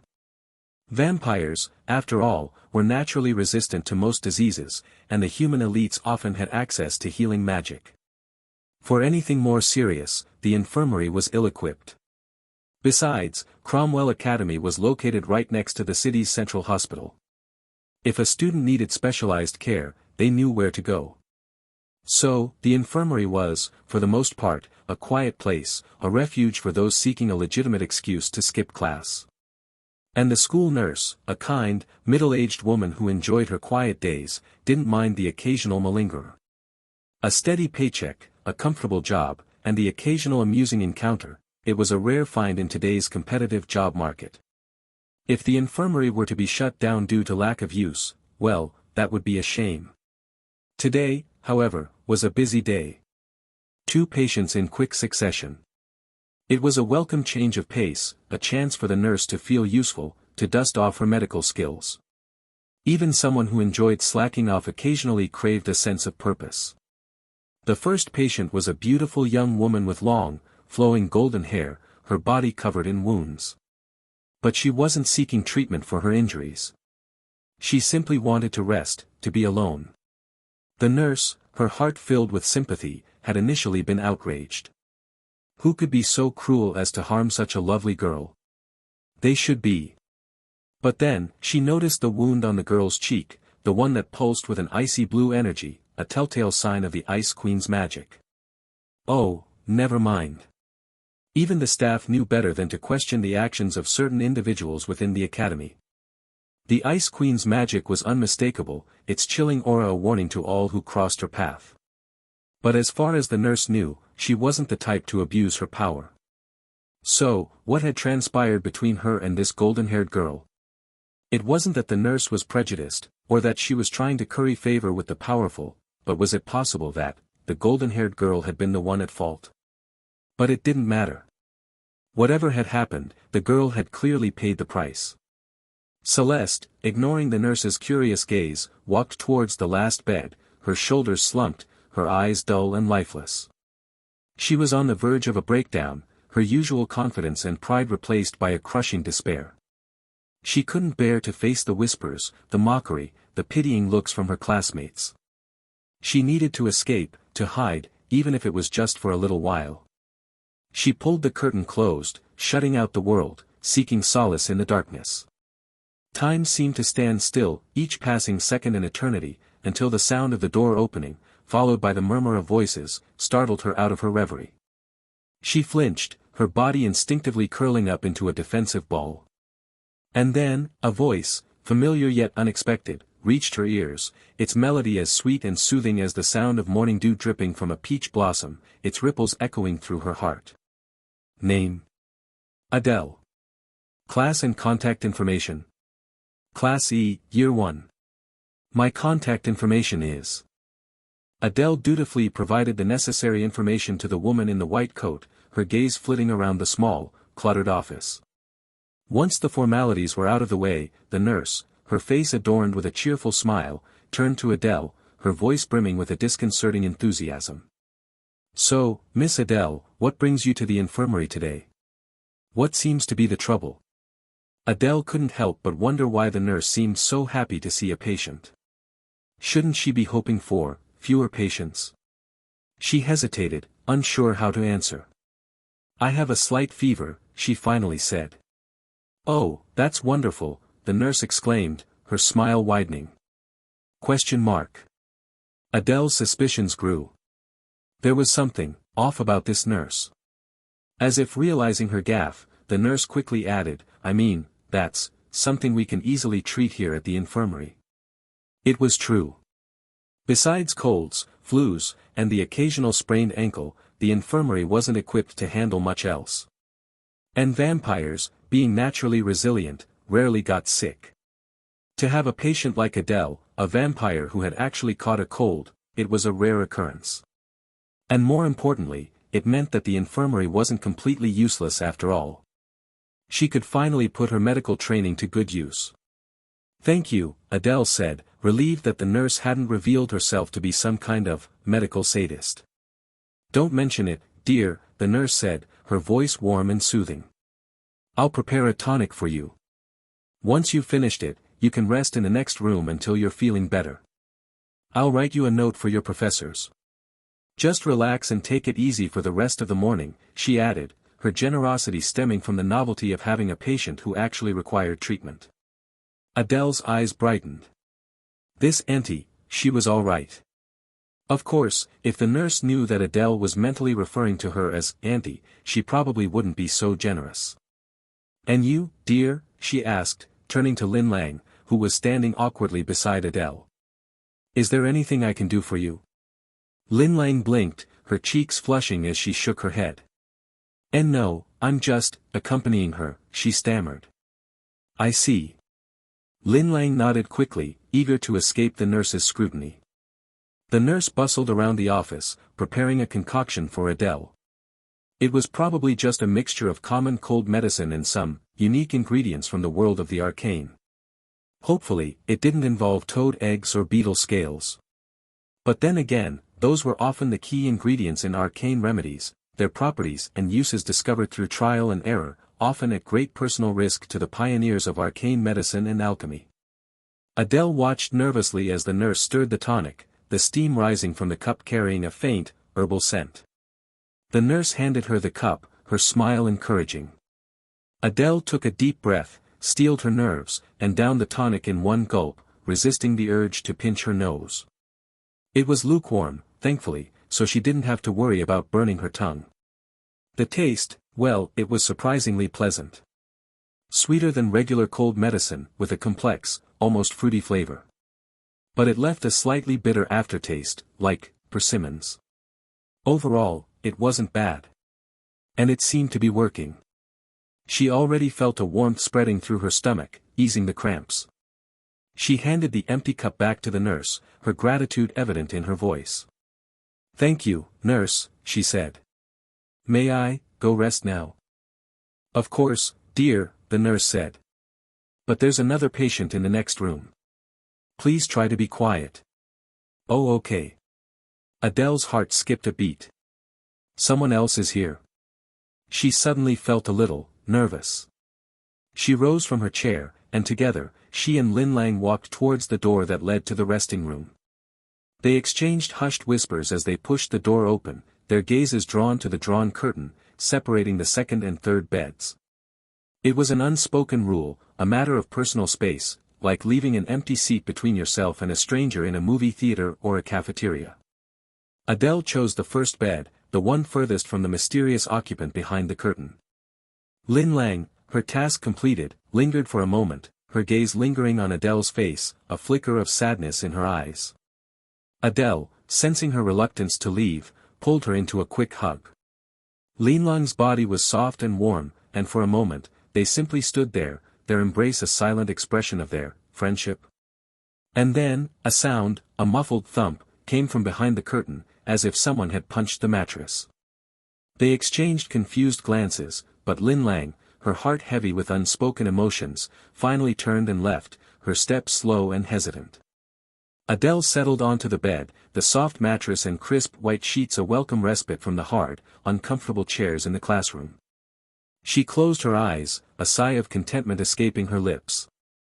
The last time she had felt this relaxed, this at ease, was in Hermione's bed. That big, soft bed, the memories were still vivid. And Hermione, well, she was something else entirely. Adele had thoughts, desires, that she wouldn't dare voice aloud. For now, her interactions with the Ice Queen remained strictly professional. But Hermione wasn't as unapproachable as she had initially seemed. Maybe. Her thoughts drifted, time melting away as she surrendered to the comforting embrace of the soft mattress. She appeared to be asleep, her breathing slow and even. And that was Celeste's cue. She had been waiting for this moment, her heart pounding with a mixture of anxiety and guilt.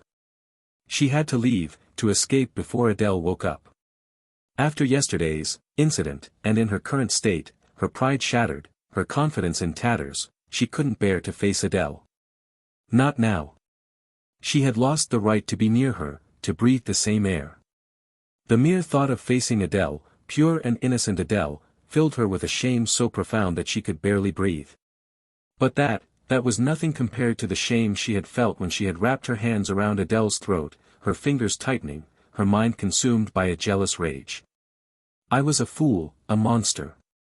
If she could go back, she would change everything. She would never make that mistake again. She would even kneel at Adele's feet, beg for forgiveness, lick her shoes, anything to atone for her sins. But she didn't dare. She couldn't even bring herself to hope for forgiveness. She was a rat, scurrying through the shadows, seeking refuge in the darkness, unworthy of Adele's light. Adele deserved a cat, a dog, not a filthy, disgusting rat like her. Her heart sank, her spirit withered. The silence in the room was broken only by Adele's steady breathing and the frantic beating of her own heart, a rhythm that echoed her pain, her despair. It was a reminder that she was still alive, that she hadn't yet become a walking corpse. But once she left this room, this space she shared with Adele, would her heart still beat? Would it still ache? She had heard stories of vampires whose hearts had stopped beating, yet they lived on. She had never tested that theory, never wanted to. But even if her heart continued to beat, without Adele, it would be no different from being dead. An empty shell, a withered soul. But even so, she couldn't face Adele. Not now. She had to escape while Adele was asleep, like a rat fleeing the sewers, seeking refuge in the shadows, no matter the cost. She would rather be crushed beneath the wheels of a car, or stoned to death by an angry mob, than let Adele see her in this state, broken and defeated. Tears welled up in her eyes, blurring her vision. She reached out, her hand, scarred and trembling, slowly pulling the curtain open just enough to slip through. She tried to be quiet, to avoid making any noise. If she woke Adele, she would flee barefoot, her shame outweighing her need for shoes. She slipped on her shoes, her gaze fixed on the floor, her reflection a pale, ghostly image. And then, a voice, soft yet clear, stopped her in her tracks. Adele hadn't been asleep. She had been watching her, her pink eyes, clear and unwavering, following her every move. Celeste. She whispered, her voice a mixture of surprise, curiosity, and something else. Something that sounded suspiciously like concern. Celeste forgot why she was running. She looked up, and there was Adele, sitting up in bed, her face pale but flushed with a faint blush as their eyes met. Her lips moved, as if she were searching for the right words, the right expression. Then, she smiled, a shy, tentative smile that sent a jolt of warmth through Celeste's heart. It was a smile that had captivated her long ago, back when the world had seemed full of promise, back when she had believed in happy endings. But time had passed, things had changed. She had accepted her fate, her humiliation, her unrequited love. She had given up hope.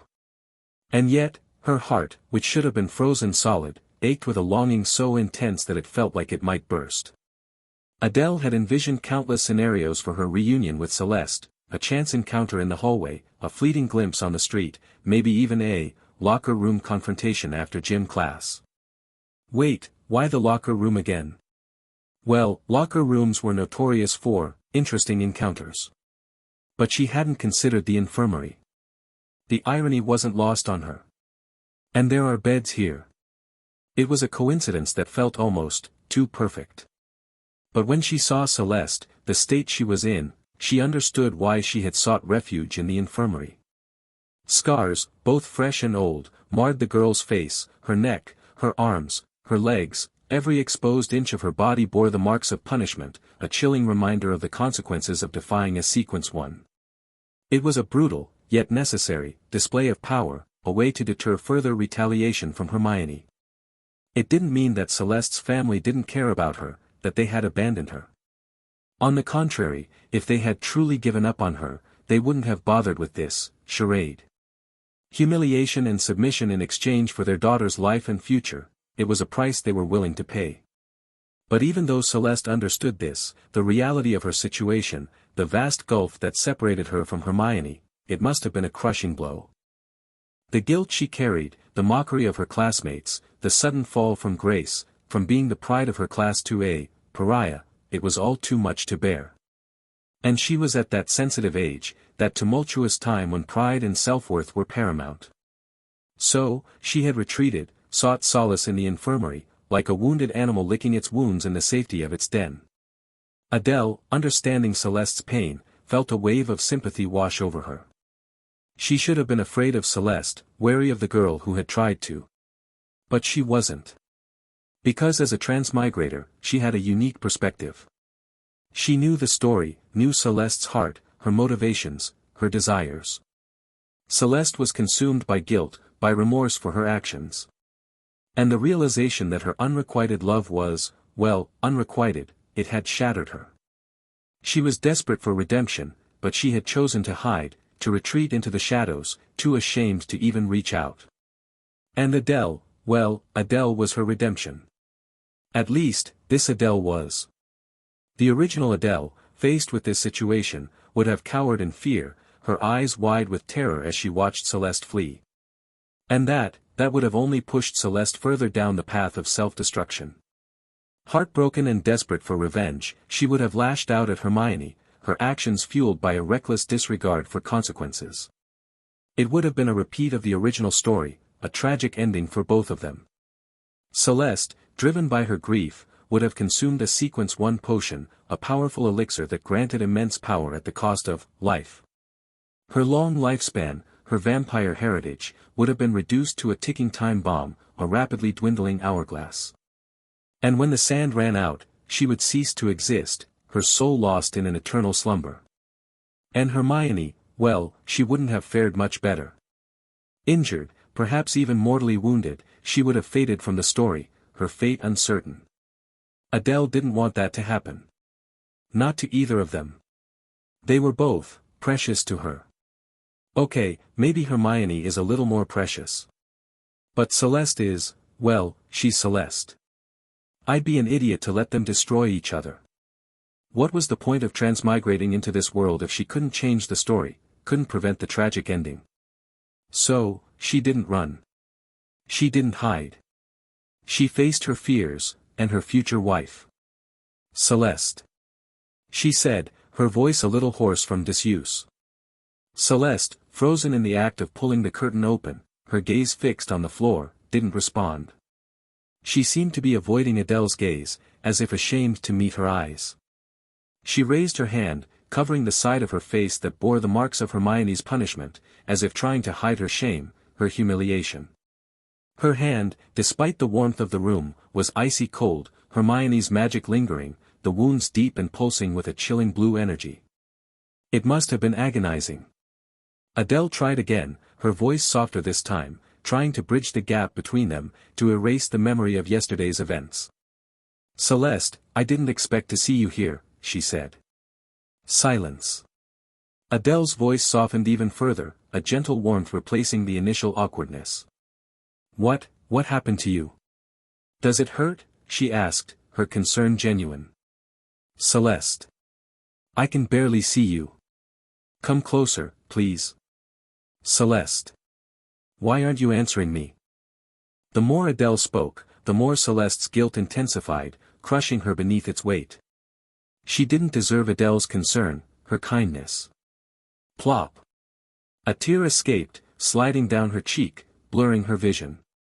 She couldn't take it anymore. She had to leave. She rose from the bed, her movements jerky and uncoordinated, and stumbled towards the door, her escape route, her path to, wherever a failure, a coward, a monster like her belonged. The gutter. She reached the door, her hand gripping the handle, ready to flee. "Celeste. Where are you going?"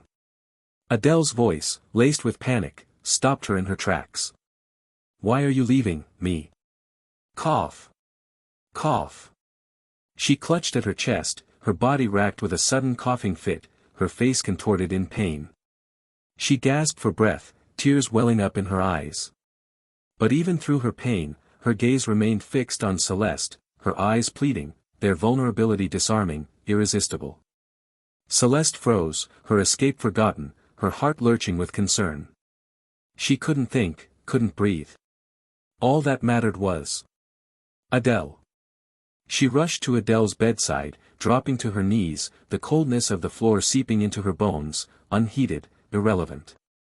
She had to be closer to Adele. She took Adele's hand in hers, her touch gentle, her breath warm against Adele's cold skin. She rubbed Adele's hand, her own injuries forgotten, her own pain insignificant. Being near Adele, it had a calming effect on her, a soothing balm for her troubled soul. Adele, sensing that her strategy was working, her heart filled with a mixture of relief and a perverse sense of triumph, didn't let up. She kept her eyes closed, her brow furrowed, her breathing shallow and uneven, as if she were in agonizing pain. She was channeling her inner damsel in distress. Time seemed to stretch on, each passing second an eternity, until finally, she slowly relaxed her brow, her breathing returning to normal. She opened her eyes, her pink pupils, initially dull and lifeless, brightening as they focused on Celeste, a spark of something igniting within them. As long as it wasn't heart-shaped, she was good. "I'm sorry, Adele," Celeste whispered, her voice choked with emotion. "I'm so sorry." Relief washed over her, her heart finally settling into a steady rhythm. Tears streamed down her face, blurring her vision, her carefully constructed facade crumbling as she surrendered to her emotions. She apologized, for everything, for her attempted escape, for yesterday's mistake. She was filled with a regret so profound that she would have done anything, given anything, to atone for her sins. She couldn't escape, couldn't hide from the truth. Her heart belonged to Adele, its every beat echoing Adele's pain, her joy, her sorrow. Adele's hand, initially cold and clammy, gradually warmed beneath Celeste's touch. Adele reached out, her fingers gently brushing away Celeste's tears. She shook her head, her expression conveying a silent forgiveness. Her voice, soft and soothing like a gentle rain, washed away the dust and grime that had settled on Celeste's soul, leaving behind a sense of peace. "Celeste," she whispered, her voice barely audible. "You're finally paying attention to me. Celeste, you can come closer." Celeste, her cheeks burning with shame, hesitated. But she couldn't refuse Adele's request. She slowly climbed onto the bed, her movements hesitant, awkward. She was a Sequence 2 vampire, a member of a wealthy, influential family. But in Adele's presence, she felt small. Unworthy. Because she had seen true beauty, true purity, in Adele's heart. And compared to that, her own body, her own soul, felt tarnished. She had been so foolish, so arrogant, believing that bloodline, that power, that wealth, that those things mattered. True nobility, she realized, had nothing to do with lineage. It was a lesson learned late, but not too late. Closer, Adele urged, sensing Celeste's hesitation. They were still too far apart. And wouldn't Celeste fall off the bed if she sat like that? Celeste wanted to protest, to say that she didn't deserve to be near Adele, that she was unworthy of her touch. But her body, betraying her heart, moved closer, inching towards Adele until their shoulders were almost touching. She could smell Adele's scent, a faint, sweet fragrance that calmed her racing heart. Her long, golden hair swayed gently as she settled into a more comfortable position. Adele's eyes sparkled, her fingers reaching out to brush against Celeste's hair, her touch as light and gentle as a summer breeze. Celeste's shoulders trembled slightly, her eyes closing as she savored the sensation of Adele's fingers threading through her hair. "Your hair is so beautiful, Celeste," Adele murmured, her voice soft and appreciative. "You should just sit beside me like this. I won't run away." Celeste's hand, gripping the bedsheet, tightened, then relaxed, her expression a mixture of gratitude and regret. She didn't need to apologize. Her remorse was evident in her every gesture, in the way her eyes, usually so bright and confident, were now downcast, filled with a deep sadness. She regretted everything. Why couldn't she have been like this before, content to simply sit beside Adele, to enjoy her company? Why had she been so impulsive, so? "It's okay," Adele said, her voice soothing, as if she were comforting a puppy who had misbehaved. She reached up, her fingers gently stroking Celeste's hair, her touch a balm for Celeste's wounded soul. The puppy had bitten its owner. But now, it was remorseful, wasn't it? It would learn to be better. Adele had experience with training pets. Forgiveness, she had learned, was a far more effective tool than punishment. As long as it was a loyal dog, not a wild, untamed wolf that might turn on its master. Celeste whimpered softly, her heart filled with a mixture of relief and gratitude. Adele had forgiven her. It was a miracle. She lowered her head, her posture submissive, her body relaxing under Adele's gentle touch. Even the pain from her wound seemed to fade. Being near Adele, it was like a magic spell, chasing away the darkness, filling her with a sense of peace. Adele, her fingers still tangled in Celeste's hair, her touch lingering, slowly moved her hand down to Celeste's face, her fingers tracing the contours of her jawline, her cheekbones, her scars. Celeste's eyes flew open, her body tensing as she instinctively pulled away. She met Adele's gaze, her eyes wide with a mixture of surprise and fear. "Don't hide, Celeste," Adele said, her voice soft yet firm. "Just trust me, okay?" Against her better judgment, Celeste nodded. But she couldn't help but add a warning. "Be careful of her magic," she said, her voice barely a whisper. It'll fade in a few days. It doesn't hurt." But as Adele's fingers brushed against the wound on her cheek, she couldn't help but gasp, a sharp intake of breath that betrayed her words. "See? You lied to me," Adele said, a hint of disappointment in her voice. Celeste's heart clenched. "I'm sorry. I won't do it again," she blurted out, her voice thick with remorse. But that wasn't what mattered right now. "Your hand." "Adele, are you okay?" she asked, her gaze fixed on Adele's fingers, which were now glowing with a faint, icy blue light.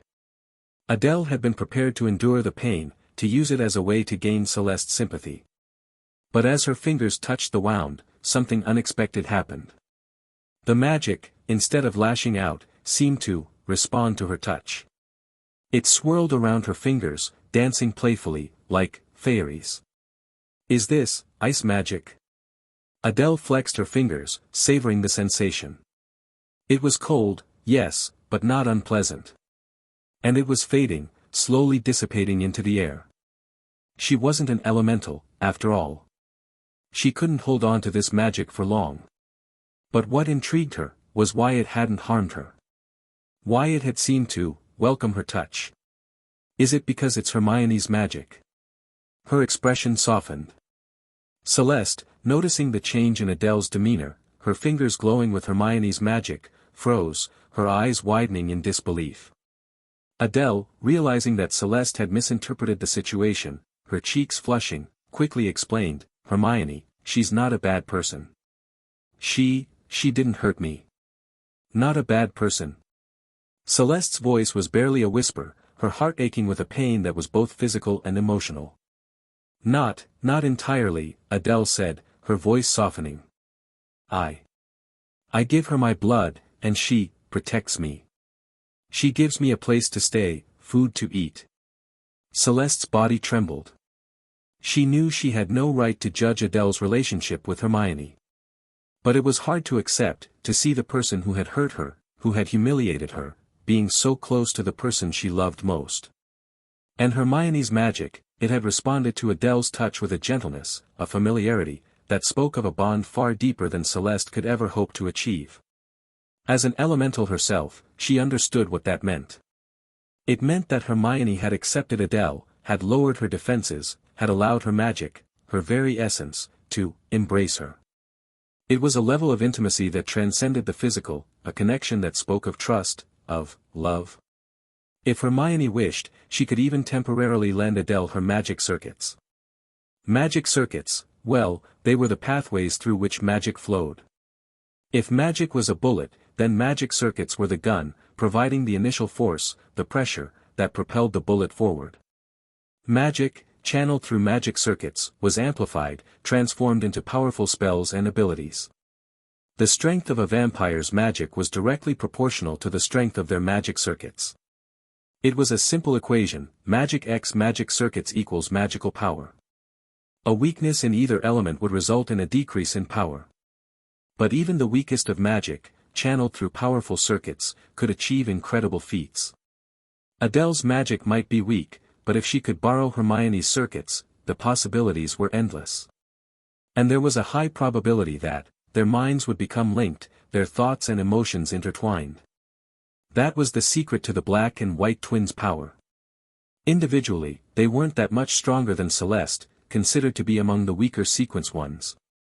But together, their combined magic, their synchronized circuits, their innate telepathic connection, they were practically invincible. They could fight as one, their movements perfectly coordinated, their thoughts aligned, their power amplified tenfold. Even two sequence ones, fighting together, often struggled to defeat them.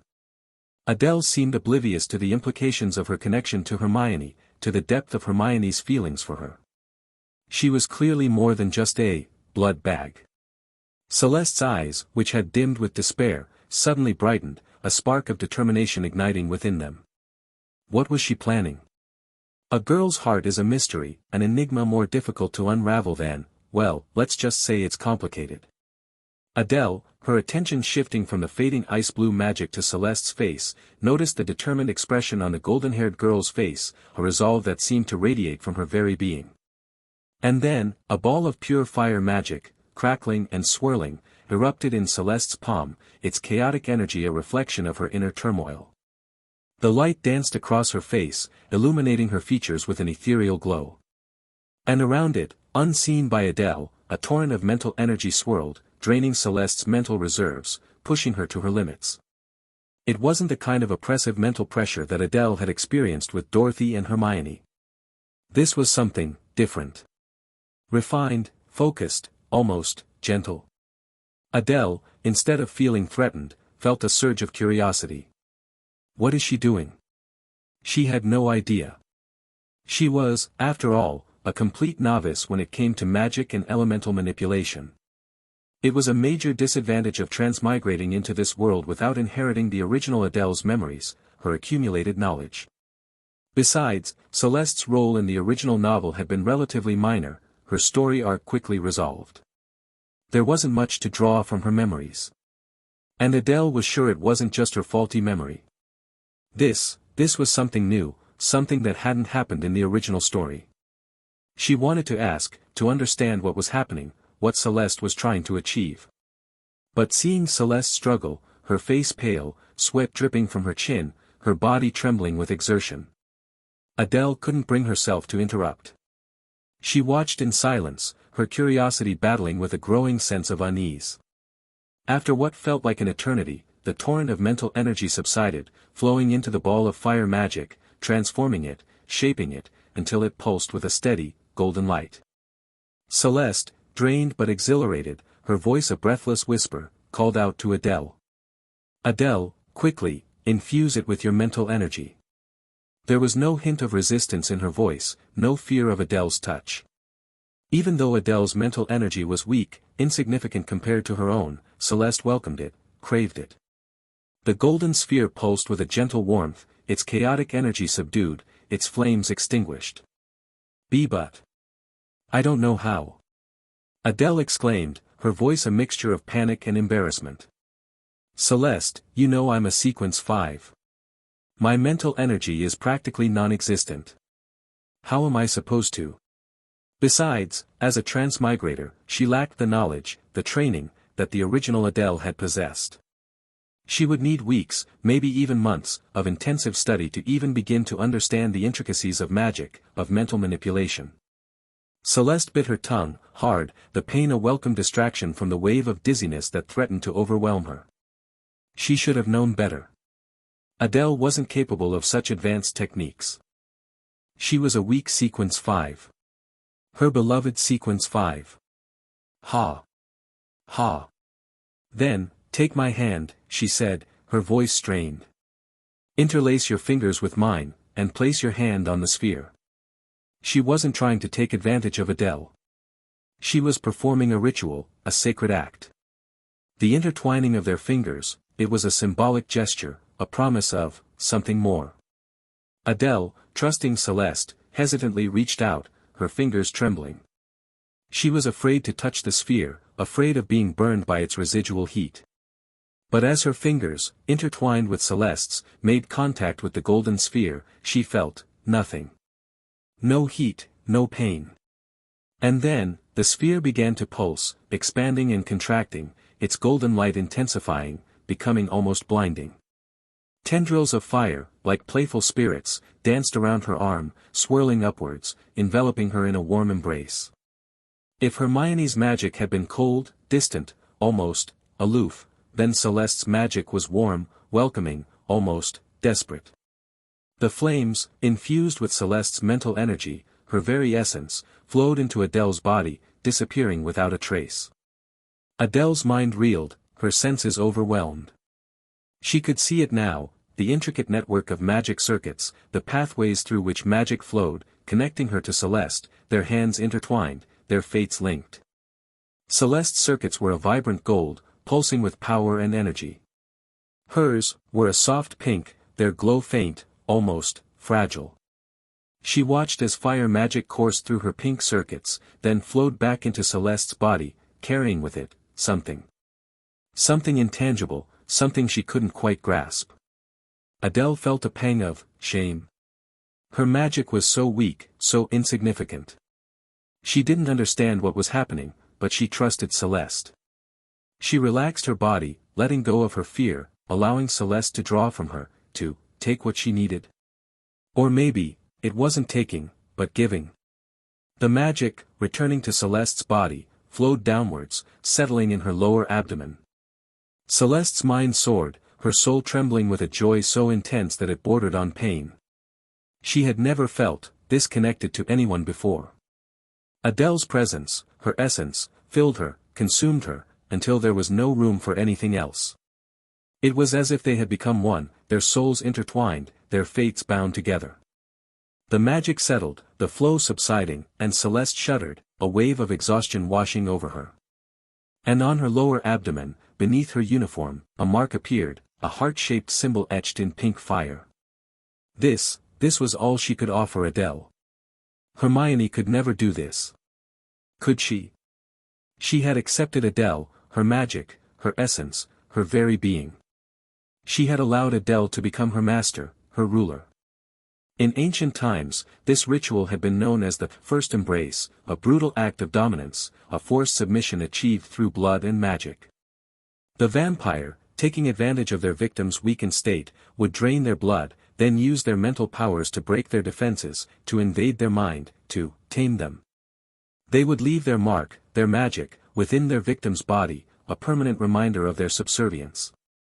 Any attempt at defiance would result in excruciating pain, a backlash of magic that could cripple, even kill. But times had changed. The ritual had been refined, its methods less barbaric, its purpose, well, it depended on who you asked. It was now known as a spiritual contract, a binding agreement between two souls, a pact sealed with magic. And to ensure compliance, to prevent rebellion, they used magic crests. It was still a form of magical branding, a way to mark their property. But thanks to the ingenuity of a certain vampire, who had borrowed techniques from the succubus race, the process had become more subtle, more insidious. The magic crest wasn't just a mark of ownership, but a tool of manipulation, a way to subtly influence the victim's thoughts, their emotions, their very sense of self. It was a slow, insidious form of brainwashing, a way to ensure complete and utter submission. Celeste, who had secretly learned this forbidden art, this ancient ritual that was now banned by the Academy, she had performed it on Adele. Her eyes, glazed with a mixture of exhaustion and bliss, settled on the mark on her abdomen, the warmth of Adele's magic a constant reminder of their bond. Adele's magic wasn't forceful, demanding. It was gentle, comforting, like a warm embrace. She felt a shift within her, a tightening of the bond between her and Celeste, a sense of control. She didn't understand, but she couldn't deny the feeling. What? What does this mean, Celeste? She asked, her voice barely a whisper. What did you do to me? I need to know. Celeste's gaze met hers, her eyes burning with an intensity that sent shivers down Adele's spine. I just atoned for my sins, she whispered, her voice thick with emotion. From this day forward, Adele. I am yours. What? What? Celeste's expression was serious, her gaze unwavering. She took Adele's hand in hers, her lips brushing against her skin, leaving a trail of kisses from her wrist to her fingertips. Each kiss sent a jolt of heat through the magic crest on her abdomen, a physical manifestation of her submission, her surrender. Adele, may I call you Master? She asked, her voice barely audible. Please, allow me to be your dog. Celeste wanted so badly to be Adele's dog. But Adele said she preferred cats. Celeste cried. Celeste knew why she cried, even though she was neither a dog nor a cat. Because she was a rat. A dirty, sewer-dwelling rat. But now, Celeste was finally Adele's dog. Her heart overflowed with joy, tears streaming down her face. Her dog. Adele froze, her mind reeling. Celeste, misinterpreting Adele's silence, assumed that the kind-hearted Adele was simply struggling to accept the situation. She was so pure, so innocent. But this was Celeste's choice, her penance, her way to atone for her sins. She hoped Adele would forgive her for her impulsiveness, her selfishness. But Adele wasn't angry. She was confused. Because this wasn't exactly what she had planned. Well, it was close. Just a little too fast. Yes, way too fast. It wasn't that she hadn't considered this possibility. In fact, from the very beginning, she had been grooming Celeste, subtly manipulating her guilt and vulnerability, nudging her towards becoming her loyal companion. So, Celeste's assessment of Adele as pure and innocent, well, it wasn't exactly accurate. She liked golden retrievers.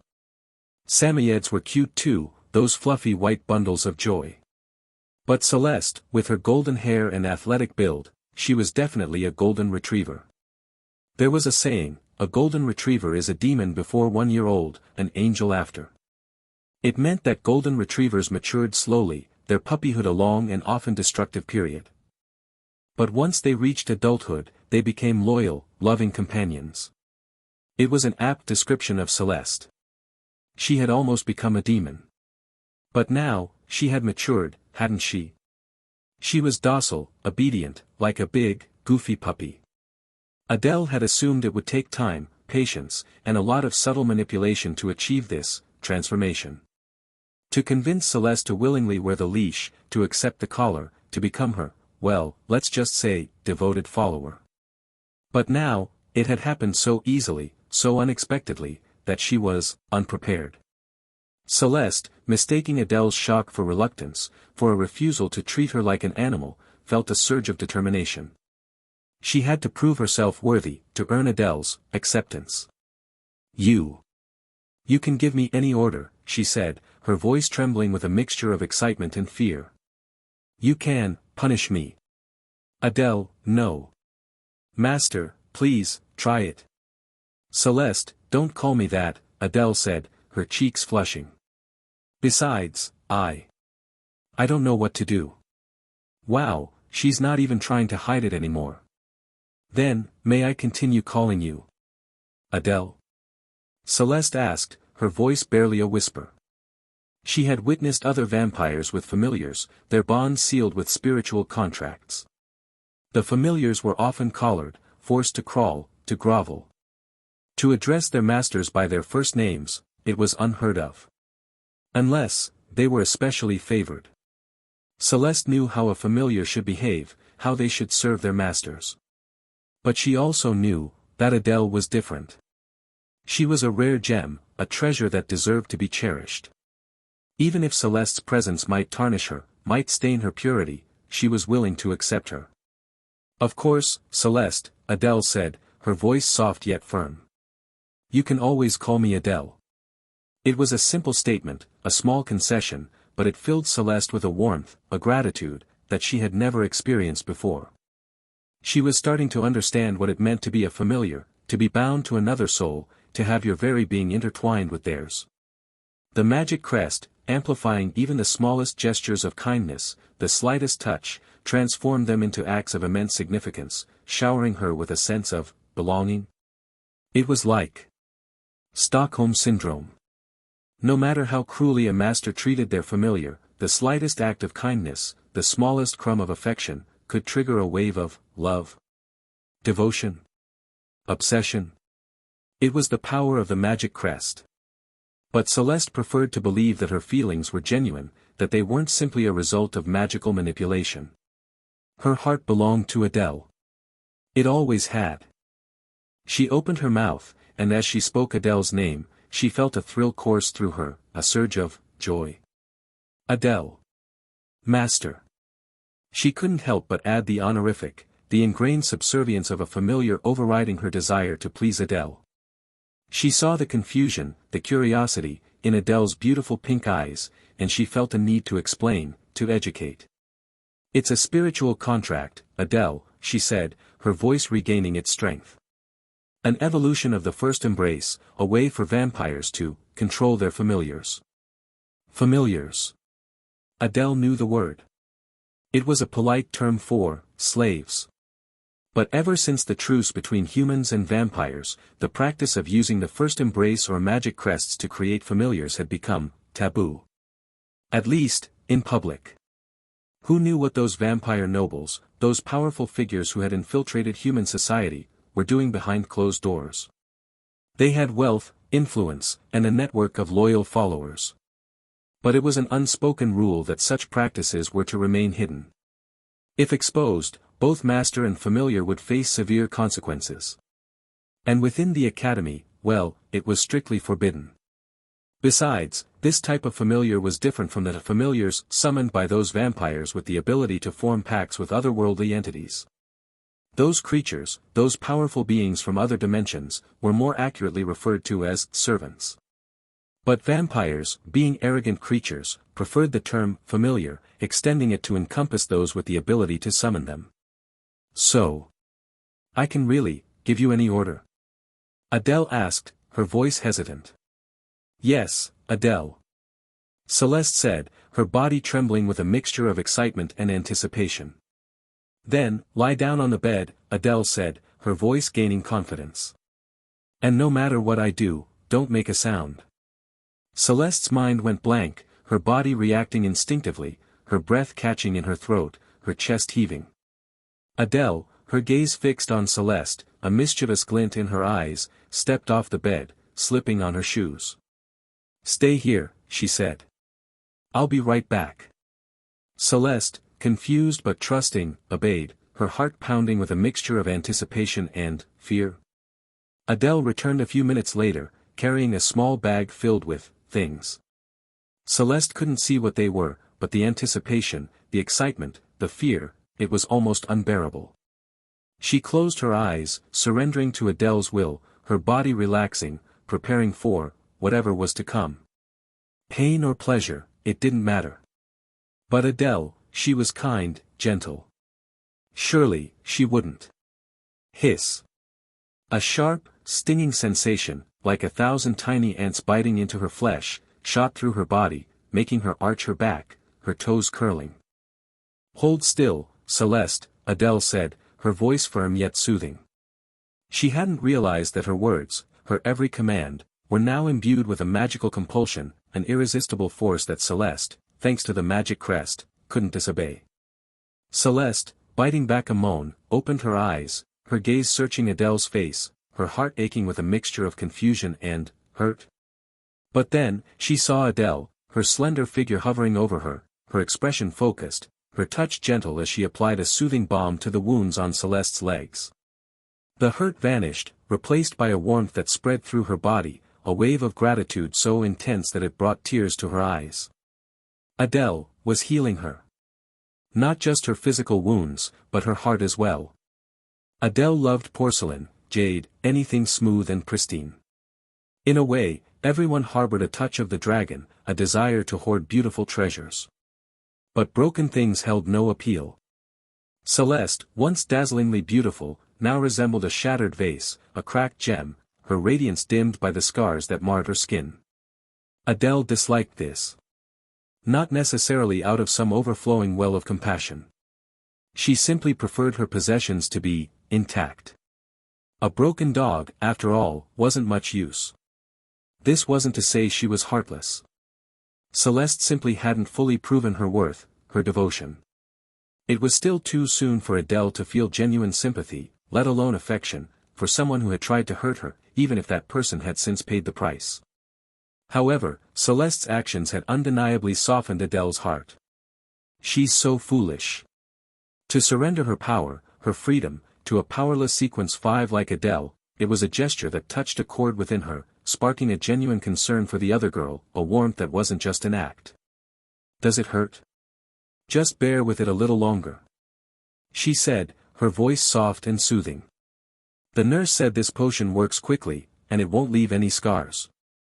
She dabbed a cotton swab, soaked in a strange-smelling potion, onto Celeste's wounds, her touch gentle, her movements precise. She was grateful that the nurse hadn't revealed the ingredients or the process involved in creating this arcane concoction. Sometimes, ignorance was bliss. It was like enjoying a delicious dish, only to be completely repulsed once you discovered what it was actually made of. Adele had decided that she would never inquire about the ingredients of any potion she had to consume in the future. As long as it worked, she would simply swallow it and be done with it. Celeste, however, vaguely remembered that the key ingredient in this potion was the saliva of some kind of fire ant that feasted on decaying flesh. Which explained the burning, stinging sensation that accompanied its application, and why, despite its effectiveness in treating scars, it wasn't a popular choice, leaving the infirmary with a surplus of the stuff. But Celeste endured the pain, finding a strange pleasure in it. She wasn't a masochist, not really. But if it was for Adele, perhaps she could learn to enjoy a little pain. Everyone needed something to live for. And in her darkest hour, when she had been at her most vulnerable, it had been Adele who had reached out to her, offering comfort, forgiveness, even friendship. I'll be strong, Adele. Master, she whispered, her voice trembling with a mixture of pain and something else. Something that sounded suspiciously like joy. Adele nodded, her expression becoming distant, her gaze cool and detached as she focused on her task. For a moment, she had forgotten to maintain her facade, to project the image of the sweet, innocent Adele. But even if Celeste eventually realized that she was being manipulated, that her devotion was being exploited, would it even matter? By then, she would be so deeply entrenched, so utterly devoted, that nothing else would matter except being near Adele. Celeste, blinded by her adoration, saw only Adele's attentiveness, her focus, her care. Adele, realizing that she had slipped, quickly donned her mask, her expression softening, her voice regaining its warmth as she continued her ministrations. Time seemed to stand still as she meticulously treated Celeste's wounds, her touch lingering, her gaze gentle. By the time she was finished, Celeste's legs, her knees, her wrists, her neck, they were all covered in the pungent-smelling potion, its scent clinging to her skin, a constant reminder of Adele's touch. Celeste felt a pang of guilt. She was making her master endure her stench. And Adele was the one who was sick, the one who should be resting. Yet, here she was, tending to Celeste's wounds, her own discomfort forgotten. Overwhelmed by these thoughts, Celeste tried to sit up. "Celeste? What are you doing? I told you to rest." Adele's voice was soft, but there was an underlying firmness to it, a subtle shift in their dynamic that spoke of ownership. She was starting to understand the true extent of her power, the absolute control she now wielded over Celeste's mind and body. Celeste, unable to resist the command, her heart fluttering at the subtle change in Adele's tone, lay back down, her gaze fixed on Adele's face, her body trembling with a mixture of anticipation and something else. Something she couldn't quite name. Adele, her gaze softening, reached out, her fingers tracing the last remaining scar on Celeste's face, the one on her cheek, the mark of Hermione's punishment. The icy blue magic didn't harm Adele's fingers. But as it pulsed beneath her touch, Celeste winced, a flicker of pain crossing her face. Hermione really went overboard, didn't she? Adele murmured, her thoughts drifting to unpleasant possibilities. Maybe I should. No. Please, Master, don't confront Hermione. Celeste blurted out, her voice thick with panic. If it means you have to beg her. I'd rather live with this scar forever. Don't worry about me, she added, her voice softening. It'll fade in a few days. A week, at most. Adele's gaze hardened, her eyes turning icy, silencing Celeste's pleas. But then, her expression softened, a flicker of her former warmth returning to her eyes. She couldn't change too quickly, too drastically. Celeste needed time to adjust, to accept her new reality. But you promised, to obey me, she said, her voice soft yet firm. To be my dog. Do you really accept me as your master? She trailed her fingers down Celeste's cheek, her touch lingering on the sensitive skin of her neck, then slowly moving lower, towards the mark on her abdomen. Celeste trembled, her eyes welling up with tears. The magic crest, responding to Adele's touch, her words, flared to life, sending waves of pain through her body. She felt a bone-chilling cold, followed by a searing heat, as if she were being consumed by flames. But the worst part was the emptiness, the feeling of abandonment. A familiar world revolved around their master. If their master abandoned them.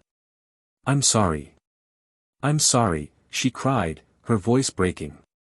You'll always be my master, Adele, she said, her voice regaining its strength, her words a desperate plea. I'll know my place. I'm just a dog at your feet, Adele, she sobbed. I'll lick your shoes, clean the dirt from beneath your fingernails, anything. Just, please, don't abandon me. The magic crest, amplifying her emotions, her desperation, forced the words from her lips, a torrent of devotion and self-abasement. Adele, watching Celeste crumble before her, her once proud demeanor replaced by a pathetic desperation, felt a surge of satisfaction. Power. She couldn't deny the thrill, the sense of ownership. Her pink eyes sparkled with a dangerous light, her lips curving into a predatory smile. She reached out, her fingers gently stroking Celeste's golden hair, her touch both a reward and a reminder of who was in control. And under Adele's touch, Celeste's fear subsided, replaced by a sense of peace. A security she had never known before. It was as if, in that moment, she could escape the world, her worries, her pain, everything. She was lost in Adele's touch, her voice, her words weaving a spell of comfort, of belonging. As long as you're obedient, Celeste. Adele murmured, her voice a seductive whisper. I'll never abandon you. Others might mock you, belittle you, insult you. But I won't. Never. So please, Celeste, don't worry about what others think. Your eyes, they should only see me. Your thoughts, they should only be of me. Of what I need, of what you can do for me. There's no room for anyone else, understand? It wasn't a question that required an answer. The answer was already there, in the way Celeste's throat tightened, in the way the word escaped her lips, a breathless gasp of surrender. Yes. Master. It would be my honor. Don't be silly, Adele said, a playful smile touching her lips. You're a sequence 2, and I'm just a sequence 5. It's almost laughable. She lay down beside Celeste, the narrow bed barely big enough for the two of them. They were pressed close together, their bodies touching from shoulder to hip, their warmth a comforting contrast to the cool sheets. Celeste's heart pounded in her chest, a painful rhythm that reminded her that she was alive. And happy. Adele, realizing that she couldn't dissuade Celeste from using the term master, sighed. Just call me Adele when we're in public, okay? She said, her voice softening. Let's pretend we're friends. You can call me master when we're alone. Yes, master. Adele didn't need to ask. She could have simply ordered Celeste to obey. The magic crest would have ensured her compliance, twisting her thoughts, her desires, until even the most abhorrent command became desirable. But Celeste knew that her obedience wasn't forced. It was a choice, a willing surrender. And she knew that Adele hadn't intended to claim her as a familiar, to become her master. It had been Celeste's decision, her desperate attempt to find solace, to anchor herself to something, someone, who wouldn't abandon her. Adele, unaware of Celeste's true intentions, had trusted her, had shared her magic, her very essence, with her. It had been a reckless act, a display of trust that Celeste could have easily exploited. Even now. Adele was playing along, humoring her, offering comfort to a broken soul. Celeste knew that deep down, Adele didn't want to be her master. She craved equality, a connection built on mutual respect, not on dominance and submission. She would never treat Celeste like a dog. Her words, her commands, her demands for obedience, they were all an act, a way to indulge Celeste's fantasies, to make the game feel real. After all, hadn't she said, let's pretend we're friends? Someone who truly desired power, who enjoyed wielding it over others, they wouldn't say such a thing. In Celeste's eyes, Adele had become a saint, a beacon of light in a world shrouded in darkness. And she was Adele's first convert, her chosen disciple. The more she thought about it, the more her love for Adele intensified, a burning flame that consumed her doubts, her fears, her insecurities. To be Adele's dog. It's a dream come true. The magic crest pulsed with a wicked pink light, a testament to her devotion, her surrender. Celeste gazed at Adele, her eyes filled with adoration, their faces inches apart. Adele, meeting her gaze, reached out, her arm wrapping around Celeste's waist, pulling her closer. The bed is a little small, she murmured, her voice soft and apologetic. We might fall off. Is it okay if I hold you?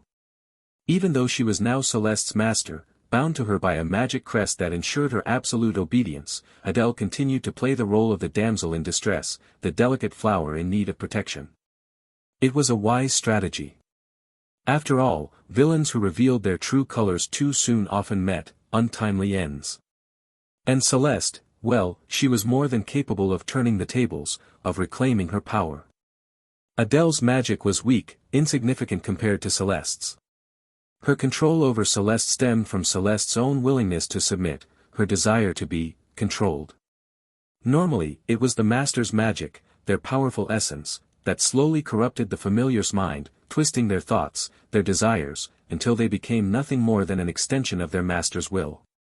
And if a familiar dared to disobey, well, the master could easily crush their magic circuits, turning them into a powerless cripple, or even, ending their life.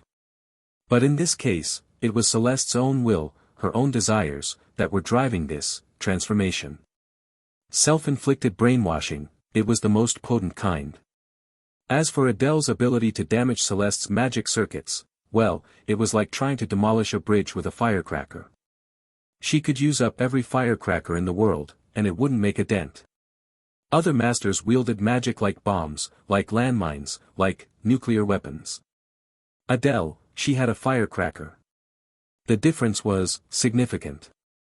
So, anyone who thought Adele would become arrogant, complacent, after becoming Celeste's master, well, they were sorely mistaken. Adele was well aware of her limitations. Besides, Celeste, she was already so obedient, so eager to please. Her face, flushed with a delicate blush, was so adorable, so tempting. Adele couldn't resist teasing her, testing the boundaries of her control. Her hand, as if guided by an invisible force, drifted down to Celeste's abdomen, her fingers tracing the outline of the magic crest through the thin fabric of her shirt. A beautiful heart, encasing a burning flame, its heat controlled by Adele's will. Celeste's breath hitched, her body trembling beneath Adele's touch. Celeste, the one who held all the power, the one who should be in control, she was now the vulnerable one, the one who had surrendered, who had given up her freedom, her will, everything. "You're a fire manipulator," Adele murmured, her voice a seductive whisper. "Shouldn't you be Hermione's natural enemy?" In reality, there was no inherent conflict between ice and fire. It all depended on the strength of the manipulator, the intensity of their magic. Fire could melt ice, but ice could also extinguish flames. But Adele wanted to provoke a reaction. And Celeste, her mind clouded by her newfound devotion, took the bait. "I'm sorry," she whispered, her voice thick with shame. "My bloodline is weak, my magic, unrefined. And my circuits." She couldn't help but apologize. "Well, that's unfortunate," Adele said, her voice laced with a playful mock disappointment. She looked at Celeste, her gaze softening, her expression almost fond. "But it's okay," she added, her voice regaining its warmth. "Even if you're useless, Celeste, I still like you. After all, who else would care about a useless girl like you?" Her words, though seemingly cruel, were delivered with a playful lilt, a teasing tone that made Celeste's heart flutter with a strange mixture of shame and gratitude. It's true," she murmured, her gaze dropping to the bedsheets. "Only you care about me, master," she whispered, her voice barely audible. I have no one else but you." And in that moment, the shame, the humiliation, was overshadowed by a wave of relief. Belonging. Adele, her useless, pathetic self, she cared. She had accepted Celeste, had offered her friendship, had chosen to be with her. To be Adele's dog. It's a dream come true. Adele, watching Celeste's eyes well up with tears, her gratitude so intense that it was almost comical, couldn't help but feel a twinge of something. These girls are so easy to manipulate. Guilt? Maybe a little. But not much. After all, Celeste had tried to hurt her, hadn't she? It was atonement.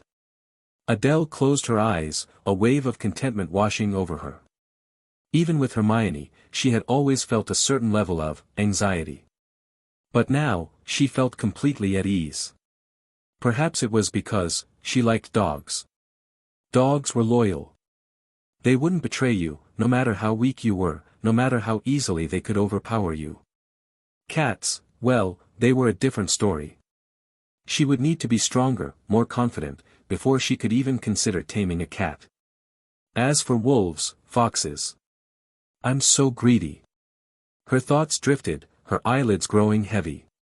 The nurse had excused her from class, and Celeste, as a sequence too, could skip class without any consequences. So, "Celeste, let's take a nap," she murmured, her voice soft and sleepy. "We can have lunch when we wake up. You're rich, right? I want something expensive." She snuggled closer to Celeste, her arms wrapping around her neck, her words a playful demand. Celeste's cheeks burned, her voice a stammering mess. "Why yes. Master.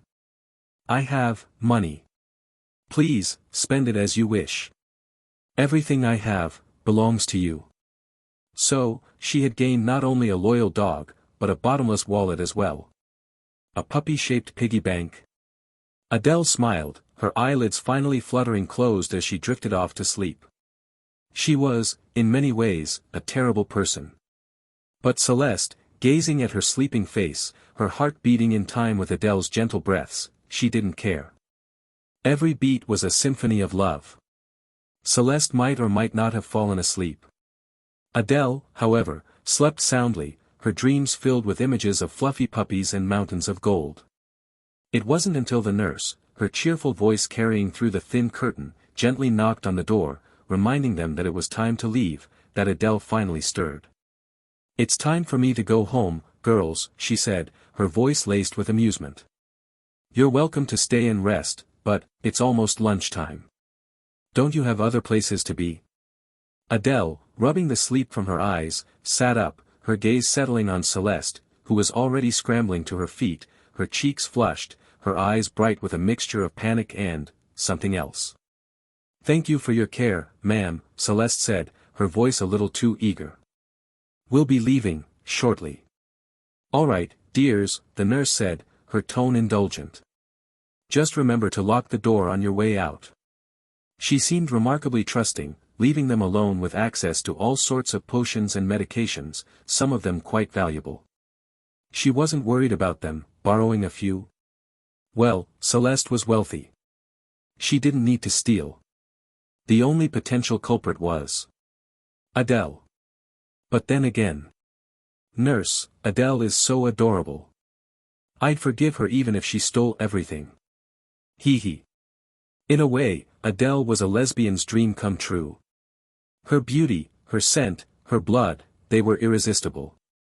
The door clicked shut, and the nurse, humming a cheerful tune, left for the day, her thoughts already drifting to lunch. Celeste and Adele straightened their clothes, their movements a synchronized dance of awkwardness and anticipation. The academy bell hadn't rung yet, which meant, classes were still in session.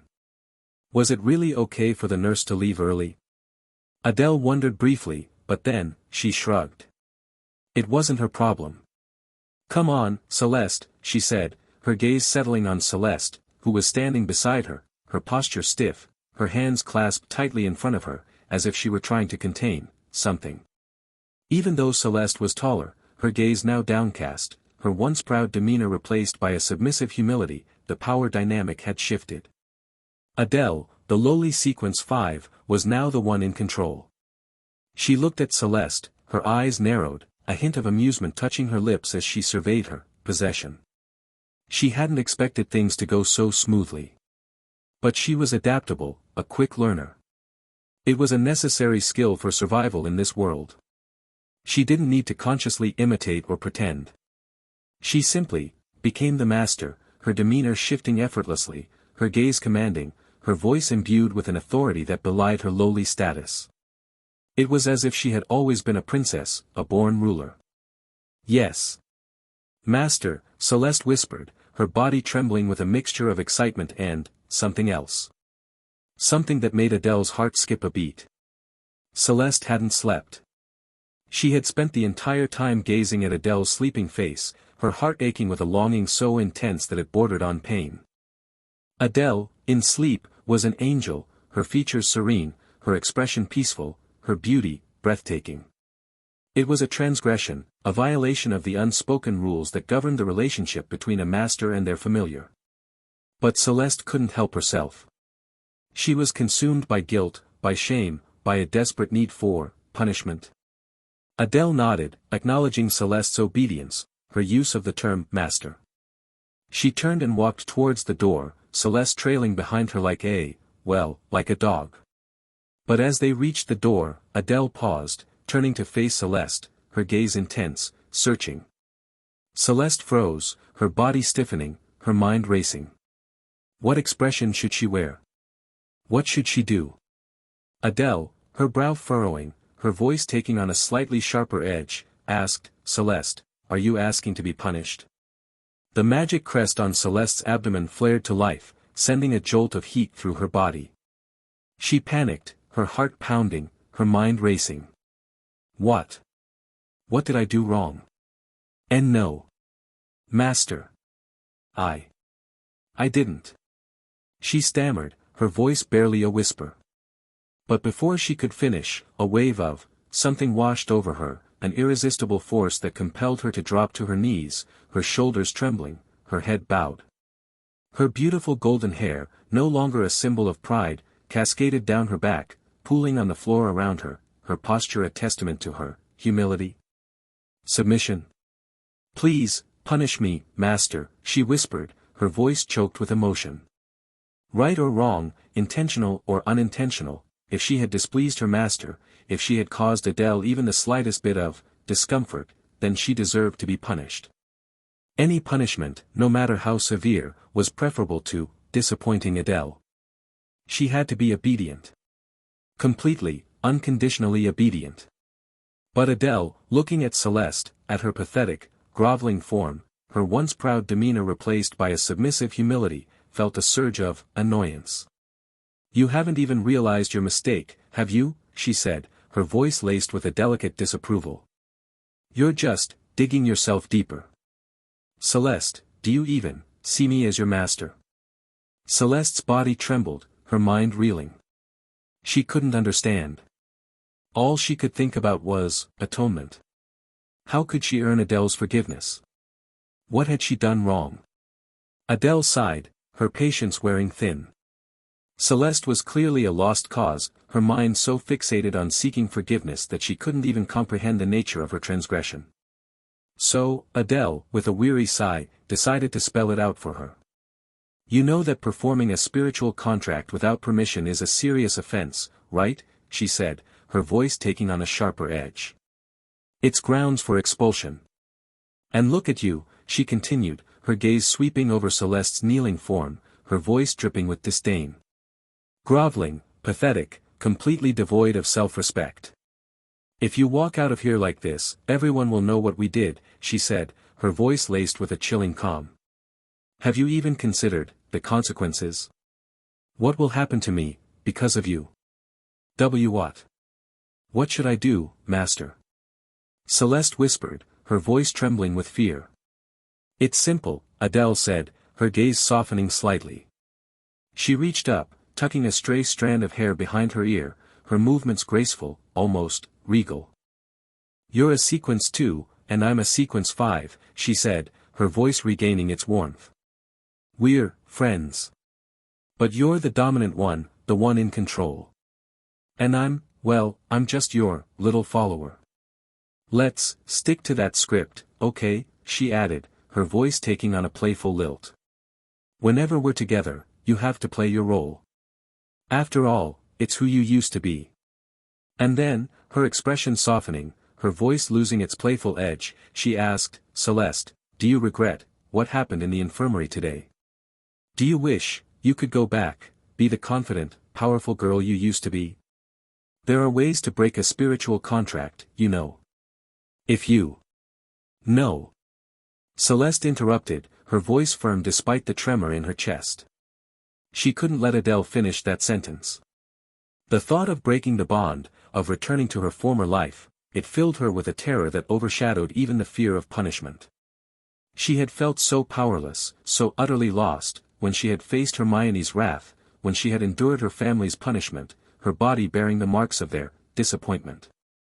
She had wanted to disappear, to fade away, to escape the pain, the humiliation. But something had stopped her. Something had kept her going, had dragged her back to the academy, had forced her to endure the whispers, the mockery, the pitying looks. It was Adele. The way she had protected her that day, the way she had shown her kindness, even offered her friendship. In that moment, Celeste had realized that in her seemingly perfect life, the only thing that truly mattered, the only thing that had brought her any real joy, was Adele. "Only when I'm with you, Adele, do I feel alive," she whispered, her voice thick with emotion. "Like I'm finally myself. Please, Adele, don't abandon me. I'll be good. I'll do anything you ask. You're all I have left." Adele crouched down, her movements fluid and graceful, her knees and legs pressed together, her skirt smoothing over her thighs. She had grown accustomed to this body, to its inherent elegance. She looked at Celeste, kneeling on the floor before her, her heart filled with a strange mix of pity and amusement. She reached out, her fingers gently stroking Celeste's golden hair, its softness, its silkiness, a stark contrast to the rough scars that marred her skin. Celeste, feeling Adele's touch, the warmth of her hand against her scalp, finally broke. The tension that had been coiling within her, the fear, the guilt, the shame, it all came pouring out. Tears streamed down her face, her shoulders shaking with suppressed sobs. "It's okay. She hasn't abandoned me. It's okay." "So, that's how you feel," Adele said, her voice soft, almost melancholic, as she listened to Celeste's tearful confession. And then, she chuckled, a hint of mischief in her eyes. "Well, it's true, isn't it? I'm all you have left. And you have no choice but to look at me. Understand?" Adele was a pragmatist. She readily accepted anything that benefited her, that strengthened her position in this world. It was a survival instinct, a way to navigate the treacherous waters of this magic-infused society. It also made her, increasingly ruthless. But as the weakest vampire, a half-blood with no real power or influence, what choice did she have?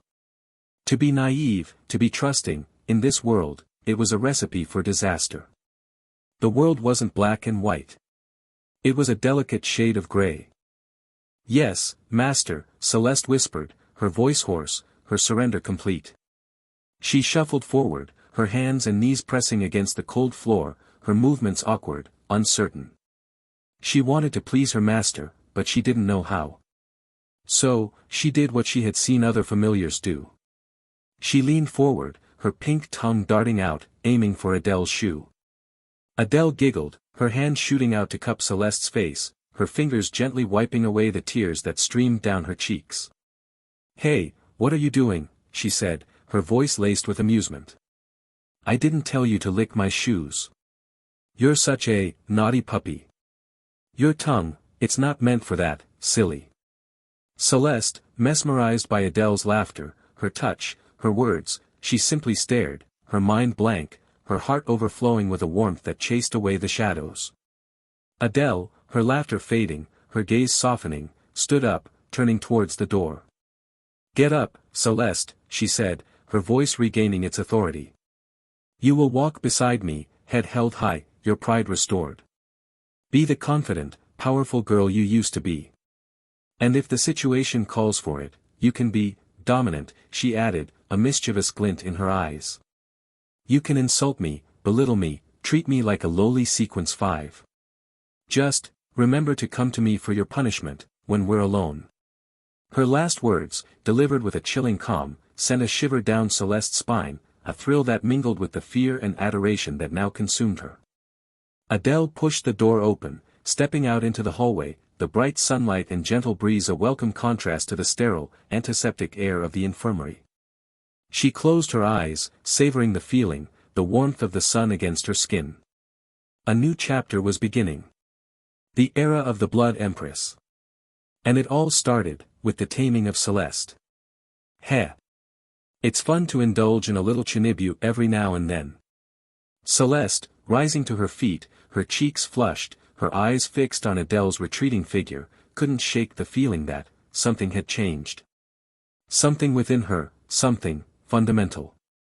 Meanwhile, in another part of the academy, Tang Lin Lang, despite being in class, her mind couldn't help but drift to Adele, to the infirmary, to what might be happening behind those closed doors. Her pen hovered over her notebook, its tip digging into the paper, leaving a dark blotch of ink. Her gaze drifted towards the window, towards the vibrant green trees swaying in the gentle breeze, her heart heavy with a nameless longing. Dong! The academy bell, its melody both familiar and unwelcome, jolted her back to reality, shattering her daydreams. Class was finally over. And thankfully, the professor, a stern-looking woman with a no-nonsense attitude, was the type who valued punctuality. Even though they were only halfway through the lesson, she simply closed her textbook and announced, "We'll continue this next class." Dismissed. A wave of relieved sighs and excited chatter filled the room as the students gathered their belongings and rushed out the door, eager to escape the confines of the classroom. The professor, her expression unreadable, followed them, her thoughts unknown. Perhaps she had simply given up on them, on these Sequence 5 students, their potential so limited, their futures so bleak. It was a common sentiment among teachers. Faced with exceptional students, those with the potential to achieve greatness, they poured their hearts and souls into nurturing their talents, guiding them towards a brighter future. But faced with mediocrity, with apathy, with those who had already given up on themselves, what was the point? It was like playing a gotcha game. If you pulled an SSR, a rare and powerful character, you would invest time and resources into developing their skills, maximizing their potential. But if all you got were our cards, well, even the most dedicated player eventually lost interest. Of course, there were those who played for the aesthetics, the waifu over meta crowd who valued character design over raw power. But in the real world, if a teacher prioritized their personal preferences over their students' potential, well, that was probably grounds for disciplinary action. The moment the professor left the room, Tang Linlang grabbed her bag and bolted out the door, ignoring the curious gazes of her classmates, her heart pounding with a mixture of anticipation and anxiety. She had to see Adele, to make sure she was okay. But as she approached the infirmary, she saw Adele, with another girl. A tall, golden-haired girl, also wearing a first-year uniform, but clearly not a Sequence 5. Her aura, her posture, her every movement, they spoke of power, of privilege. Linlang's jaw dropped, her steps faltering as she watched them walk together, their shoulders brushing, their laughter echoing through the hallway. Adele, noticing Linlang, turned, a playful smile touching her lips. She stood on her tiptoes, her lips brushing against the golden-haired girl's ear, her words a soft whisper that only the other girl could hear. The height difference, it was almost cute. The golden-haired girl nodded, her expression softening, and Adele, satisfied, turned back to Linlang, her smile widening. For a moment, it seemed like Adele was the dominant one, the one in control. But then, something shifted. The golden-haired girl's posture straightened, her movements becoming more fluid, more graceful, her aura radiating an almost tangible power. And as she walked beside Adele, their roles seemed to reverse. Adele, despite her beauty, her charm, now seemed like the follower. The golden-haired girl even put her arm around Adele's shoulders. Linlang stared, her eyes wide with disbelief. Even Adele hadn't expected this. She had simply told Celeste to relax, to be herself, to embrace her former persona. And Celeste, well, she was a natural. Adele's gaze, as she looked at Celeste, was filled with a mixture of amusement and something else. Something that made Celeste's heart race, her cheeks flush. She was about to apologize, to explain that she hadn't meant to take it this far, when Adele chuckled, her voice soft yet firm. "It's fine," she said. "In fact, it's perfect. Keep it up," she added, a mischievous glint in her eyes. "You can even hold me. Just remember to come to me for your punishment, when we're alone." Celeste, her breath catching in her throat, nodded, her voice barely a whisper. "Yes, Master." She focused on maintaining her performance, on embodying the role Adele had assigned her, her heart pounding with a mixture of excitement and fear. Neither of them noticed the small figure trailing behind them, her eyes wide with a mixture of hurt and disbelief. Linlang couldn't believe it. Adele, with that woman. She refused to believe that Adele was the type of girl who would sell herself, who would abandon her principles for money, power. But as she followed them, her heart sinking with every step, she saw them enter a restaurant, a fancy, expensive-looking place that was clearly beyond her means. She watched as Adele, her arm linked with the golden-haired girls, walked through the doors, their laughter echoing behind them, the doorman bowing obsequiously as they passed. Linlang swayed slightly, her vision blurring, her heart aching with a pain that was both physical and emotional. She didn't blame Adele.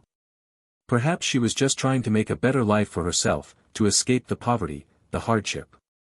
She had done nothing wrong. Linlang blamed herself. She was the one who was poor, the one who couldn't offer Adele a comfortable life, a life free of worry and hardship. She clenched her fists, then released them, her shoulders slumping with defeat. Tears welled up in her eyes, threatening to spill over. From that moment on, she vowed to do more than just become a powerful vampire hunter, a worthy companion for Adele. She would become rich. Filthy rich. She would replace that golden-haired woman. She would become Adele's sugar mama. Lin Lang, Adele. I can. Lin Lang, I can take care of you too. Let me take care of you. Adele, Sigma, comma, what is this strange competitive spirit? Adele, oh dear. The vampire hunter has become a bounty hunter. Delicious food wasn't always expensive, but expensive food was usually delicious. Especially in a fancy restaurant like this. Adele, ensconced in the privacy of a luxurious VIP room, indulged in the exquisite cuisine before her, savoring every bite with unrestrained gusto. No need for pretense, no need for table manners, no need to maintain the image of the refined, elegant lady she usually projected in public. She was free to be herself, her appetite unrestrained, her enjoyment unfiltered. Celeste, watching her, her heart melting with a fondness that surprised even her, couldn't help but smile. In her memories, Adele had always been a delicate flower, a pristine lotus blooming amidst the mud and grime of her circumstances. Even in the most unfavorable environments, she had maintained her grace, her composure, her elegance. But the Adele before her now, well, she was far from elegant. But perhaps it was a case of beauty being in the eye of the beholder. Because the more Celeste watched her, the more she adored her, the more she was captivated by her natural charm, her unfiltered joy. She forgot her own hunger, her food untouched, her gaze fixed on Adele, her heart overflowing with a warmth that chased away the shadows. Adele, tearing into a succulent piece of beef, looked up at Celeste, her brow furrowed with concern. "Why aren't you eating?" she asked, her voice laced with a playful impatience. "Hurry up and finish your food. I want to go shopping. I need new clothes, new shoes, new everything. And if we don't hurry, we'll be late for class. I want to go back to my dorm and take a nap." When they were alone, Adele could order Celeste around as she pleased. And Celeste, her mind and body bound by the magic crest, had no desire to resist. She embraced her servitude, her every thought, her every action, now devoted to fulfilling Adele's desires. Celeste, accustomed to using cutlery, her movements usually precise and elegant, reached for her silver knife and fork, intending to savor her meal, to appreciate the subtle flavors, the delicate textures. But then, something shifted within her. She abandoned the cutlery, her hands reaching for the steak, her fingers sinking into the warm, juicy flesh. She took a bite, tearing into it with a ferocity that surprised even her. It felt liberating. Exhilarating.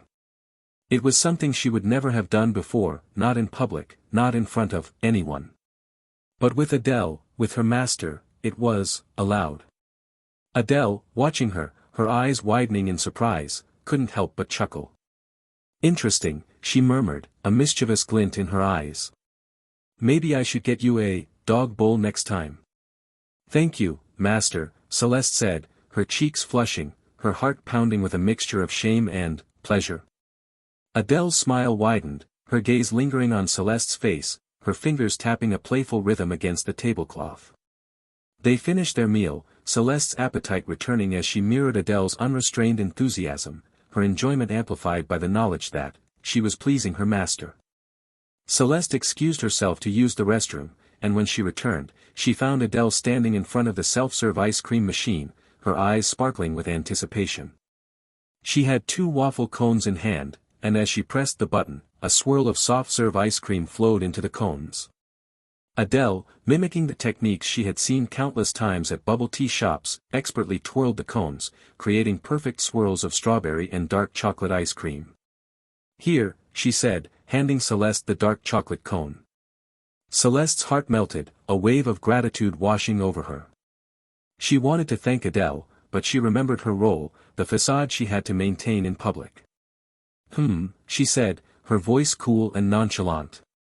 "You remembered that I like dark chocolate. Tell me, what reward do you want?" Adele raised an eyebrow, a playful smile touching her lips. "Reward? Shouldn't I be the one offering rewards?" But she understood. She knew what Celeste wanted, what she craved. "I want that new bag from LU," she said, her voice taking on a cloying sweetness, her words a playful demand. "Buy it for me, Celeste." To the other patrons in the restaurant, it was a familiar scene, a wealthy heiress and her kept woman. They might have looked good together, but the power dynamic was unmistakable. They averted their gazes, their thoughts a mixture of pity and disapproval. That poor girl, what a waste. As for Celeste, they wouldn't dare to judge her. Not openly. Celeste's wounds, still pulsing with icy blue magic, were a silent warning. But ordinary humans, those who couldn't perceive magic, were oblivious to the threat. Adele looped her arm through Celeste's, her touch possessive, her smile triumphant. Celeste's heart skipped a beat, her body responding to Adele's touch with a warmth that spread through her limbs, a tingling sensation that made her weak. But she maintained her composure, her expression cool and detached, playing the role of the experienced sugar mama, the one who held all the power. Until Adele pinched her butt. Ow. It was a sharp, stinging pinch that made her gasp, her cheeks burning with a mixture of pain and embarrassment. She almost lost her composure, her carefully constructed facade crumbling. Adele, her voice a playful reprimand, leaned in close, her lips brushing against Celeste's ear. "Don't overdo it," she whispered. "That expression, it's not convincing. You're making me look like a gold digger." "I like money, Celeste," she added, her voice softening. "But I like you too, you know." Celeste's heart skipped a beat, tears welling up in her eyes.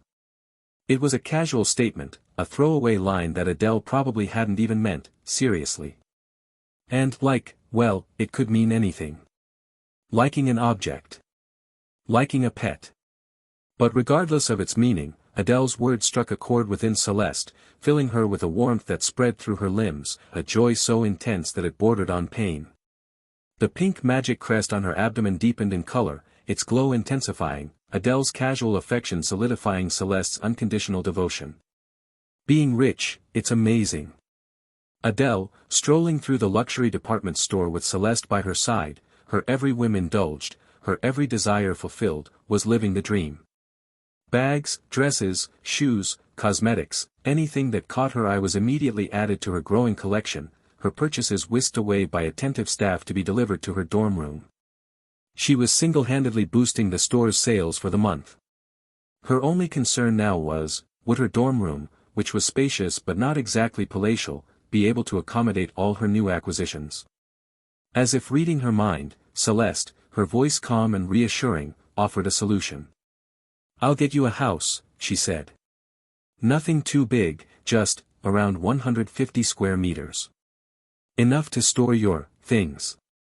Adele winced internally. 150 square meters, and you call that not too big? Are you trying to make me feel bad? "It's in that luxury complex near the academy," Celeste continued, oblivious to Adele's internal turmoil. "You know, the one called Royal Garden Estates. I'll have it transferred to your name. And I'll have your things delivered there. You can stay in the dorm if you want, or, you can move in. You could even stay at my place." She trailed off, her voice softening, her carefully constructed facade crumbling for a moment, her true feelings slipping through. Adele coughed, a subtle reminder of their roles, their public personas. Celeste, her cheeks flushing, quickly regained her composure, her expression turning cool and detached. The saleswoman, listening to their conversation, her eyes wide with envy, couldn't help but wonder, what had that adorable girl done to deserve such extravagant affection? Adele, playing her role to perfection, her voice a cloying whine, leaned against Celeste, her touch possessive. "Celeste, you're so good to me," she purred, her words a calculated blend of gratitude and something else. Something that made Celeste's heart skip a beat, her body responding with a warmth that spread through her limbs, a tingling sensation that made her weak. It's like Cupid's arrow just pierced her heart. Adele had never understood the appeal of shopping. All that walking, all that browsing, all that decision-making. It was exhausting. But now, she understood. Completely. The reason she hadn't enjoyed shopping before, was because she had been poor.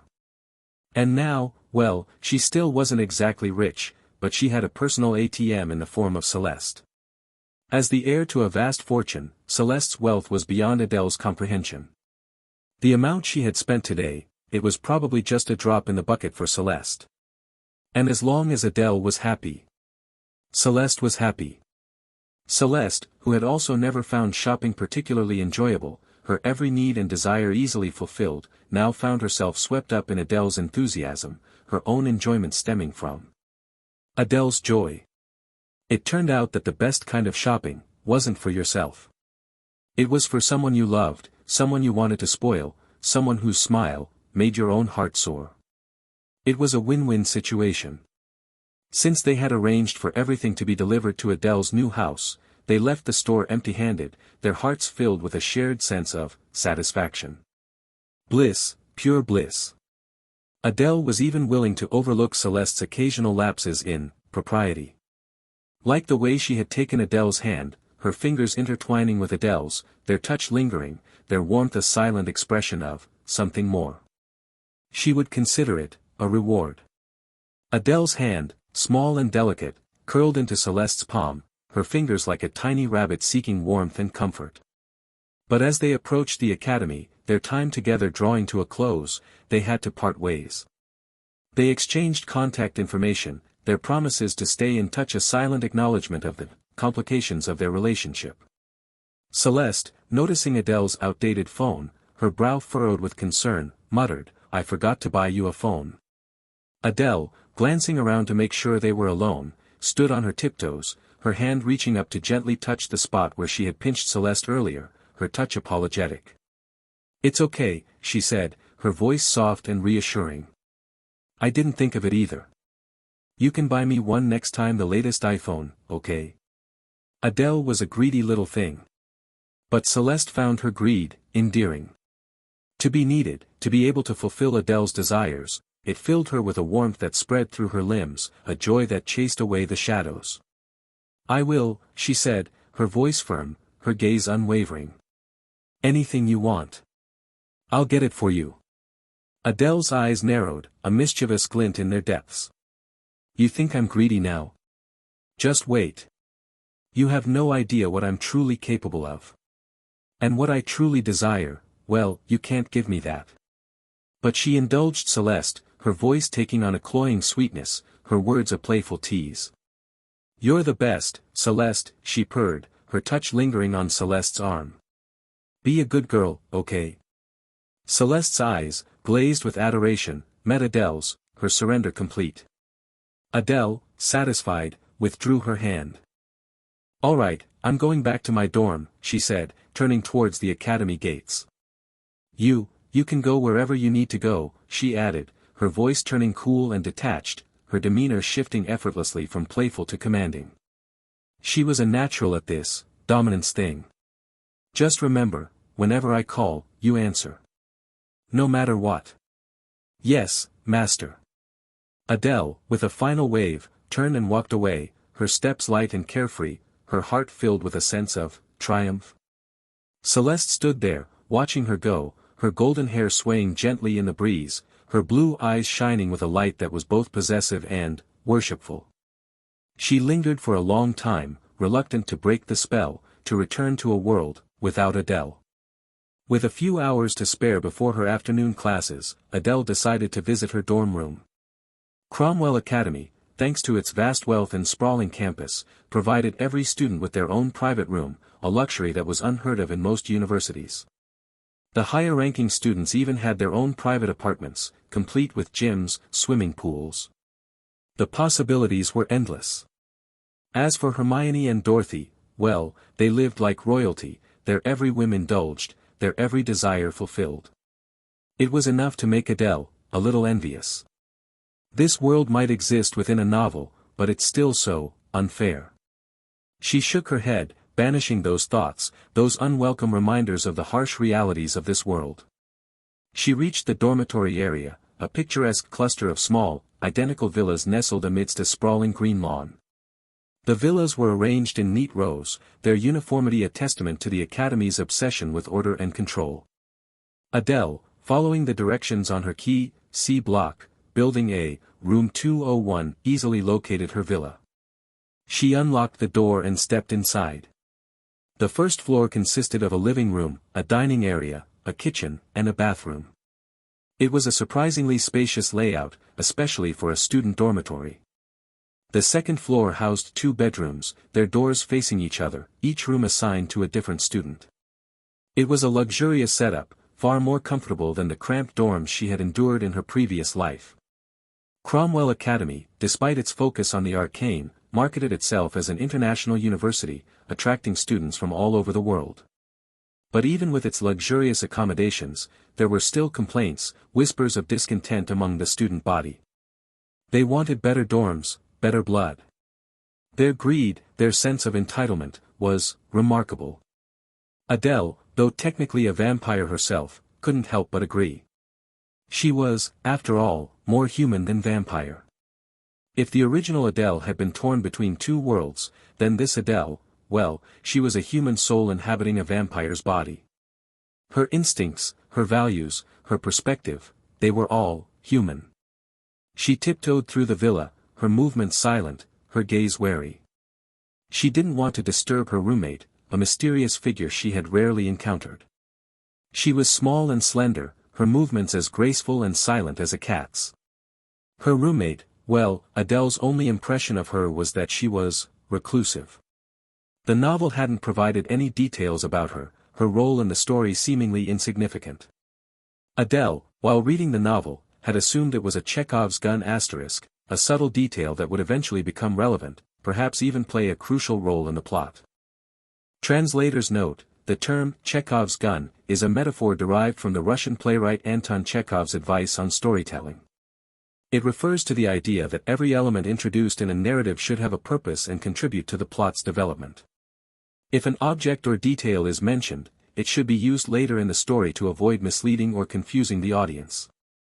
After all, roommates, they were a breeding ground for drama. But nothing had happened.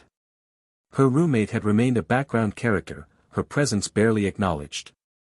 Adele had finally concluded that, she was just a plot device, a way to justify Adele's shared living arrangements.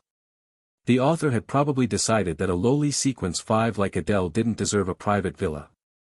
But to cram her into a 4-person or 6-person dorm room, like in a typical university, well, that would have required too much effort, too much character development. So, he had created a nameless, faceless roommate, a convenient excuse to keep Adele's living situation uncomfortable. A sequence 5 should suffer like a sequence 5. Adele rolled her eyes, mentally cursing the author for his creativity. She grabbed a glass of water from the kitchen, then climbed the stairs to her bedroom, her movements still cautious, her gaze flitting around the hallway, searching for any sign of her elusive roommate. She closed her bedroom door, the soft click a reassuring sound, and collapsed onto her bed, the soft mattress and fluffy pillows a welcome respite from the day's adventures. And then, she pulled out her phone. Wait. I thought you were going to take a nap. But it was a common affliction in the modern world, the inability to resist the allure of the smartphone. You tell yourself you're going to sleep, but then, you pick up your phone, and the next thing you know, an hour, maybe even 2, have vanished, swallowed by the endless scroll of social media, the addictive pull of games, the hypnotic allure of whatever it was you were doing. And when you finally put your phone down, your eyelids drooping with exhaustion, you can barely remember what you just spent the past 2 hours doing. Smartphones, they're insidious, aren't they? Devouring our time, our memories. Smartphone, are you going to scroll or not? Adele, scroll. Meanwhile, outside Adele's door. The door to room 202 creaked open, revealing a pair of eyes, their gaze wary, their expression a mixture of longing and something else. Something that made Adele's heart skip a beat. Why is Adele home so late today? Adele wasn't usually one for naps. She cherished every waking moment, every opportunity to savor the joys and pleasures of life. To her, sleep was a waste of precious time. But this body, it had other ideas. Its need for midday slumber was deeply ingrained, a habit that Adele couldn't seem to shake off. She had barely been scrolling through her phone for 2 minutes when a wave of exhaustion washed over her, her eyelids drooping, her yawns becoming increasingly frequent and uncontrollable. Perhaps, it was the original Adele's way of coping with the harsh realities of this world, of escaping the pain, the loneliness, the constant reminders of her inferiority. To her, dreams were preferable to reality. But I wanted to watch more funny videos. And my favorite author just updated her story. Ugh. I can't fight it anymore. Adele, with a final burst of willpower, set an alarm for 2:15 p.m., then let her arms fall to her sides, her phone slipping from her grasp, landing on the bedsheets beside her. It was a surprisingly alluring pose. And then, she was asleep, her mind drifting into the comforting embrace of slumber. The curtains, half drawn, cast the room in a soft, dappled light, dividing it into pools of sunshine and shadow. Adele's upper body lay in shadow, her sleeping face peaceful, innocent, her beauty, breathtaking. Her legs, clad in white cotton socks, stretched out towards the sunlight, her skin glowing with an almost ethereal radiance.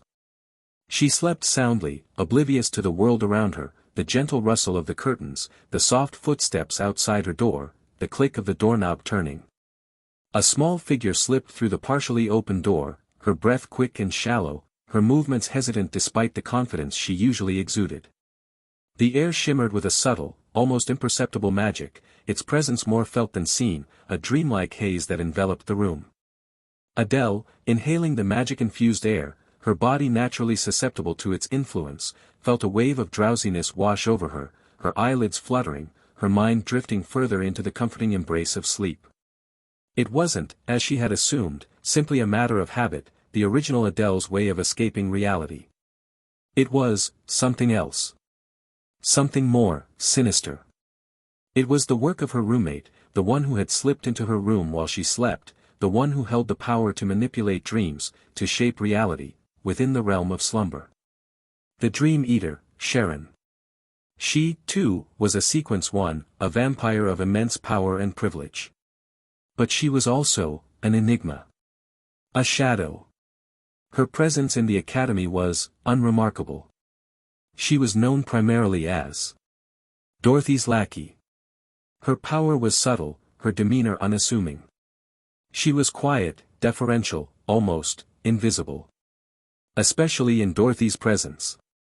The other Sequence Ones looked down on her, dismissed her as a weakling, a sycophant. They barely acknowledged her existence, their indifference a constant reminder of her inferiority. Only Sharon knew the truth. Most high-ranking vampires had silver hair, a symbol of their pure bloodline, their noble heritage. But Sharon's hair was a strange mix of silver and gray, its dullness a constant reminder of her tainted blood. Rumors swirled about her mother, whispers of a low-born succubus, a creature of darkness and seduction.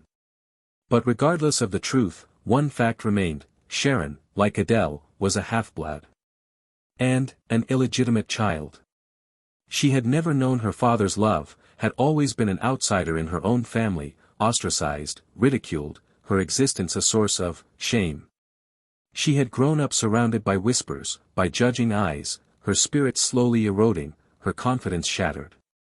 Adele was brave, strong. She had never sought refuge in dreams, had never allowed the harsh realities of this world to break her. The one who truly craved escape, the one who sought solace in the realm of slumber, it was Sharon. Sharon, her heart pounding in her chest, her breathing ragged, pressed her back against the door, her movements careful, silent. She closed the door, sealing them within, creating a space, just for them. Her gaze, from the moment she had entered the room, had been fixed on Adele's face, her eyes tracing the delicate contours of her features, her lips curving into a soft, wistful smile. Emotions, a torrent of longing and something else, swirled within her, threatening to overwhelm her. She had done this before. Many times. But each time, it felt different. More intense. More real. Adele. My Adele. She whispered the name, her heart aching with a tenderness that brought tears to her eyes. She crossed the room, her steps silent, her movements graceful, and knelt beside the bed, her gaze never leaving Adele's face. She reached out, her fingers gently caressing Adele's hand, her touch lingering, her cheek brushing against Adele's palm. Her short, silver-gray hair fell across Adele's arm, a stark contrast to the smooth, flawless skin beneath. She knew every line, every crease, of Adele's palm, her touch a silent expression of worship, obsession. Her gaze softened, her eyelids drooping, her body swaying slightly as she succumbed to the allure of Adele's presence, the intoxicating scent of her blood, the hypnotic rhythm of her breathing. She rested her head against Adele's hand, her breath mingling with Adele's, her body relaxing, her mind awakening. For Sharon, the dream eater, this was reality. April. Spring. Peach blossoms raining down, painting the world in shades of pink and white. Adele, strolling through the familiar yet different scenery of the academy, her heart filled with a vague sense of unease, was on her way to meet a friend. It seemed normal. Ordinary. But something was off. I'm Adele, that much I know. But, where am I? What am I doing here? A fleeting thought, a whisper of meeting a friend, drifted through her mind, but it wasn't enough to quell the growing sense of wrongness. The scenery was familiar, but the peach blossoms, they were out of place. The academy, in reality, was shrouded in the colors of autumn, the leaves turning brown and gold, the air crisp and cool. Wait, reality? Could this be a dream? There was a saying, once you realize you're dreaming, you wake up. Adele tried to wake up, to break free from the dream's hold. But as she focused her mind, a sharp, piercing pain shot through her head, as if something was resisting her, forcing her to stay. And it worked. The power, the sheer force of the suggestion, was overwhelming. Adele's consciousness, her awareness of the dream, faded, her eyes losing their focus, becoming blank, her lips curving into a vacant smile. She was a puppet, her movements controlled by an unseen force, walking along a path strewn with peach blossoms, her destination, predetermined. She was going to meet a friend. A very important friend. More than just a friend, actually. A lover. A soulmate. A childhood sweetheart. A classmate. A first love. Everything. Because, that was what Sharon had implanted in her mind, a suggestion so powerful, so deeply ingrained, that Adele's subconscious had accepted it as reality. And she would act accordingly, her actions, her emotions, guided by this false memory.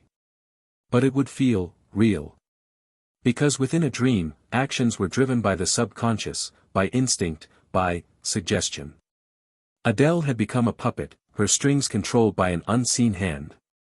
The dream eater, Sharon. The master of this realm. Within a dream, she was all-powerful. Adele, her movements stiff and unnatural, reached her destination, a beautiful garden, a riot of colors and scents, a paradise, within a dream. And there, amidst the flowers, stood Sharon, dressed in a flowing white gown, her silver-gray hair adorned with delicate blossoms, her eyes sparkling with a joy so intense that it bordered on pain. She turned, her gaze meeting Adele's, a radiant smile illuminating her face. "Adele, you're here," she said, her voice soft and welcoming. "I've been waiting for you. You're late, you know. This was supposed to be a special occasion. But, it's okay. I understand." She trailed off, the unspoken words, the truth she couldn't bring herself to voice, catching in her throat. She shook her head, her smile fading, her voice taking on a wistful tone. "I missed you," she said. "Did you miss me?" And Adele, her voice a dreamy whisper, her eyes glazed with a manufactured affection, gave her the answer she craved. "Yes. My sister's kinks are wild." Asterisk. If you were to ask Adele what was going through her mind at that moment, that sentence would sum it up perfectly. Yes, she had never truly been hypnotized. From the very beginning, she had been aware that she was dreaming. She should have woken up then and there, but the hypnotic force had been too strong, the pain too intense. It was a level of mental manipulation that should have been beyond her ability to resist.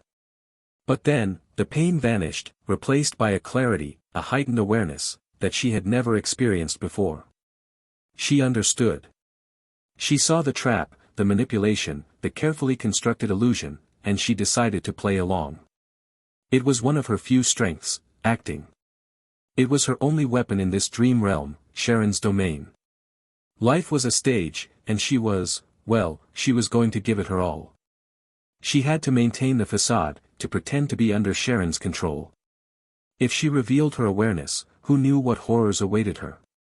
She would be trapped, at Sharon's mercy, with no escape. The worst-case scenario, she might be trapped in this dream forever. Adele wasn't willing to risk it. She had to be cautious, to play her cards right, to find a way to escape. Besides, by pretending to be hypnotized, she could gather information, uncover Sharon's true intentions, her motivations. She already had a suspicion, but she preferred to be thorough, to gather evidence before jumping to conclusions. No investigation, no right to speak, as the saying went. She had to enter the tiger's den, to catch the tiger cub. Wait. That doesn't sound right. She banished those thoughts, pushing them aside, and followed the dream script, walking towards her date. As she suspected, it was Sharon, the dream eater. Unlike Dorothy and Hermione, Sharon wasn't imposing, her presence not commanding immediate attention. But she possessed a unique charm, a delicate beauty that was captivating. Her silver-gray hair, usually dull and lifeless, shimmered in the dreamlight, its strands like spun silver. Her posture was elegant, her movements graceful, her eyes, a pale gold flecked with shimmering flecks of light, fixed on Adele, their gaze soft, warm, inviting. She was petite, about the same height as Adele, but the white evening gown she wore, its low neckline and cinched waist accentuating her curves, its long train trailing behind her like a cloud of lace and silk, gave her an aura of regality. If she had been holding a bouquet of flowers, Adele would have sworn she was a bride. Adele swallowed nervously, her gaze lingering on Sharon's cleavage. Because she realized that this Sharon, the Sharon standing before her now, was nothing like the Sharon she knew from the real world. But she was still Sharon. Just an idealized version, a fantasy conjured up by Sharon's own desires, her longing for perfection. Sharon, in reality, wasn't this beautiful. She was pretty, yes, but her beauty was hidden beneath layers of self-doubt, of insecurity. She didn't dress to impress, didn't bother with makeup or hairstyles. She lacked the confidence, the self-assurance, that came so naturally to the other sequence ones. They were comfortable in their own skin, confident in their power, their beauty, their everything. Sharon, despite her status as a sequence one, had never been able to escape the shadow of her past, the whispers, the judging eyes, the constant reminders of her inferiority. Others struggled to break free from their comfort zones. Sharon, on the other hand, clung to hers, to the familiar role of the follower, the sidekick, the invisible one. Even though she could have easily been a leader, a dominant force, in any other circle, she chose to remain in the shadows. Her real body was thin, almost frail, her posture hinting at malnutrition, her chest, well, let's just say that the cleavage on display in this dream was a fabrication. Her silver-gray hair, usually dull and lifeless, resembling more a tangled mess of cobwebs than spun silver, was hidden beneath a long, unkempt fringe that obscured her eyes. And her demeanor, well, she was withdrawn, timid, her movements hesitant, her gaze flitting nervously around the room, as if she were afraid of being seen. She was a shut-in, a recluse who preferred the company of anime, manga, and video games to the complexities of human interaction. She wasn't good at socializing, didn't know how to dress, her usual attire more boyish than feminine, shirts and shorts, overalls, hoodies and sweatpants. Dresses, well, she wouldn't be caught dead in a dress. Except, in her dreams. She rarely left her house, her social interactions limited to the occasional outing with Dorothy, her only real friend. And she had many houses. The one next door to Adele's dorm room, it was her current favorite. It was small, cramped, even a little dirty. But it felt safe. More so than her spacious, luxurious villas. And every night, she could drift off to sleep, her dreams filled with Adele. Sharon, the dream eater, the master of the dream realm, she didn't dream. It was one of the many sources of her pain. But then, she had a dream. The most beautiful, the most precious dream of her life. And it was called Adele. Adele, her mind racing, understood now. Sharon had lured her into this dream, had woven this elaborate illusion, this date, as a way to, well, to spend time with her, to experience a connection that was impossible in the real world. She had manipulated Adele's subconscious, implanted a false memory, a desire for intimacy. And Adele, well, she had no choice but to play along. She took a deep breath, her heart pounding in her chest, her mind searching for a way to escape. But then, she realized that she didn't need to panic. If Sharon was truly as insecure and withdrawn as the novel had portrayed her, then perhaps, this wouldn't be so difficult. She wasn't cold and aloof like Hermione, nor was she as powerful and unpredictable as Dorothy. And she wasn't, well, she wasn't Celeste. Celeste, she had been surprisingly easy to tame. Adele had planned to spend weeks, maybe even months, subtly manipulating her, showering her with a calculated mix of kindness and cruelty, breaking her spirit, making her dependent. But Celeste had revealed her trump card, her knowledge of the forbidden art of spiritual contracts. She had willingly surrendered, had offered herself up on a silver platter. She really is a good puppy. So eager to please. The thought of Celeste, her loyalty, her devotion, it calmed Adele's nerves, eased the tension that had been coiling within her. She decided to approach this situation with the same mindset she had used with Celeste. She would treat Sharon like a puppy. A slightly more challenging puppy. She took a step forward, her gaze meeting Sharon's, her heart pounding with a mixture of anticipation and something else. Something that made her want to smile. She would walk towards Sharon, stand beside her, and go on a date with her. Go on a date with her, make her blush. Wait. Wrong genre. But hey, it still works, right? Adele, her mind buzzing with a mix of amusement and apprehension, reached Sharon's side.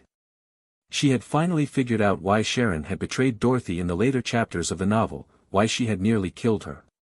The seeds of that betrayal, that act of desperate defiance, had been sown in these dreams. Sharon wasn't Adele's original roommate, but she had taken her place, had become a constant presence in Adele's life, a shadow lurking in the background.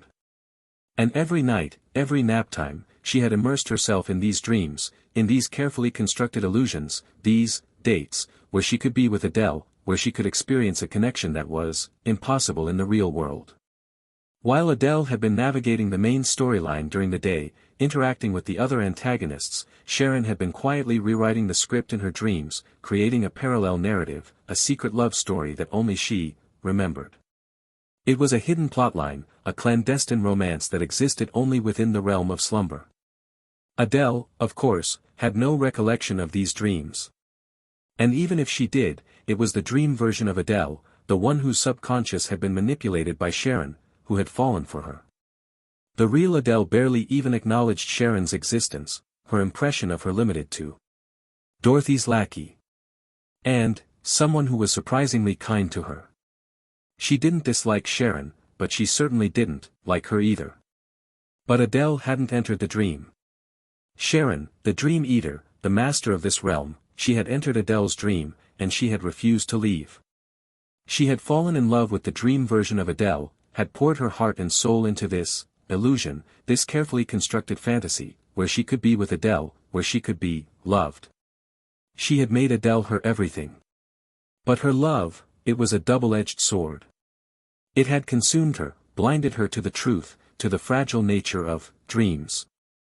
She had clung to this illusion, had fought to protect it, even when it meant betraying Dorothy, her friend, her protector, the one who had given her a place in this world. She had nearly killed Dorothy, all for a dream. And what had it gotten her? Nothing. Her love, her memories, they were all fake. The real Adele had no idea, no understanding, of the sacrifices Sharon had made, the pain she had endured. She didn't love her.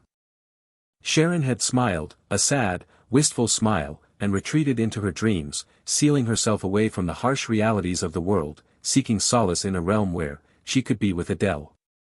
It was the gentlest dream she had ever experienced in her nightmare-filled life. She could finally sleep peacefully. That was Sharon's ending. A bittersweet resolution to a tragic tale. It was a beautiful, heartbreaking story. But all Adele could think about was, how could the author forget to include this in the novel? Such a crucial plot point, such a significant character arc. It had been completely omitted, leaving Adele to stumble upon the truth through this unintentional dream encounter. She hadn't even realized that her elusive roommate was Sharon. Sharon's gaze, as Adele approached, was fixed on her, her eyes tracing the delicate contours of Adele's face, her lips curving into a soft, adoring smile.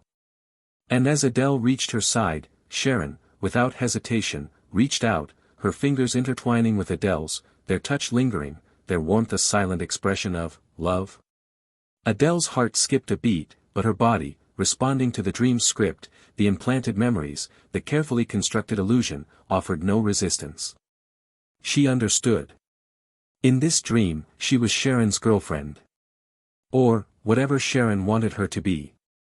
If Sharon had a unique kink, she could probably even convince Adele's subconscious that she was her mother. And Adele, believing it to be true, would call her Mommy. Because dreams were ruled by the subconscious, by instinct, by suggestion. Besides, when she woke up, she wouldn't remember any of this. At least, the original Adele hadn't. Whether this Adele would retain any memories, well, that remained to be seen. But Sharon, she was just a lonely, insecure girl, craving affection, connection, a love that eluded her in the real world.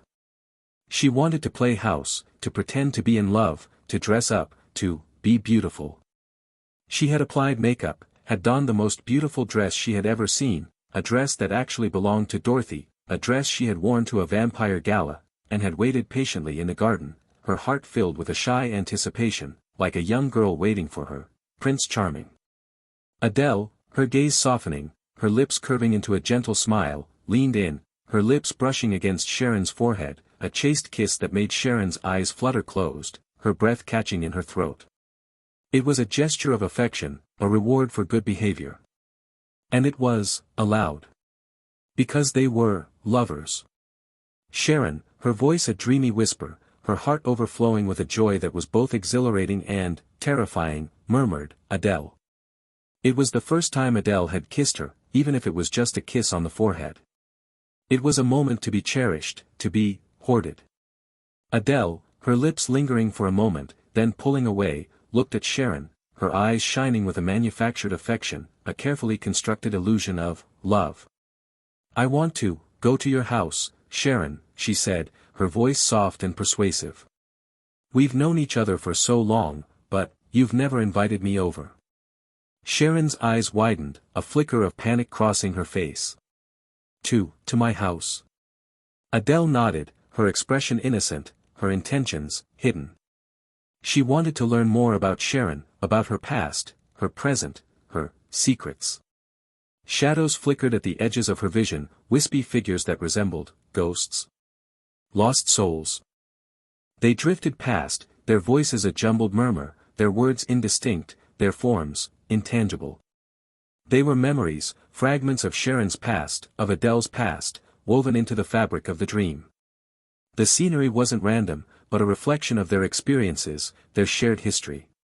If Sharon were to take Adele to the rooftop, they might encounter Dorothy. If they went to the infirmary, they would surely run into Celeste. But Adele didn't want to reveal her own memories, her own past.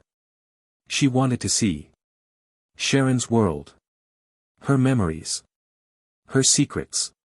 Is that not allowed? Adele asked, her voice taking on a wistful tone, her expression a carefully crafted mask of disappointment. Sharon, flustered, waved her hands, her cheeks flushing. And no. It's not that. If that's what you want, Adele. Her voice softened, her gaze meeting Adele's, her heart pounding with a mixture of anticipation and something else. Something that made her want to hide. "All right," she said, her voice barely a whisper. "I'll take you there." She understood. She couldn't refuse Adele. Not when she had asked so sweetly, so innocently. Besides, as lovers, they both knew what this meant. Sharon had many residences, apartments off campus, a sprawling villa provided by the academy, even the dorm room next to Adele's. But only one place could truly be called home, her father's castle, the grand estate where she had spent her miserable childhood. Her mother, as the rumors claimed, had indeed been a low-born succubus. Her noble father, tired of his usual delicacies, had indulged in a cheap, fleeting pleasure, and Sharon had been the result. She had been brought to the castle when she was around 3 or 4 years old, just old enough to understand that she didn't belong. The scenery shifted seamlessly, transporting them from the idyllic garden to the opulent interior of the castle, its grandeur a stark contrast to the cramped dorm room Sharon now favored. It was a simple feat for Sharon, the dream eater, the master of this realm. The castle, despite its ancient origins, had been modernized, its interior a blend of old-world charm and modern conveniences. Vampires, after all, were creatures of comfort, their appreciation for luxury rivaling that of the wealthiest humans.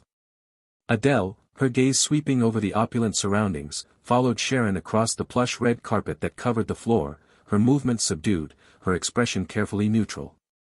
She couldn't reveal her awareness, her true thoughts, not in this dream, not in Sharon's domain. Shadows, brighter and more distinct than the fleeting figures she had seen in the garden, flickered around them. They were memories, fragments of Sharon's past, their clarity a testament to their significance. Several figures, particularly bright and distinct, all shared the same features, a tall, elegant man with silver hair, his attire impeccably tailored, his face, obscured. Sharon, in these memories, was always positioned below him, her head bowed, her gaze averted. Within a single scene, multiple instances of the same figure could exist, representing different memories, different encounters. In the first memory, Sharon was a child, a delicate little girl with rosy cheeks and wide, innocent eyes. She was chasing after the silver-haired man, her tiny legs pumping furiously, her laughter echoing through the vast halls. But she couldn't keep up. She stumbled, falling to her knees, her laughter turning into sobs. And the man, he didn't even turn around. Adele understood. That was Sharon's father. A vampire duke, though not a true ancestor. True ancestors were the progenitors of their bloodlines, the ancient, powerful beings who had ruled the vampire world for centuries. Sharon, a half-blood, could never be a true ancestor's child. But there were rumors that Dorothy. In the second memory, Sharon was older, perhaps 8 or 9 years old, her silver-gray hair cut short, framing her delicate features. She was quieter now, more subdued, her eyes holding a flicker of hope, of anticipation, as she clutched a small, crystalline flower, a magical creation, a child's attempt at art. She approached the silver-haired man, eager to show him her creation, to earn his approval, affection. But he was surrounded by other children, his own children, their laughter echoing through the halls, their presence, overwhelming. They crowded around him, their voices vying for his attention, their bodies blocking Sharon's path. She never got a chance to show him her flower. His gaze, as it briefly swept over her, was distant, uninterested. Sharon's grip tightened on the crystalline flower, her knuckles turning white, her eyes stinging with unshed tears. She wasn't crying, not outwardly, but Adele could almost hear the silent sobs, the heartbroken whimpers, echoing through the dream. And the flower, it crumbled in her hand, its delicate petals shattering into 1,000 pieces. In the third memory, Sharon was a teenager, 16 or 17 years old, her features losing their childish softness, her body taking on the curves of a young woman. But even among vampires, whose beauty was often superhuman, she was ordinary. And her demeanor, her posture, her every movement, they radiated a sense of dullness. A lack of spark. She stood in a corner of the grand hall, her hands clasped tightly behind her back, her feet turned inwards, her gaze fixed on the floor. She had been summoned by her father, but she didn't know why. She waited, her heart pounding with a mixture of anxiety and a sliver of hope. The scene shifted, the memory unfolding, and Adele, her interest piqued, leaned closer, her gaze fixed on the unfolding drama. Sharon, sensing her interest, paused, her lips tightening, her body tensing. But she didn't stop the dream. She couldn't. Not in this realm. Adele's gaze, her thoughts, her emotions, they were all irrelevant. The silver-haired man entered the hall, his presence commanding, his aura radiating power and authority. And by his side, a girl. A girl Adele couldn't mistake for anyone else. Dorothy. What is she doing here? Adele wondered, her heart skipping a beat. The silver-haired man introduced Dorothy to his daughter, his voice respectful, his demeanor deferential. It was a clear indication of Dorothy's status, her power, her influence. Their conversation was a muffled murmur, their words indistinct. But then, the silver-haired man, Sharon's father, smiled at Sharon. A genuine smile, a rare expression of approval. Affection. He even patted her shoulder, a gesture of encouragement. Comfort. And in that moment, Sharon's eyes lit up, her face glowing with a joy she had never experienced before. For the first time in her life, she had felt seen. Acknowledged. She would have done anything, given anything, to earn his love. From that day forward, I became Dorothy's follower, Sharon said, her voice soft, almost wistful. She met me at a banquet, and she found me interesting. Sharon, however, had never considered herself to be interesting.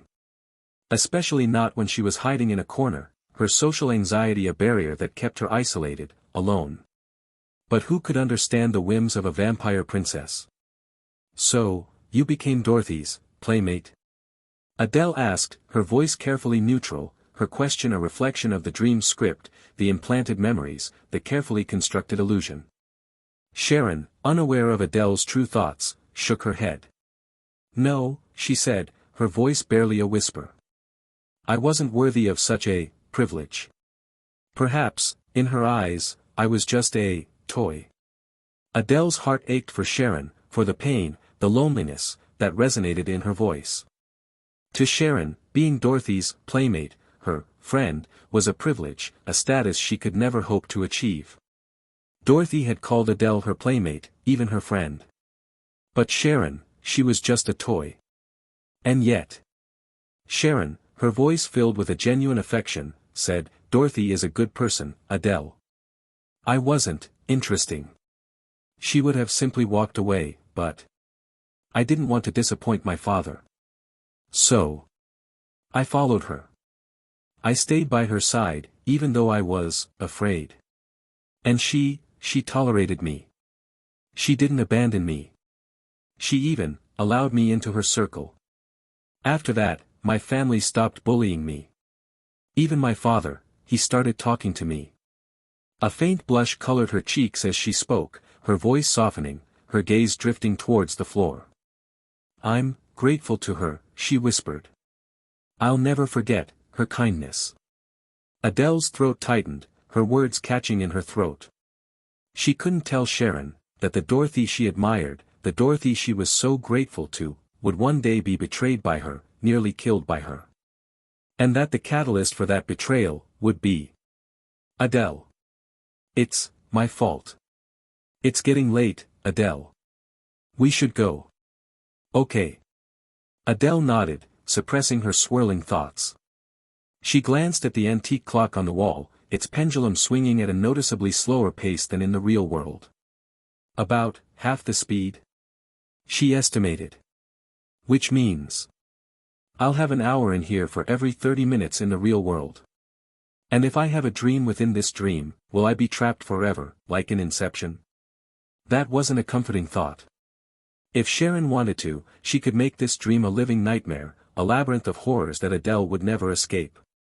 Adele shivered, but then, she reminded herself that Sharon was gentle. Timid. Almost childish. For now, she was safe. But she couldn't let her guard down. She had to play her cards right, to gain Sharon's trust, her affection, to make her fall for the real Adele. Only then would Adele feel truly safe. They reached Sharon's room, and Adele was surprised to find it modern. Tastefully decorated in a European style, its furniture sleek and contemporary. It was located on the north side of the castle, however, its windows facing a courtyard, which gave it a slightly gloomy atmosphere. Sharon flicked on the lights, their soft, amber glow casting the room in a warm, inviting light. Adele reminded herself, I'm visiting my girlfriend's room. Act like the dominant one. Yes, that was the key. She settled onto the edge of Sharon's bed, sinking into the plush mattress, her movements casual, her posture relaxed. This is nice. Some people claimed that dreams were devoid of physical sensations. But that was simply wrong. The human mind was capable of recreating any sensation, any experience, drawing from a vast library of memories, of stored data. If you had eaten a cake that day, its frosting overly sweet, cloying, that sensation, that memory, would be readily available to your subconscious, ready to be woven into the fabric of your dreams. As for those who claimed that their spicy dreams lacked realism, well, perhaps they needed to expand their repertoire of experiences. Ahem. Sharon closed the door, the soft click a familiar sound, a comforting ritual. When she was alone in the castle, she usually retreated to her room, seeking solace in its familiar comforts. And now, with Adele, it was even more appealing. She wanted to keep Adele hidden, to protect her from the prying eyes of the world. She turned, her gaze settling on Adele, who was sitting on her bed, her posture relaxed, her expression expectant. Sharon's cheeks flushed, her heart skipping a beat. She sat down beside Adele, drawn by the unspoken invitation in Adele's pink eyes, the warmth, the desire. It was a look she had never seen before, not in the real Adele. She felt a surge of joy. Hope. But she ignored the nagging sense of wrongness. She attributed it to their growing intimacy, the deepening of their love. Before she could even speak, Adele reached out, her hand taking Sharon's, their fingers intertwining, their touch lingering, their warmth a silent expression of something more. Sharon's body tensed, then relaxed, her hand melting into Adele's grasp, her bones turning to liquid. Sharon, Adele said, her voice soft yet playful, a smile curving her lips. How long have we been together? Sharon, her heart pounding in her chest, knew the answer. But she wanted to hear Adele say it, to confirm their love. 2 months. She stammered, her cheeks burning. 2 months. It wasn't long, but it wasn't short either.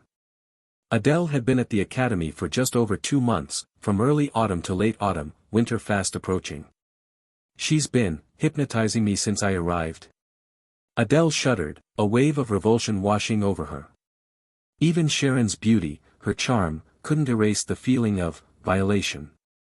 To be manipulated, to have her subconscious invaded, her will subverted, it was a crime. But Sharon, she was just a lonely, insecure girl, her heart as pure and untouched as freshly fallen snow.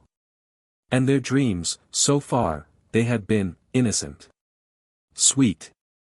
Romantic. They had been like a normal couple, exploring the academy, sharing secrets, holding hands, stealing kisses. They had gone on dates, had explored the city, had shared bubble tea, had visited all the tourist attractions. Within a dream, anything was possible. It was no wonder Sharon had become so attached. So delusional. She had blurred the lines between reality and fantasy, had lost herself in a world that didn't exist. And the irony was, Sharon, in her innocence, had never even considered anything physical. Their relationship, even in her dreams, had remained pure. But Adele, now fully aware, her mind clear, her intentions less than pure, well, she had other ideas. She focused her attention on Sharon, her gaze intense, her smile predatory. Sharon, flustered by Adele's scrutiny, tried to avert her gaze, but Adele's other hand reached out, cupping her cheek, her fingers gently brushing against her lips. "Adele." Sharon whispered, her breath catching in her throat, her heart pounding with a mixture of anticipation and fear. Adele tilted her head, her long black hair cascading down her shoulders, her pink eyes sparkling with a playful curiosity. "Is that not allowed?" she asked, her voice a soft tease. Sharon's eyes widened, her breath hitching.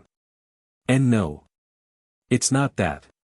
She didn't know what Adele was referring to, but she couldn't refuse her. "Not Adele."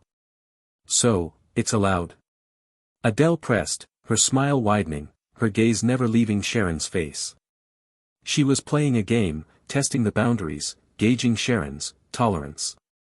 And so far, she was pleased with the results. Sharon, her cheeks burning, her breath ragged, nodded, her surrender complete. "She's so cute." Adele's eyes darkened, their pink hue intensifying, their shape, almost heart-shaped. "Then I won't hold back." And with that, she pushed Sharon onto the bed, straddling her waist, pinning her hands above her head.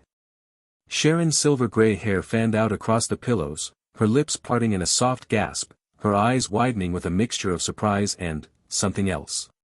Something that made Adele's heart race. So this is what it feels like, to be in control. Adele had no intention of being the victim, not even in a dream, not even in Sharon's domain. She would be the aggressor, the one who took what she wanted. And as long as Sharon didn't resist, well, the possibilities were endless. But as she leaned in, her lips brushing against Sharon's, the world around them flickered, the dream dissolving, the scenery fragmenting, like a computer program crashing, its data scattering, its reality collapsing. And then, she was alone, her hand reaching out to grasp nothing. In the real world, in Adele's dorm room. Sharon woke with a start, her heart pounding in her chest, her breath ragged, her body trembling with a mixture of excitement and something else. Something that made her want to hide.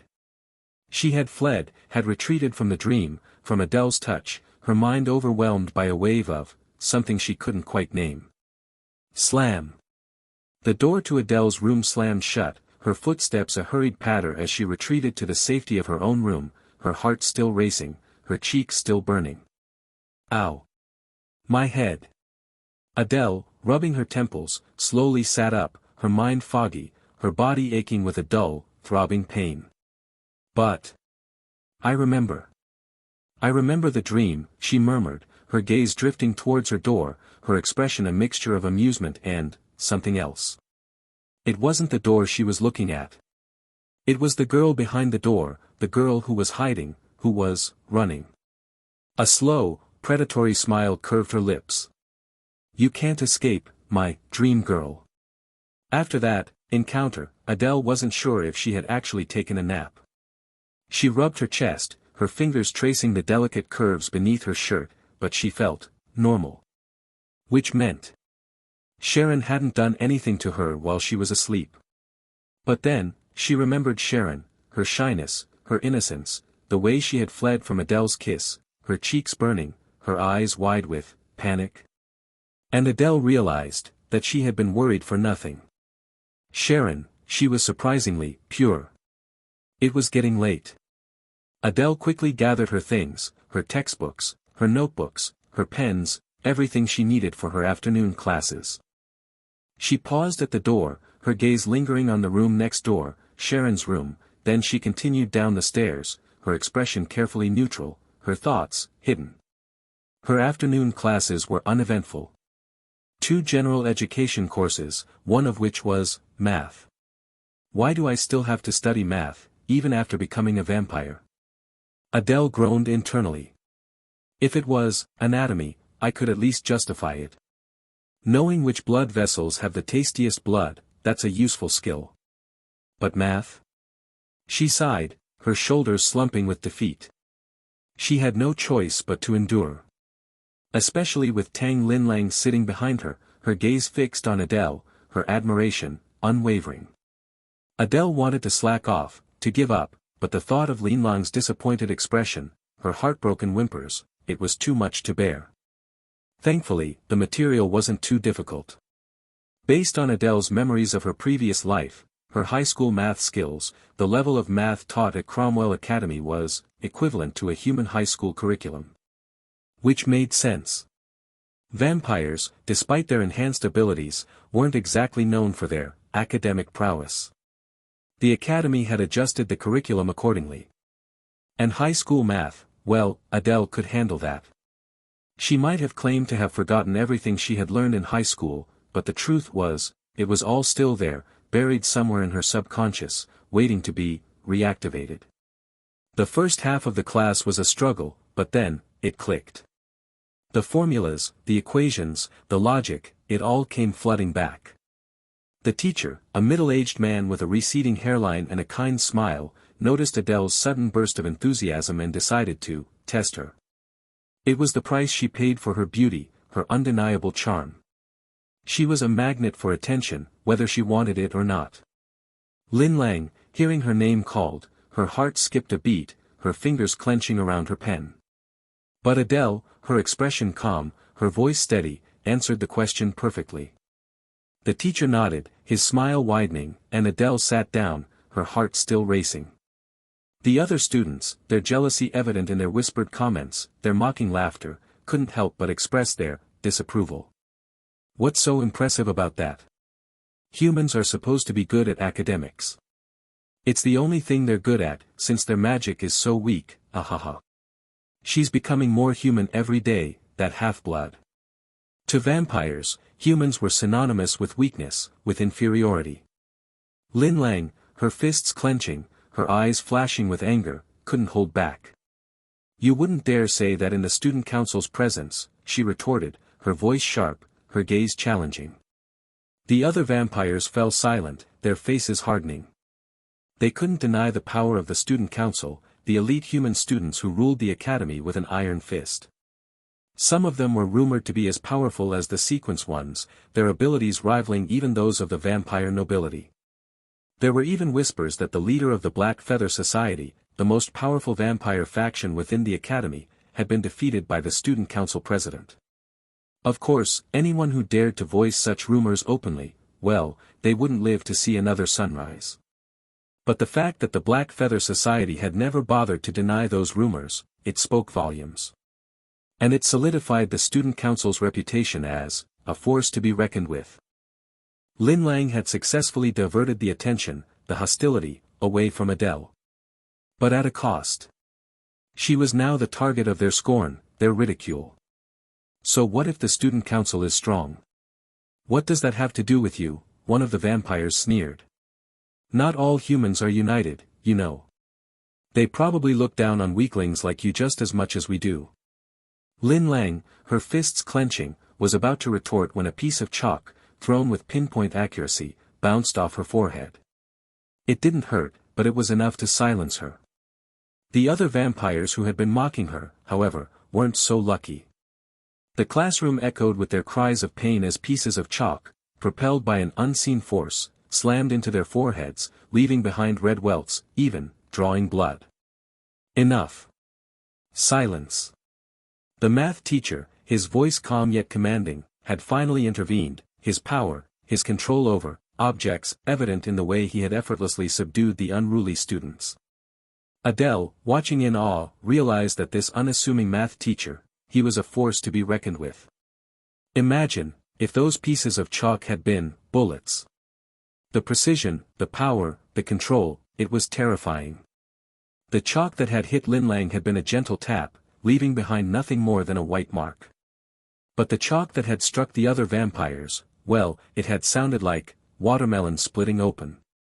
Order was restored, and the class continued, the students now subdued, their earlier arrogance replaced by a grudging respect for their teachers' abilities. After class, Adele, instead of rushing back to her dorm, walked over to Lin Lang's desk, her hand reaching out to gently rub the spot where the chalk had hit her forehead. "Are you okay, Lin Lang?" she asked, her voice soft and concerned. "You didn't have to defend me like that." I did." Lin Lang insisted, her cheeks flushing. If Adele had asked her to catch a bullet, she would have done it, gladly. Adele chuckled, her fingers drifting upwards, her touch lingering on Linlong's hair, her gaze softening. It felt like petting a puppy. If Linlang had a tail, it would be wagging furiously right now. But then, Linlong's expression clouded, her thoughts drifting back to, that afternoon, to the scene she had witnessed outside the infirmary. "Adele," she asked, her voice hesitant, her words carefully chosen. I went to the infirmary after class, but you weren't there." She was trying to be discreet, to avoid mentioning that she had followed Adele. "Oh. I was feeling better, so I went back to my dorm," Adele lied, her expression carefully neutral, her heart pounding with a guilt she refused to acknowledge. "I'm sorry, Linlang. I didn't realize you were coming. I should have waited for you." Linlang's eyes dimmed, but she quickly reassured herself. "It's okay. It's okay. Adele doesn't want anyone to know, especially not her friend. It's understandable. It's not her fault. It's poverty's fault. It's my fault. If only I were richer, then Adele wouldn't have to do this. To sell herself for a comfortable life. Adele, she just wants a better life. She's done nothing wrong. And maybe they're just friends. Maybe." Her mood plummeted, her despair evident in her slumped shoulders, her downcast gaze. Adele, her eyes narrowing, her mind racing, wondered if Linlang had seen her with Celeste, if she had misinterpreted their relationship. But even if she had, it didn't matter. Adele could handle it. A few sweet words, a few gentle touches. Linlang was a good girl. She would forgive Adele. He. Adele was starting to embrace her inner villain. And Linlang, well, she was well on her way to becoming a simp. But could a simp truly be considered a simp if she was rewarded for her devotion? Adele might be stringing Linlang along, but she was far more genuine, far more caring, than the true villains in this story. So, in the end, wasn't it better to be on Adele's side? "Master, I've seen the light. I'll be your dog." Adele, sensing Linlang's distress, lingered after class, offering her private tutoring. Linlang's math skills, after all, were lacking. And then, a voice, cool and sharp, called out from the hallway. "Adele." Adele turned, her gaze drawn to the figure standing in the doorway, her expression a mixture of impatience and concern.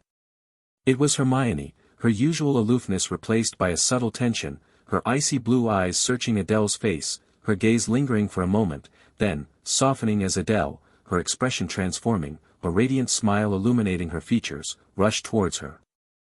Hermione's throat tightened, her fangs aching with a sudden, unexpected thirst. But she maintained her composure, her expression carefully neutral, her heart, betraying her as it pounded in her chest, a frantic rhythm that echoed Adele's approaching footsteps. "Hermione. What are you doing here?" Adele's voice was filled with genuine surprise and delight. She dashed out of the classroom, her heart pounding with a joy that was surprisingly real. Ignoring the curious gazes of her classmates, she was about to throw herself into Hermione's arms when the Ice Queen, her movements hesitant, her expression a mixture of panic and something else, gently pushed her back, her hands gripping Adele's shoulders. The moment she did it, she regretted it. Adele blinked, her pink eyes sparkling with a playful curiosity, but she didn't seem to mind the rejection. She simply smiled, her warmth, her charm, as disarming as ever. "I heard you went to the infirmary," Hermione said, her voice regaining its usual cool detachment as she released Adele's shoulders, her hands lingering for a moment, then withdrawing, leaving behind a lingering warmth that made her ache. "Are you feeling better?" "Yes, much better," Adele said, her gaze sweeping over Hermione, taking in her icy blue hair, her delicate shoulders, her ample bosom. Her eyes lingered on Hermione's slender waist, the graceful sweep of her skirt, the tantalizing glimpse of white stockings. If anyone else had dared to look at Hermione like that, they would have been risking blindness. But it was Adele. Hermione, under Adele's scrutiny, felt her cheeks flush, her breath catching in her throat. She would never admit it, but she was flustered. She forced herself to maintain her composure, her voice regaining its icy edge as she said, "That's good to hear. Are you free tonight? I mean, I'm just bored." Adele's eyes brightened, and Hermione felt a wave of dizziness wash over her, her resolve crumbling under Adele's seductive gaze. Sometimes, she wondered if Adele was truly a vampire. She seemed more like a succubus, a creature of temptation, her allure irresistible. Hope blossomed within her, a fragile flower that she quickly suppressed, her expression remaining carefully neutral. She wouldn't let her emotions betray her, wouldn't allow herself to hope. And then Adele spoke, her words like a gentle rain, washing over Hermione, soothing her anxieties, her fears. "That's so kind of you, Hermione," she said, her voice soft and appreciative. "But I don't think my blood is good enough yet." "No. It's not about your blood. It's not." Hermione wanted to protest, but the words caught in her throat. "Besides," Adele continued, her voice taking on a wistful tone, "you've already done so much for me, Hermione. I don't want to burden you any further. Thank you for your concern, but I think I'll just go back to my dorm and rest." And with that, she gently, gracefully, rejected Hermione's invitation. Hermione's heart sank, her hopes shattering like thin ice, her body turning cold, her gaze unreadable. She could have forced Adele to come with her, could have taken her back to her mansion, just like she had done the previous night. But the thought of using force, of violating Adele's will, it was unthinkable. So, she accepted Adele's decision, her voice barely a whisper. "All right. Rest well then. And good luck with your training tomorrow." Adele's eyes widened, her lips parting in surprise. And then, she stepped forward, her arms reaching out, her body pressing against Hermione's.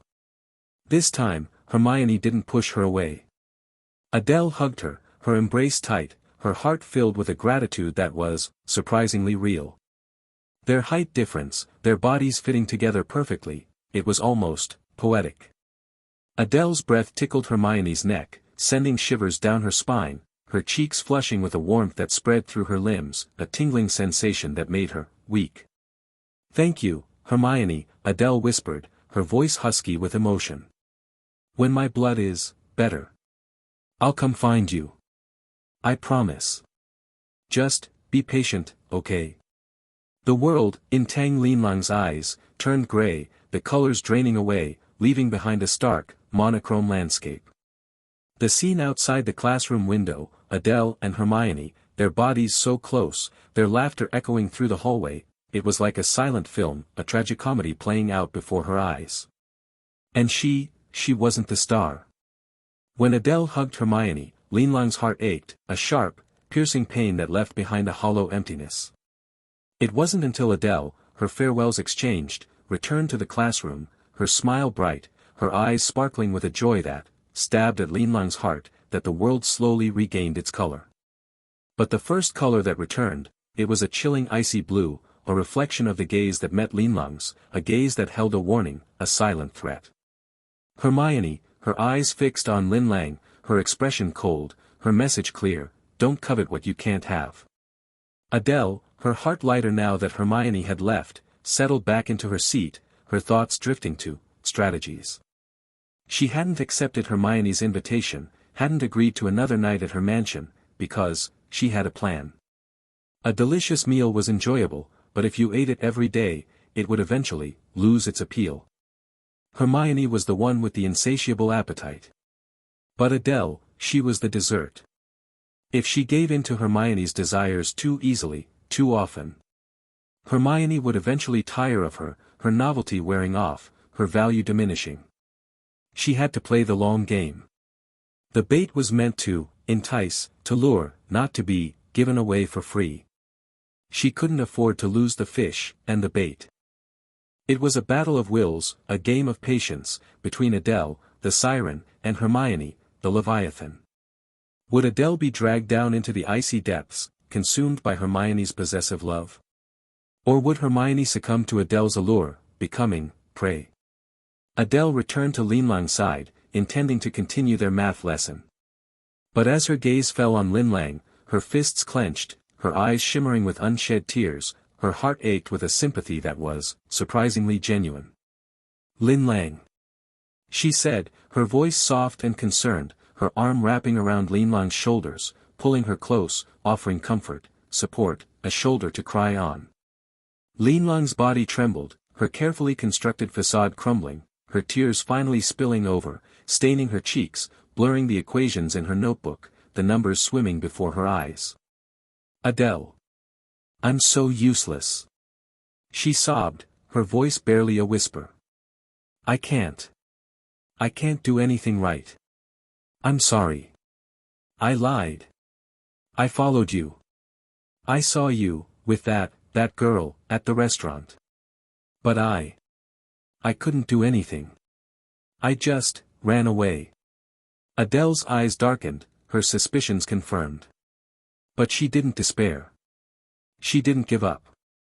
She simply held Lin Lang tighter, her embrace a silent promise of comfort, of protection. She gently guided Lin Lang's head towards her chest, letting her rest against her cheek pressed against Adele's heart, its steady beat a soothing rhythm, a counterpoint to Lin Lang's ragged sobs. It was a privilege that even Hermione hadn't been granted. "So, you saw us," Adele murmured, her voice barely audible. "Lin Lang. I'm the one who should be apologizing. I'm sorry for disappointing you. For letting you see me like that." Lin Lang shook her head, her tears soaking Adele's shirt, her denial a silent plea for absolution.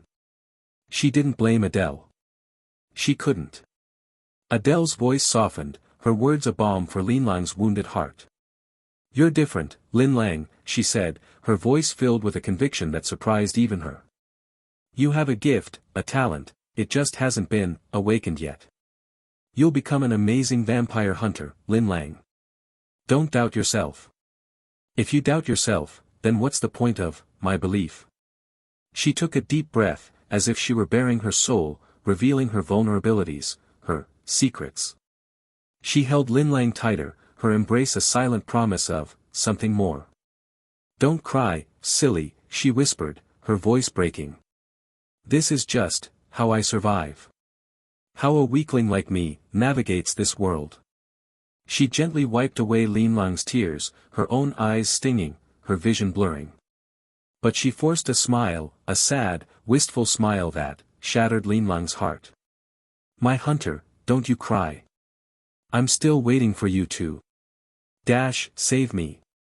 The setting sun cast long shadows across the ancient street as two girls, their school uniforms a stark contrast to the weathered stone walls that lined the narrow lane, walked hand in hand towards their destination, their journey, and their time together, drawing to a close. They were roughly the same height, but their demeanor, their body language, spoke of a clear power dynamic. The girl with the pigtails, her eyes filled with a vulnerable longing, her grip on the other girl's hand tight, reluctant to let go. The girl with the long, black hair, her pink eyes narrowed, her gaze, unreadable. She reached out, her other hand gently stroking Lin Lang's hair, her touch lingering on her cheek, her face inching closer, their breaths mingling, their lips almost. Lin Lang, her heart pounding in her chest, her cheeks burning, instinctively leaned back, her body pressing against the cool stone wall, her escape route blocked. It was a situation she both dreaded and craved. But Adele, instead of fulfilling her expectations, simply leaned in closer, her lips brushing against Lin Lang's ear, her voice a soft, seductive whisper. "We're here, Lin Lang," she said. "Time for me to go back to the academy." She had simply been walking Lin Lang home. And she had to admit, she was surprised to find such an anachronism in this modern city. An ancient estate, its architecture a testament to a bygone era, its courtyards and gardens a hidden oasis amidst the towering skyscrapers and bustling streets. It was a relic of the past, a place that should have been demolished, replaced by something more modern. But it had survived, a testament to the stubbornness, the tenacity, of its owners, the Tang family, a long line of vampire hunters whose legacy stretched back centuries. They were known for their unwavering principles, their refusal to compromise, their stubbornness. Like their opposition to the truce between humans and vampires, they had likely been the biggest obstacle to the city's modernization efforts. But Adele didn't mean it as an insult. In the face of progress, of change, of temptation, there were those who yielded, who adapted, who compromised. And then, there were those who stood their ground, who held on to their traditions, their values, their beliefs. Lin Lang, hearing Adele's words, her thoughts drifting to inappropriate places, her cheeks burning with shame, nodded, her voice barely a whisper. "You can leave me here." "Thank you, Adele. Don't mention it, your house is impressive." Adele meant it as a compliment, her appreciation for the estate's grandeur, its history, its stubborn refusal to conform, genuine. But to Lin Lang, it sounded like pity. She knew Adele didn't look down on her, but she couldn't help but feel ashamed. Perhaps she was just weak. Incompetent. Her father had said that she would understand her purpose one day, that she would embrace her destiny as a vampire hunter. But she didn't understand. She had spent countless nights, curled up in her bed, her tears soaking her pillow, cursing her ancestors, their stubbornness, their refusal to accept the truce, their sacrifice. Why couldn't they have just gone along with it? Why had they chosen to fight a losing battle? Why was the Tang family the only one that had suffered, that had been broken? The other vampire hunter families, they had adapted, had thrived. She envied the ordinary humans, those who lived in modern apartments, with their conveniences, their comforts, their normalcy. She had grown up in this ancient house, drawing water from a well, bathing in a wooden tub, her only source of hot water a wood-burning stove. She had never experienced the luxury of a bathtub, a shower, a washing machine. At night, the city sparkled with a million lights, the skyscrapers like beacons in the darkness. But during the day, those same skyscrapers cast long shadows, shrouding her courtyard in a perpetual twilight, the air damp and musty. That was her life. A constant reminder of hardship, of loss, of failure. She had grown up surrounded by these reminders, her spirit slowly eroding, her confidence shattered. And then, she had met Adele. And now, as she listened to Adele's words, her heart aching with a longing she couldn't quite name, she finally understood what it meant to persevere. To hold on to something, someone, no matter the cost. It wasn't about grand ideals, about saving humanity, about sacrificing yourself for a cause. It was about protecting what you loved, who you loved, even if it meant everything. Lin Lang wasn't as noble as her ancestors, wasn't willing to die for a cause she didn't fully understand. But she had found someone, something, to fight for. And that gave her strength. She wanted to be strong. She wanted to save Adele. "Goodbye, Adele," she said, her voice barely a whisper. "See you tomorrow, Lin Lang," Adele said, her fingers gently pinching Lin Lang's cheek, making her blush. She released Lin Lang's hand, and Lin Lang felt a pang of loss. Adele turned, her long black hair swaying gently as she walked away, her movements as graceful and fluid as a dancer's. But then, she stopped, turning back to face Lin Lang, a mischievous smile curving her lips. Lin Lang stared, her heart skipping a beat, her mind blank. And then Adele leaned in, her lips brushing against Lin Lang's cheek, leaving behind a soft, lingering kiss that tasted faintly of peaches. It was a light, fleeting kiss, a mere brush of lips against skin. But it planted a seed in Lin Lang's heart, a seed that would grow, that would blossom, that would consume her. Adele, giggling like a child who had just played a prank, turned and fled, her skirt swirling around her like a butterfly's wings. "Goodbye for real this time," she called over her shoulder.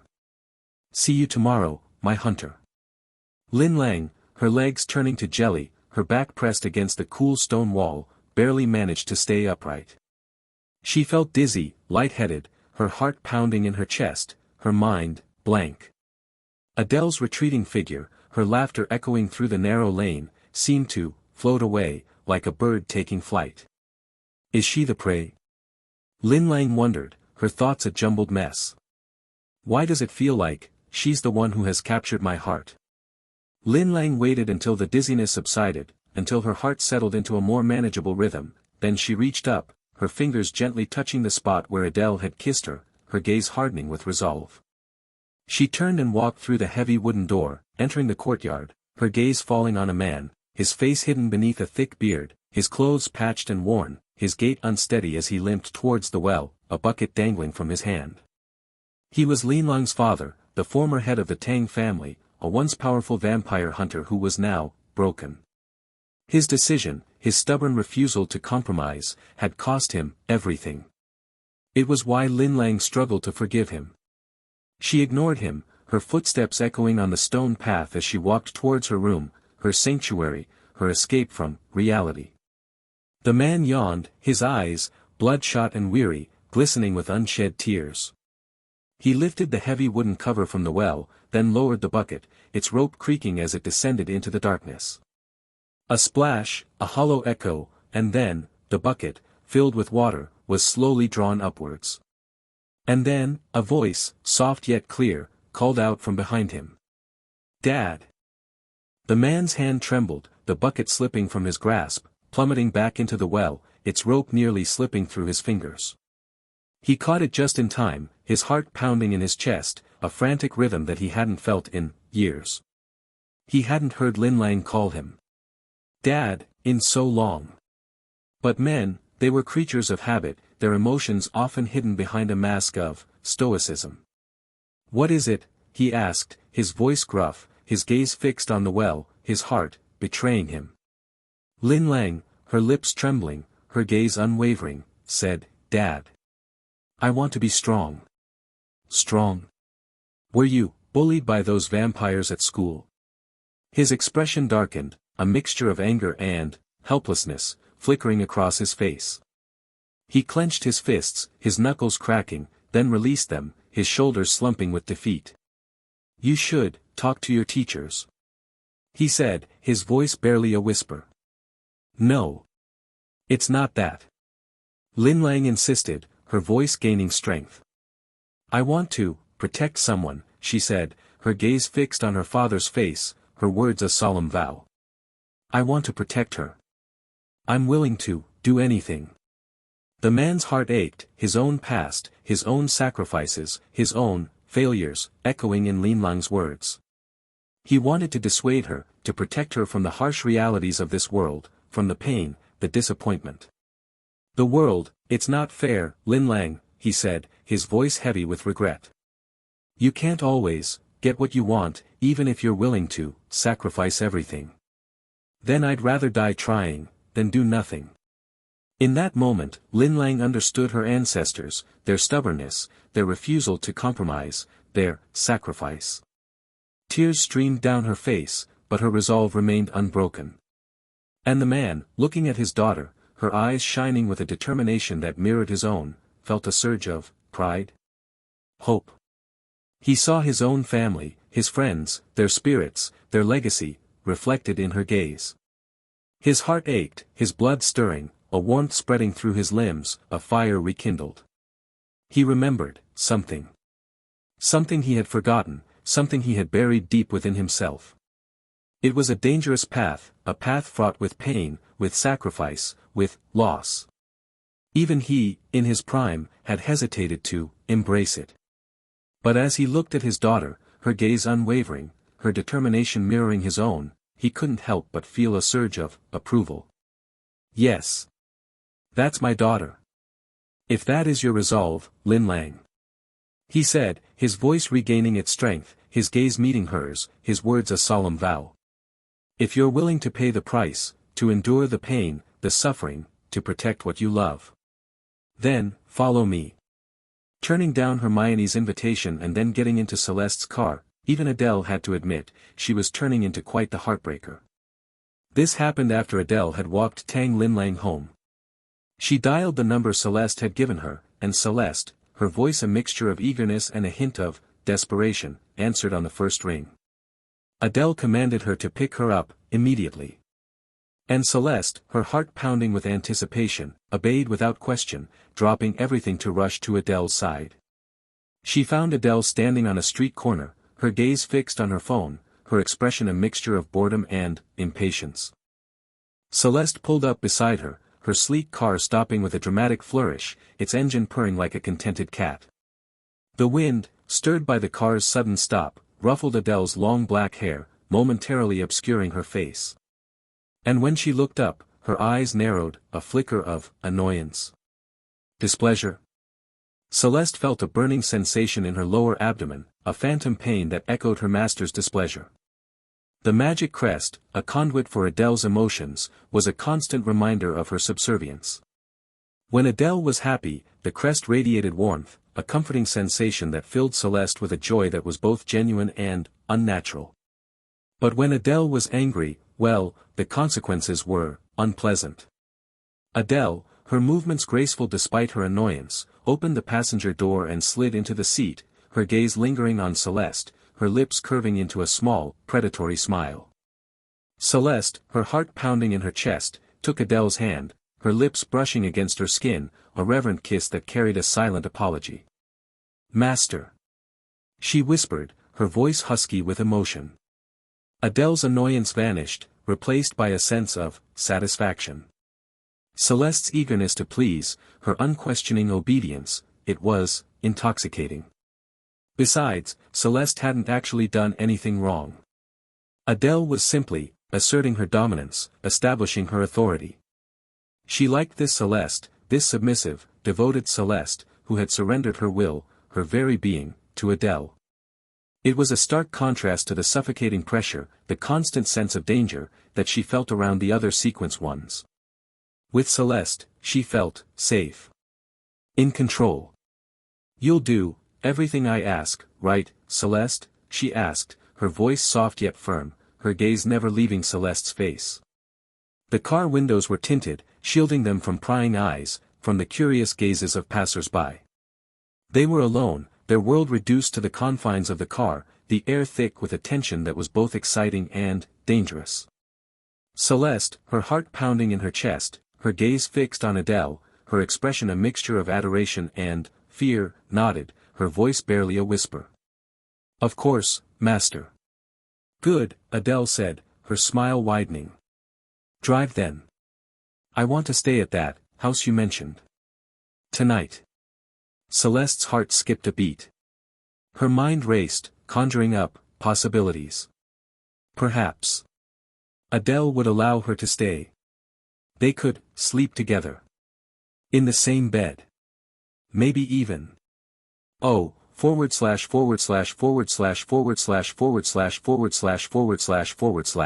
Q. Fueled by this daring, forbidden desire, she drove towards the apartment complex, her heart pounding, her smile uncontrollable. Adele, glancing at Celeste, her brow furrowed with confusion, wondered, why was she smiling like that? It was cute, in a strange, unsettling way. Maybe golden retrievers just smile a lot. She turned her gaze towards the window, pretending to admire the scenery, her lips curving into a small, secret smile. They arrived at the luxury apartment complex, its sleek, modern architecture a stark contrast to the ancient Tang estate. Celeste drove into the underground parking garage, parking in her designated spot, then they took the elevator to Adele's new home. There were other residents in the elevator, their curious gazes lingering on the two girls, their whispers a testament to their interest. Celeste, sensing their scrutiny, instinctively pulled Adele closer, her arm wrapping around her waist, her touch possessive.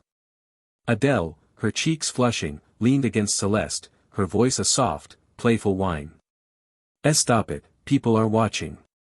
We can do that later, at home."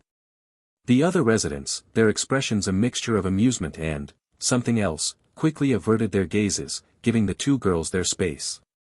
Kids these days, so bold. That blonde girl, she's gorgeous.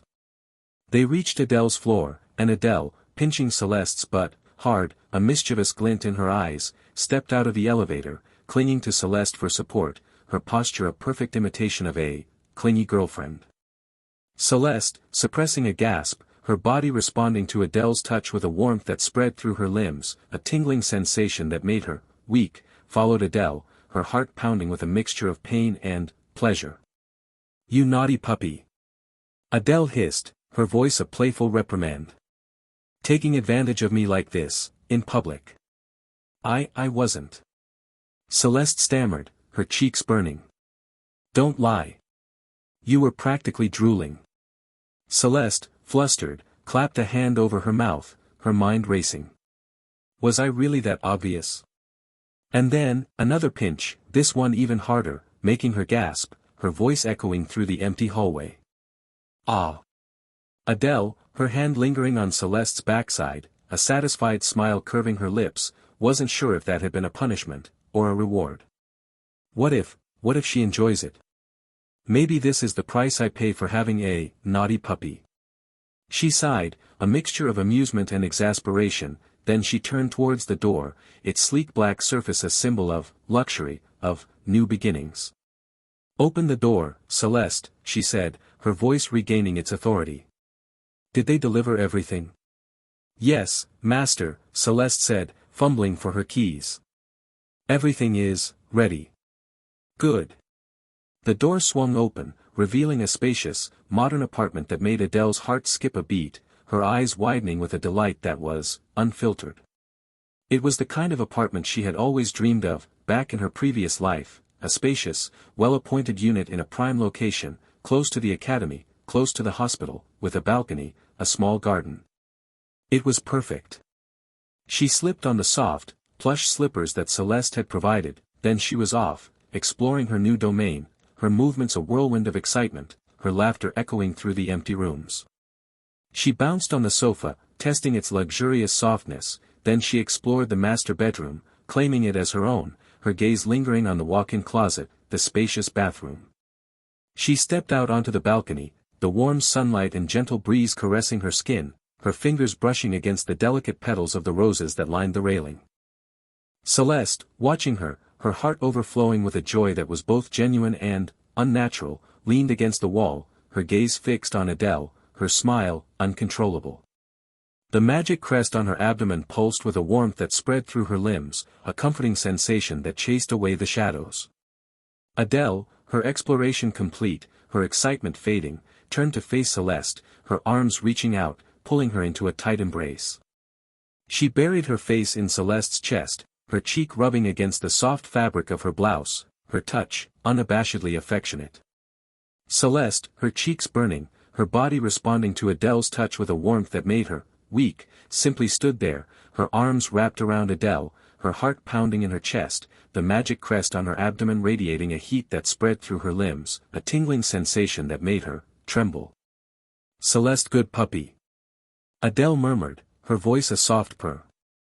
Celeste, her heart melting, couldn't understand. She, a vampire noble, had never experienced the significance, the emotional weight, that a house, a home, held for someone like Adele. Adele, in her previous life, had struggled to pay her mortgage, her dream of owning a home a distant, unattainable fantasy. To be given such a gift, it was a dream come true. It was the perfect reward. And for that, she could forgive Celeste for her earlier transgressions. But she wouldn't punish her. Not this time. In fact, she would reward her. But how? She thought for a moment, her eyes sparkling with a mischievous light. And then, she smiled. I have an idea. Before bestowing her reward, Adele had a task to complete, unpacking the mountain of shopping bags that had been delivered to her new apartment. Inside, nestled amongst layers of tissue paper and delicate ribbons, were clothes, shoes, accessories, a treasure trove of items carefully selected by Celeste, her taste, her preferences, evident in every choice. There were even intimate apparel. Lacy bras, delicate panties, silk stockings with price tags that made Adele's head spin. Poverty has truly limited my imagination, she thought, her fingers tracing the delicate lace of a bra that probably cost more than her entire wardrobe. If I ever get the chance to wear these, I'm not letting anyone rip them. Celeste had even bought her swimsuits. Tiny, barely there scraps of fabric that made Adele wonder if Celeste had ulterior motives. Humph. But considering how much money she spent on me, I'll let it slide. Besides, it could be a reward. For later. If she's a good girl. Apart from clothes, there were cosmetics, skincare products, bags, jewelry, shoes, enough to fill Adele's closets and vanity to overflowing. It was a transformation, a way to elevate her status, to enhance her femininity. She could no longer afford to be plain, unadorned. A flower that bloomed in harsh conditions might possess a unique beauty, a resilience that was alluring. But without proper care, it would eventually wither, its petals fading, its vibrancy lost. "Is this my bedroom?" Adele asked, her voice carefully casual, as she stood in the doorway of the master bedroom, her arms laden with clothes, her gaze fixed on Celeste, who was trailing behind her, her movements hesitant, her expression a mixture of anticipation and something else. Adele knew the answer, of course. But she wanted to gauge Celeste's reaction. "Of course, master," Celeste murmured, her head bowed, her submission complete. Adele smiled, her eyes narrowing, a mischievous glint in their depths. She was pleased. They spent the next hour unpacking, organizing, arranging. Celeste, surprisingly adept at domestic tasks, her movements efficient and precise, proved to be an invaluable assistant. If she were to don a black and white maid outfit, a frilly apron tied around her waist, she would be quite the catch. Was she raised in a privileged environment? Adele wondered, her gaze lingering on Celeste's nimble fingers as she folded clothes, her movements precise, practiced. Surrounded by servants, her every need catered to. I'm a little jealous. Once everything was in its place, Adele returned to the living room, her gaze settling on the last remaining bag, the one she had saved for last. It contained pet supplies. She smiled, her expression innocent, her intentions less so. She retrieved a collar and leash, the kind used for large dogs. Celeste, her eyes widening, her breath catching in her throat, her cheeks flushing with a delicate pink, seemed to understand. And then Adele spoke, her voice soft, gentle, its melody echoing their first encounter, that autumn day when Adele had first stepped onto the academy grounds, her heart filled with a naive hope, her gaze drawn to the golden-haired girl who stood out from the crowd. Celeste. She spoke her name, her tone, familiar. Almost intimate. She held up the collar, its leather strap smooth and supple, its silver buckle gleaming in the soft light, and said, "It's okay if you don't want this. If this is your way of atoning, then I forgive you, Celeste." Celeste's eyes welled up with tears, her heart aching with a gratitude so intense that it bordered on pain. She understood. Even without Adele saying it aloud, she understood. Adele's behavior, her attitude, it had changed. She had become more demanding, more aloof. Almost cruel. But it was an act, a performance designed to accommodate Celeste's desires, to fulfill her fantasy. It wasn't that Adele wanted to dominate her, to control her. She was simply playing along. Celeste was the one who had chosen to be the familiar, the one who had surrendered her will, her freedom. And yet, she was the one who was being indulged. Adele was so kind, so pure. She didn't care about expensive clothes, fancy makeup, luxurious trinkets. She wasn't greedy, wasn't materialistic. The proof? She had even accepted those swimsuits, those tiny scraps of fabric that Celeste had chosen with less than pure intentions. She had threatened punishment, but she hadn't actually done anything. All Celeste had felt, in Adele's presence, was warmth. Affection. Acceptance. What kind of vampire master cared so much about their familiars' feelings? Celeste's sacrifices, they were nothing compared to Adele's kindness, her generosity, her love. And Adele's next words, they confirmed her suspicions, her belief in Adele's inherent goodness.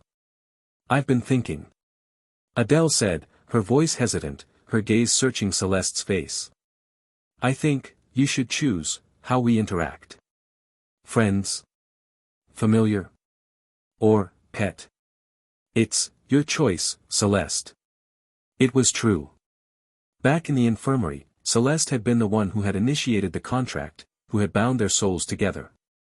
And Adele, she had even offered to release her, to break the bond. But Celeste had refused.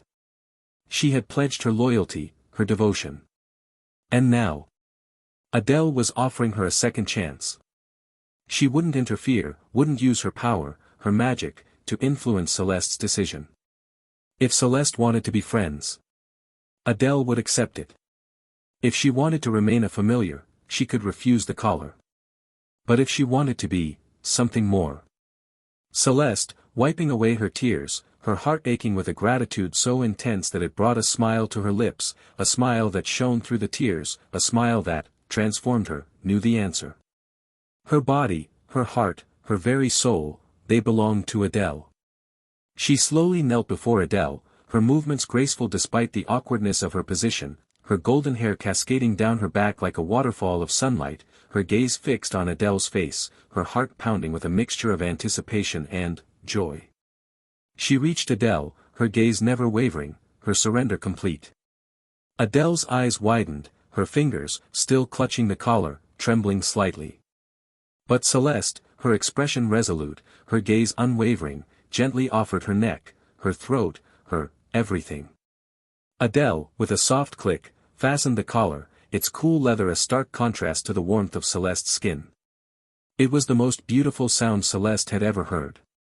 There was no such thing as half-hearted devotion. Adele. You will always be my master. My goddess. My savior. And I am your dog. And in that, I find my happiness. Celeste knelt on the floor, her head bowed, her posture a perfect picture of submission. Adele, her heart aching with a tenderness that surprised even her, knelt before Celeste, her arms wrapping around her, pulling her close, her embrace a silent acknowledgement of the gift Celeste had given her. Celeste's body was soft, warm, her scent intoxicating. Adele felt safe. Content. Perhaps, in losing herself, Celeste had found something as well. In this strange, new world, a world that was both familiar and alien, Adele had few anchors, few sources of comfort. And Celeste, she had become one of them. She had earned Adele's trust, her affection, her love. Lin Lang, well, she was too transparent, her emotions too easily read, her heart too pure to deceive. And because she couldn't deceive, she could only be deceived. But Adele wasn't taking advantage of her. Not really.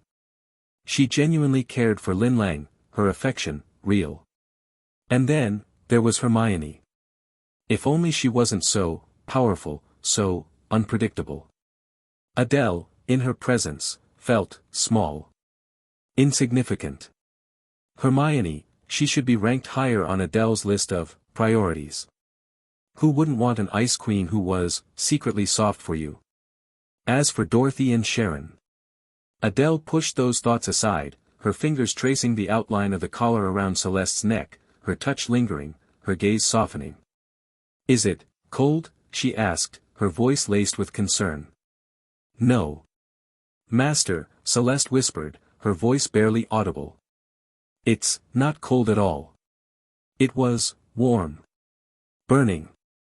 A heat that radiated from the magic crest on her abdomen, spreading through her limbs, her heart, her very soul. She was a fire manipulator, but this heat, it was different. More intense. More consuming. Every elemental possessed an elemental affinity and a refinement level. Affinity was determined by bloodline, a hierarchy that mirrored the sequence system. A sequence 1 vampire, for example, would typically possess a sequence 1 elemental affinity. But there were exceptions, those who possessed affinities that were either higher or lower than their sequence ranking. Those with higher affinities were considered gifted. Those with lower affinities were, well, they were considered failures. Celeste, her fire affinity considered to be high-end for a sequence 2, was almost gifted. If her opponent hadn't been Hermione, a prodigy with the highest-ranked ice affinity Adele had ever encountered, perhaps she wouldn't have been so easily defeated, her confidence so utterly shattered. Elemental affinity was innate, a gift of blood. But refinement level, that was a measure of a vampire's skill, their mastery over their element, achieved through training, through practice, through experience. The magical world recognized 13 levels of elemental refinement. Celeste, before her, transformation, had been at the 6th level. But now, as she basked in the warmth of Adele's magic, her understanding of her element deepened, her control intensified. She felt a surge of power, her refinement level increasing. From 6th level to 7th. Celeste, a sequence 2 fire manipulator with a 7th level refinement. For a student, for someone who was still developing her abilities, it was an impressive feat, a level of mastery that would guarantee her success in the Academy's graduation exams. She was almost as strong as Hermione. But then, her joy turned to ashes, her excitement replaced by a cold dread. Because Hermione, her refinement level was 8th. And her affinity, it was sequence 1. It's not enough. I'm still not strong enough. Her eyes dimmed, then brightened, a flicker of determination replacing the despair. Adele, sensing the shift in Celeste's emotions, her brow furrowed with concern. She tugged gently on the leash, the collar tightening slightly around Celeste's neck. Celeste gasped, not in pain, but in submission. "Master," she whispered, her voice barely audible. "What are you thinking about, Celeste?" Adele asked, her voice soft yet firm, her gaze never leaving Celeste's face. Celeste, unable to lie, her golden hair trembling slightly as she spoke, confessed, "I was just thinking about when I can finally defeat Hermione. When I can rescue you from her clutches." Her words, laced with a fierce determination, a protective instinct that was almost canine, made Adele's heart skip a beat, her gaze darkening. She stood up, tugging gently on the leash, leading Celeste towards the sofa. The leash was short, and Celeste, her body responding instinctively, followed, crawling on her hands and knees, her movements graceful despite the awkwardness of her position. She was a powerful vampire, a member of the nobility, but she was also Adele's dog. And she would obey. They reached the sofa, and Adele, sinking into its plush cushions, her small body swallowed by its softness, looked at Celeste, who remained kneeling on the floor, her posture erect, her gaze fixed on Adele, her expression a mixture of adoration and something else. She had chosen this. She had chosen to be Adele's familiar, her pet. And Adele, accepting her choice, her heart softening, decided to drop the pretense. She would embrace her role as master. But she wasn't cruel, not like some of the other vampires who treated their familiars like objects. She was different. She understood Celeste's desire for revenge, her need to prove herself. It was a dangerous desire, a double-edged sword. But it could also be useful. Ultimately, Adele wanted Celeste and Hermione to get along. They were both precious to her. "They're both mine." She sighed, her thoughts a jumbled mess, then she smiled, reaching out to gently stroke Celeste's hair. "Head pats for the good puppy." "Don't worry about that now, Celeste," she said, her voice regaining its warmth. "Hermione, she's not someone you can defeat. She's the one I can't defeat." "But you've gotten stronger, haven't you?" she asked, sensing a shift in Celeste's aura, her magic. Celeste's expression brightened, a shy smile curving her lips, her eyes sparkling with a pride that was almost childlike. She nodded, her eagerness to please, to earn Adele's praise, evident in her every gesture. If she had a tail, it would be wagging furiously right now. "What's your refinement level now?" Adele asked, her curiosity piqued. "7th level, Master," Celeste said, her voice filled with a quiet pride. Adele's jaw dropped. 7th level. She's almost caught up to Hermione. And what about Adele's own refinement level? It's 0.5, right? She winced internally. It was a sore spot, a constant reminder of her weakness. She was like an ordinary human who had somehow stumbled into a school for monsters, her powers barely a flicker compared to the overwhelming strength of those around her. But she wasn't worried. Not yet. Her time to shine was coming. But first, she had to endure the humiliation of being the weakest student in her magic training class. Tomorrow, Friday, was training day. And she was not looking forward to it. She sighed, her thoughts drifting to unpleasant possibilities, her legs crossing, her ankle resting on her opposite knee, her posture a study in casual elegance. Her skirt, riding up slightly, revealed a tantalizing glimpse of white stockings, her toes, small and delicate, wiggling playfully. Celeste, her gaze drawn to Adele's leg, swallowed nervously, her throat suddenly dry. Adele, noticing her reaction, her lips curving into a mischievous smile, her eyes sparkling with a mix of amusement and something else, leaned back against the sofa, her posture relaxed, her voice taking on a languid tone. "Give me a foot massage, Celeste," she purred. Hello, everyone! As we wrap up this video, I want to share a quick note. I have a Patreon account. If you'd like to support me and enjoy on-demand audiobooks, you can become a Patreon member. Alternatively, you can check out my Google Drive link, which has 500+ novel audiobooks available through my Ko-fi or Patreon shop. I appreciate your support.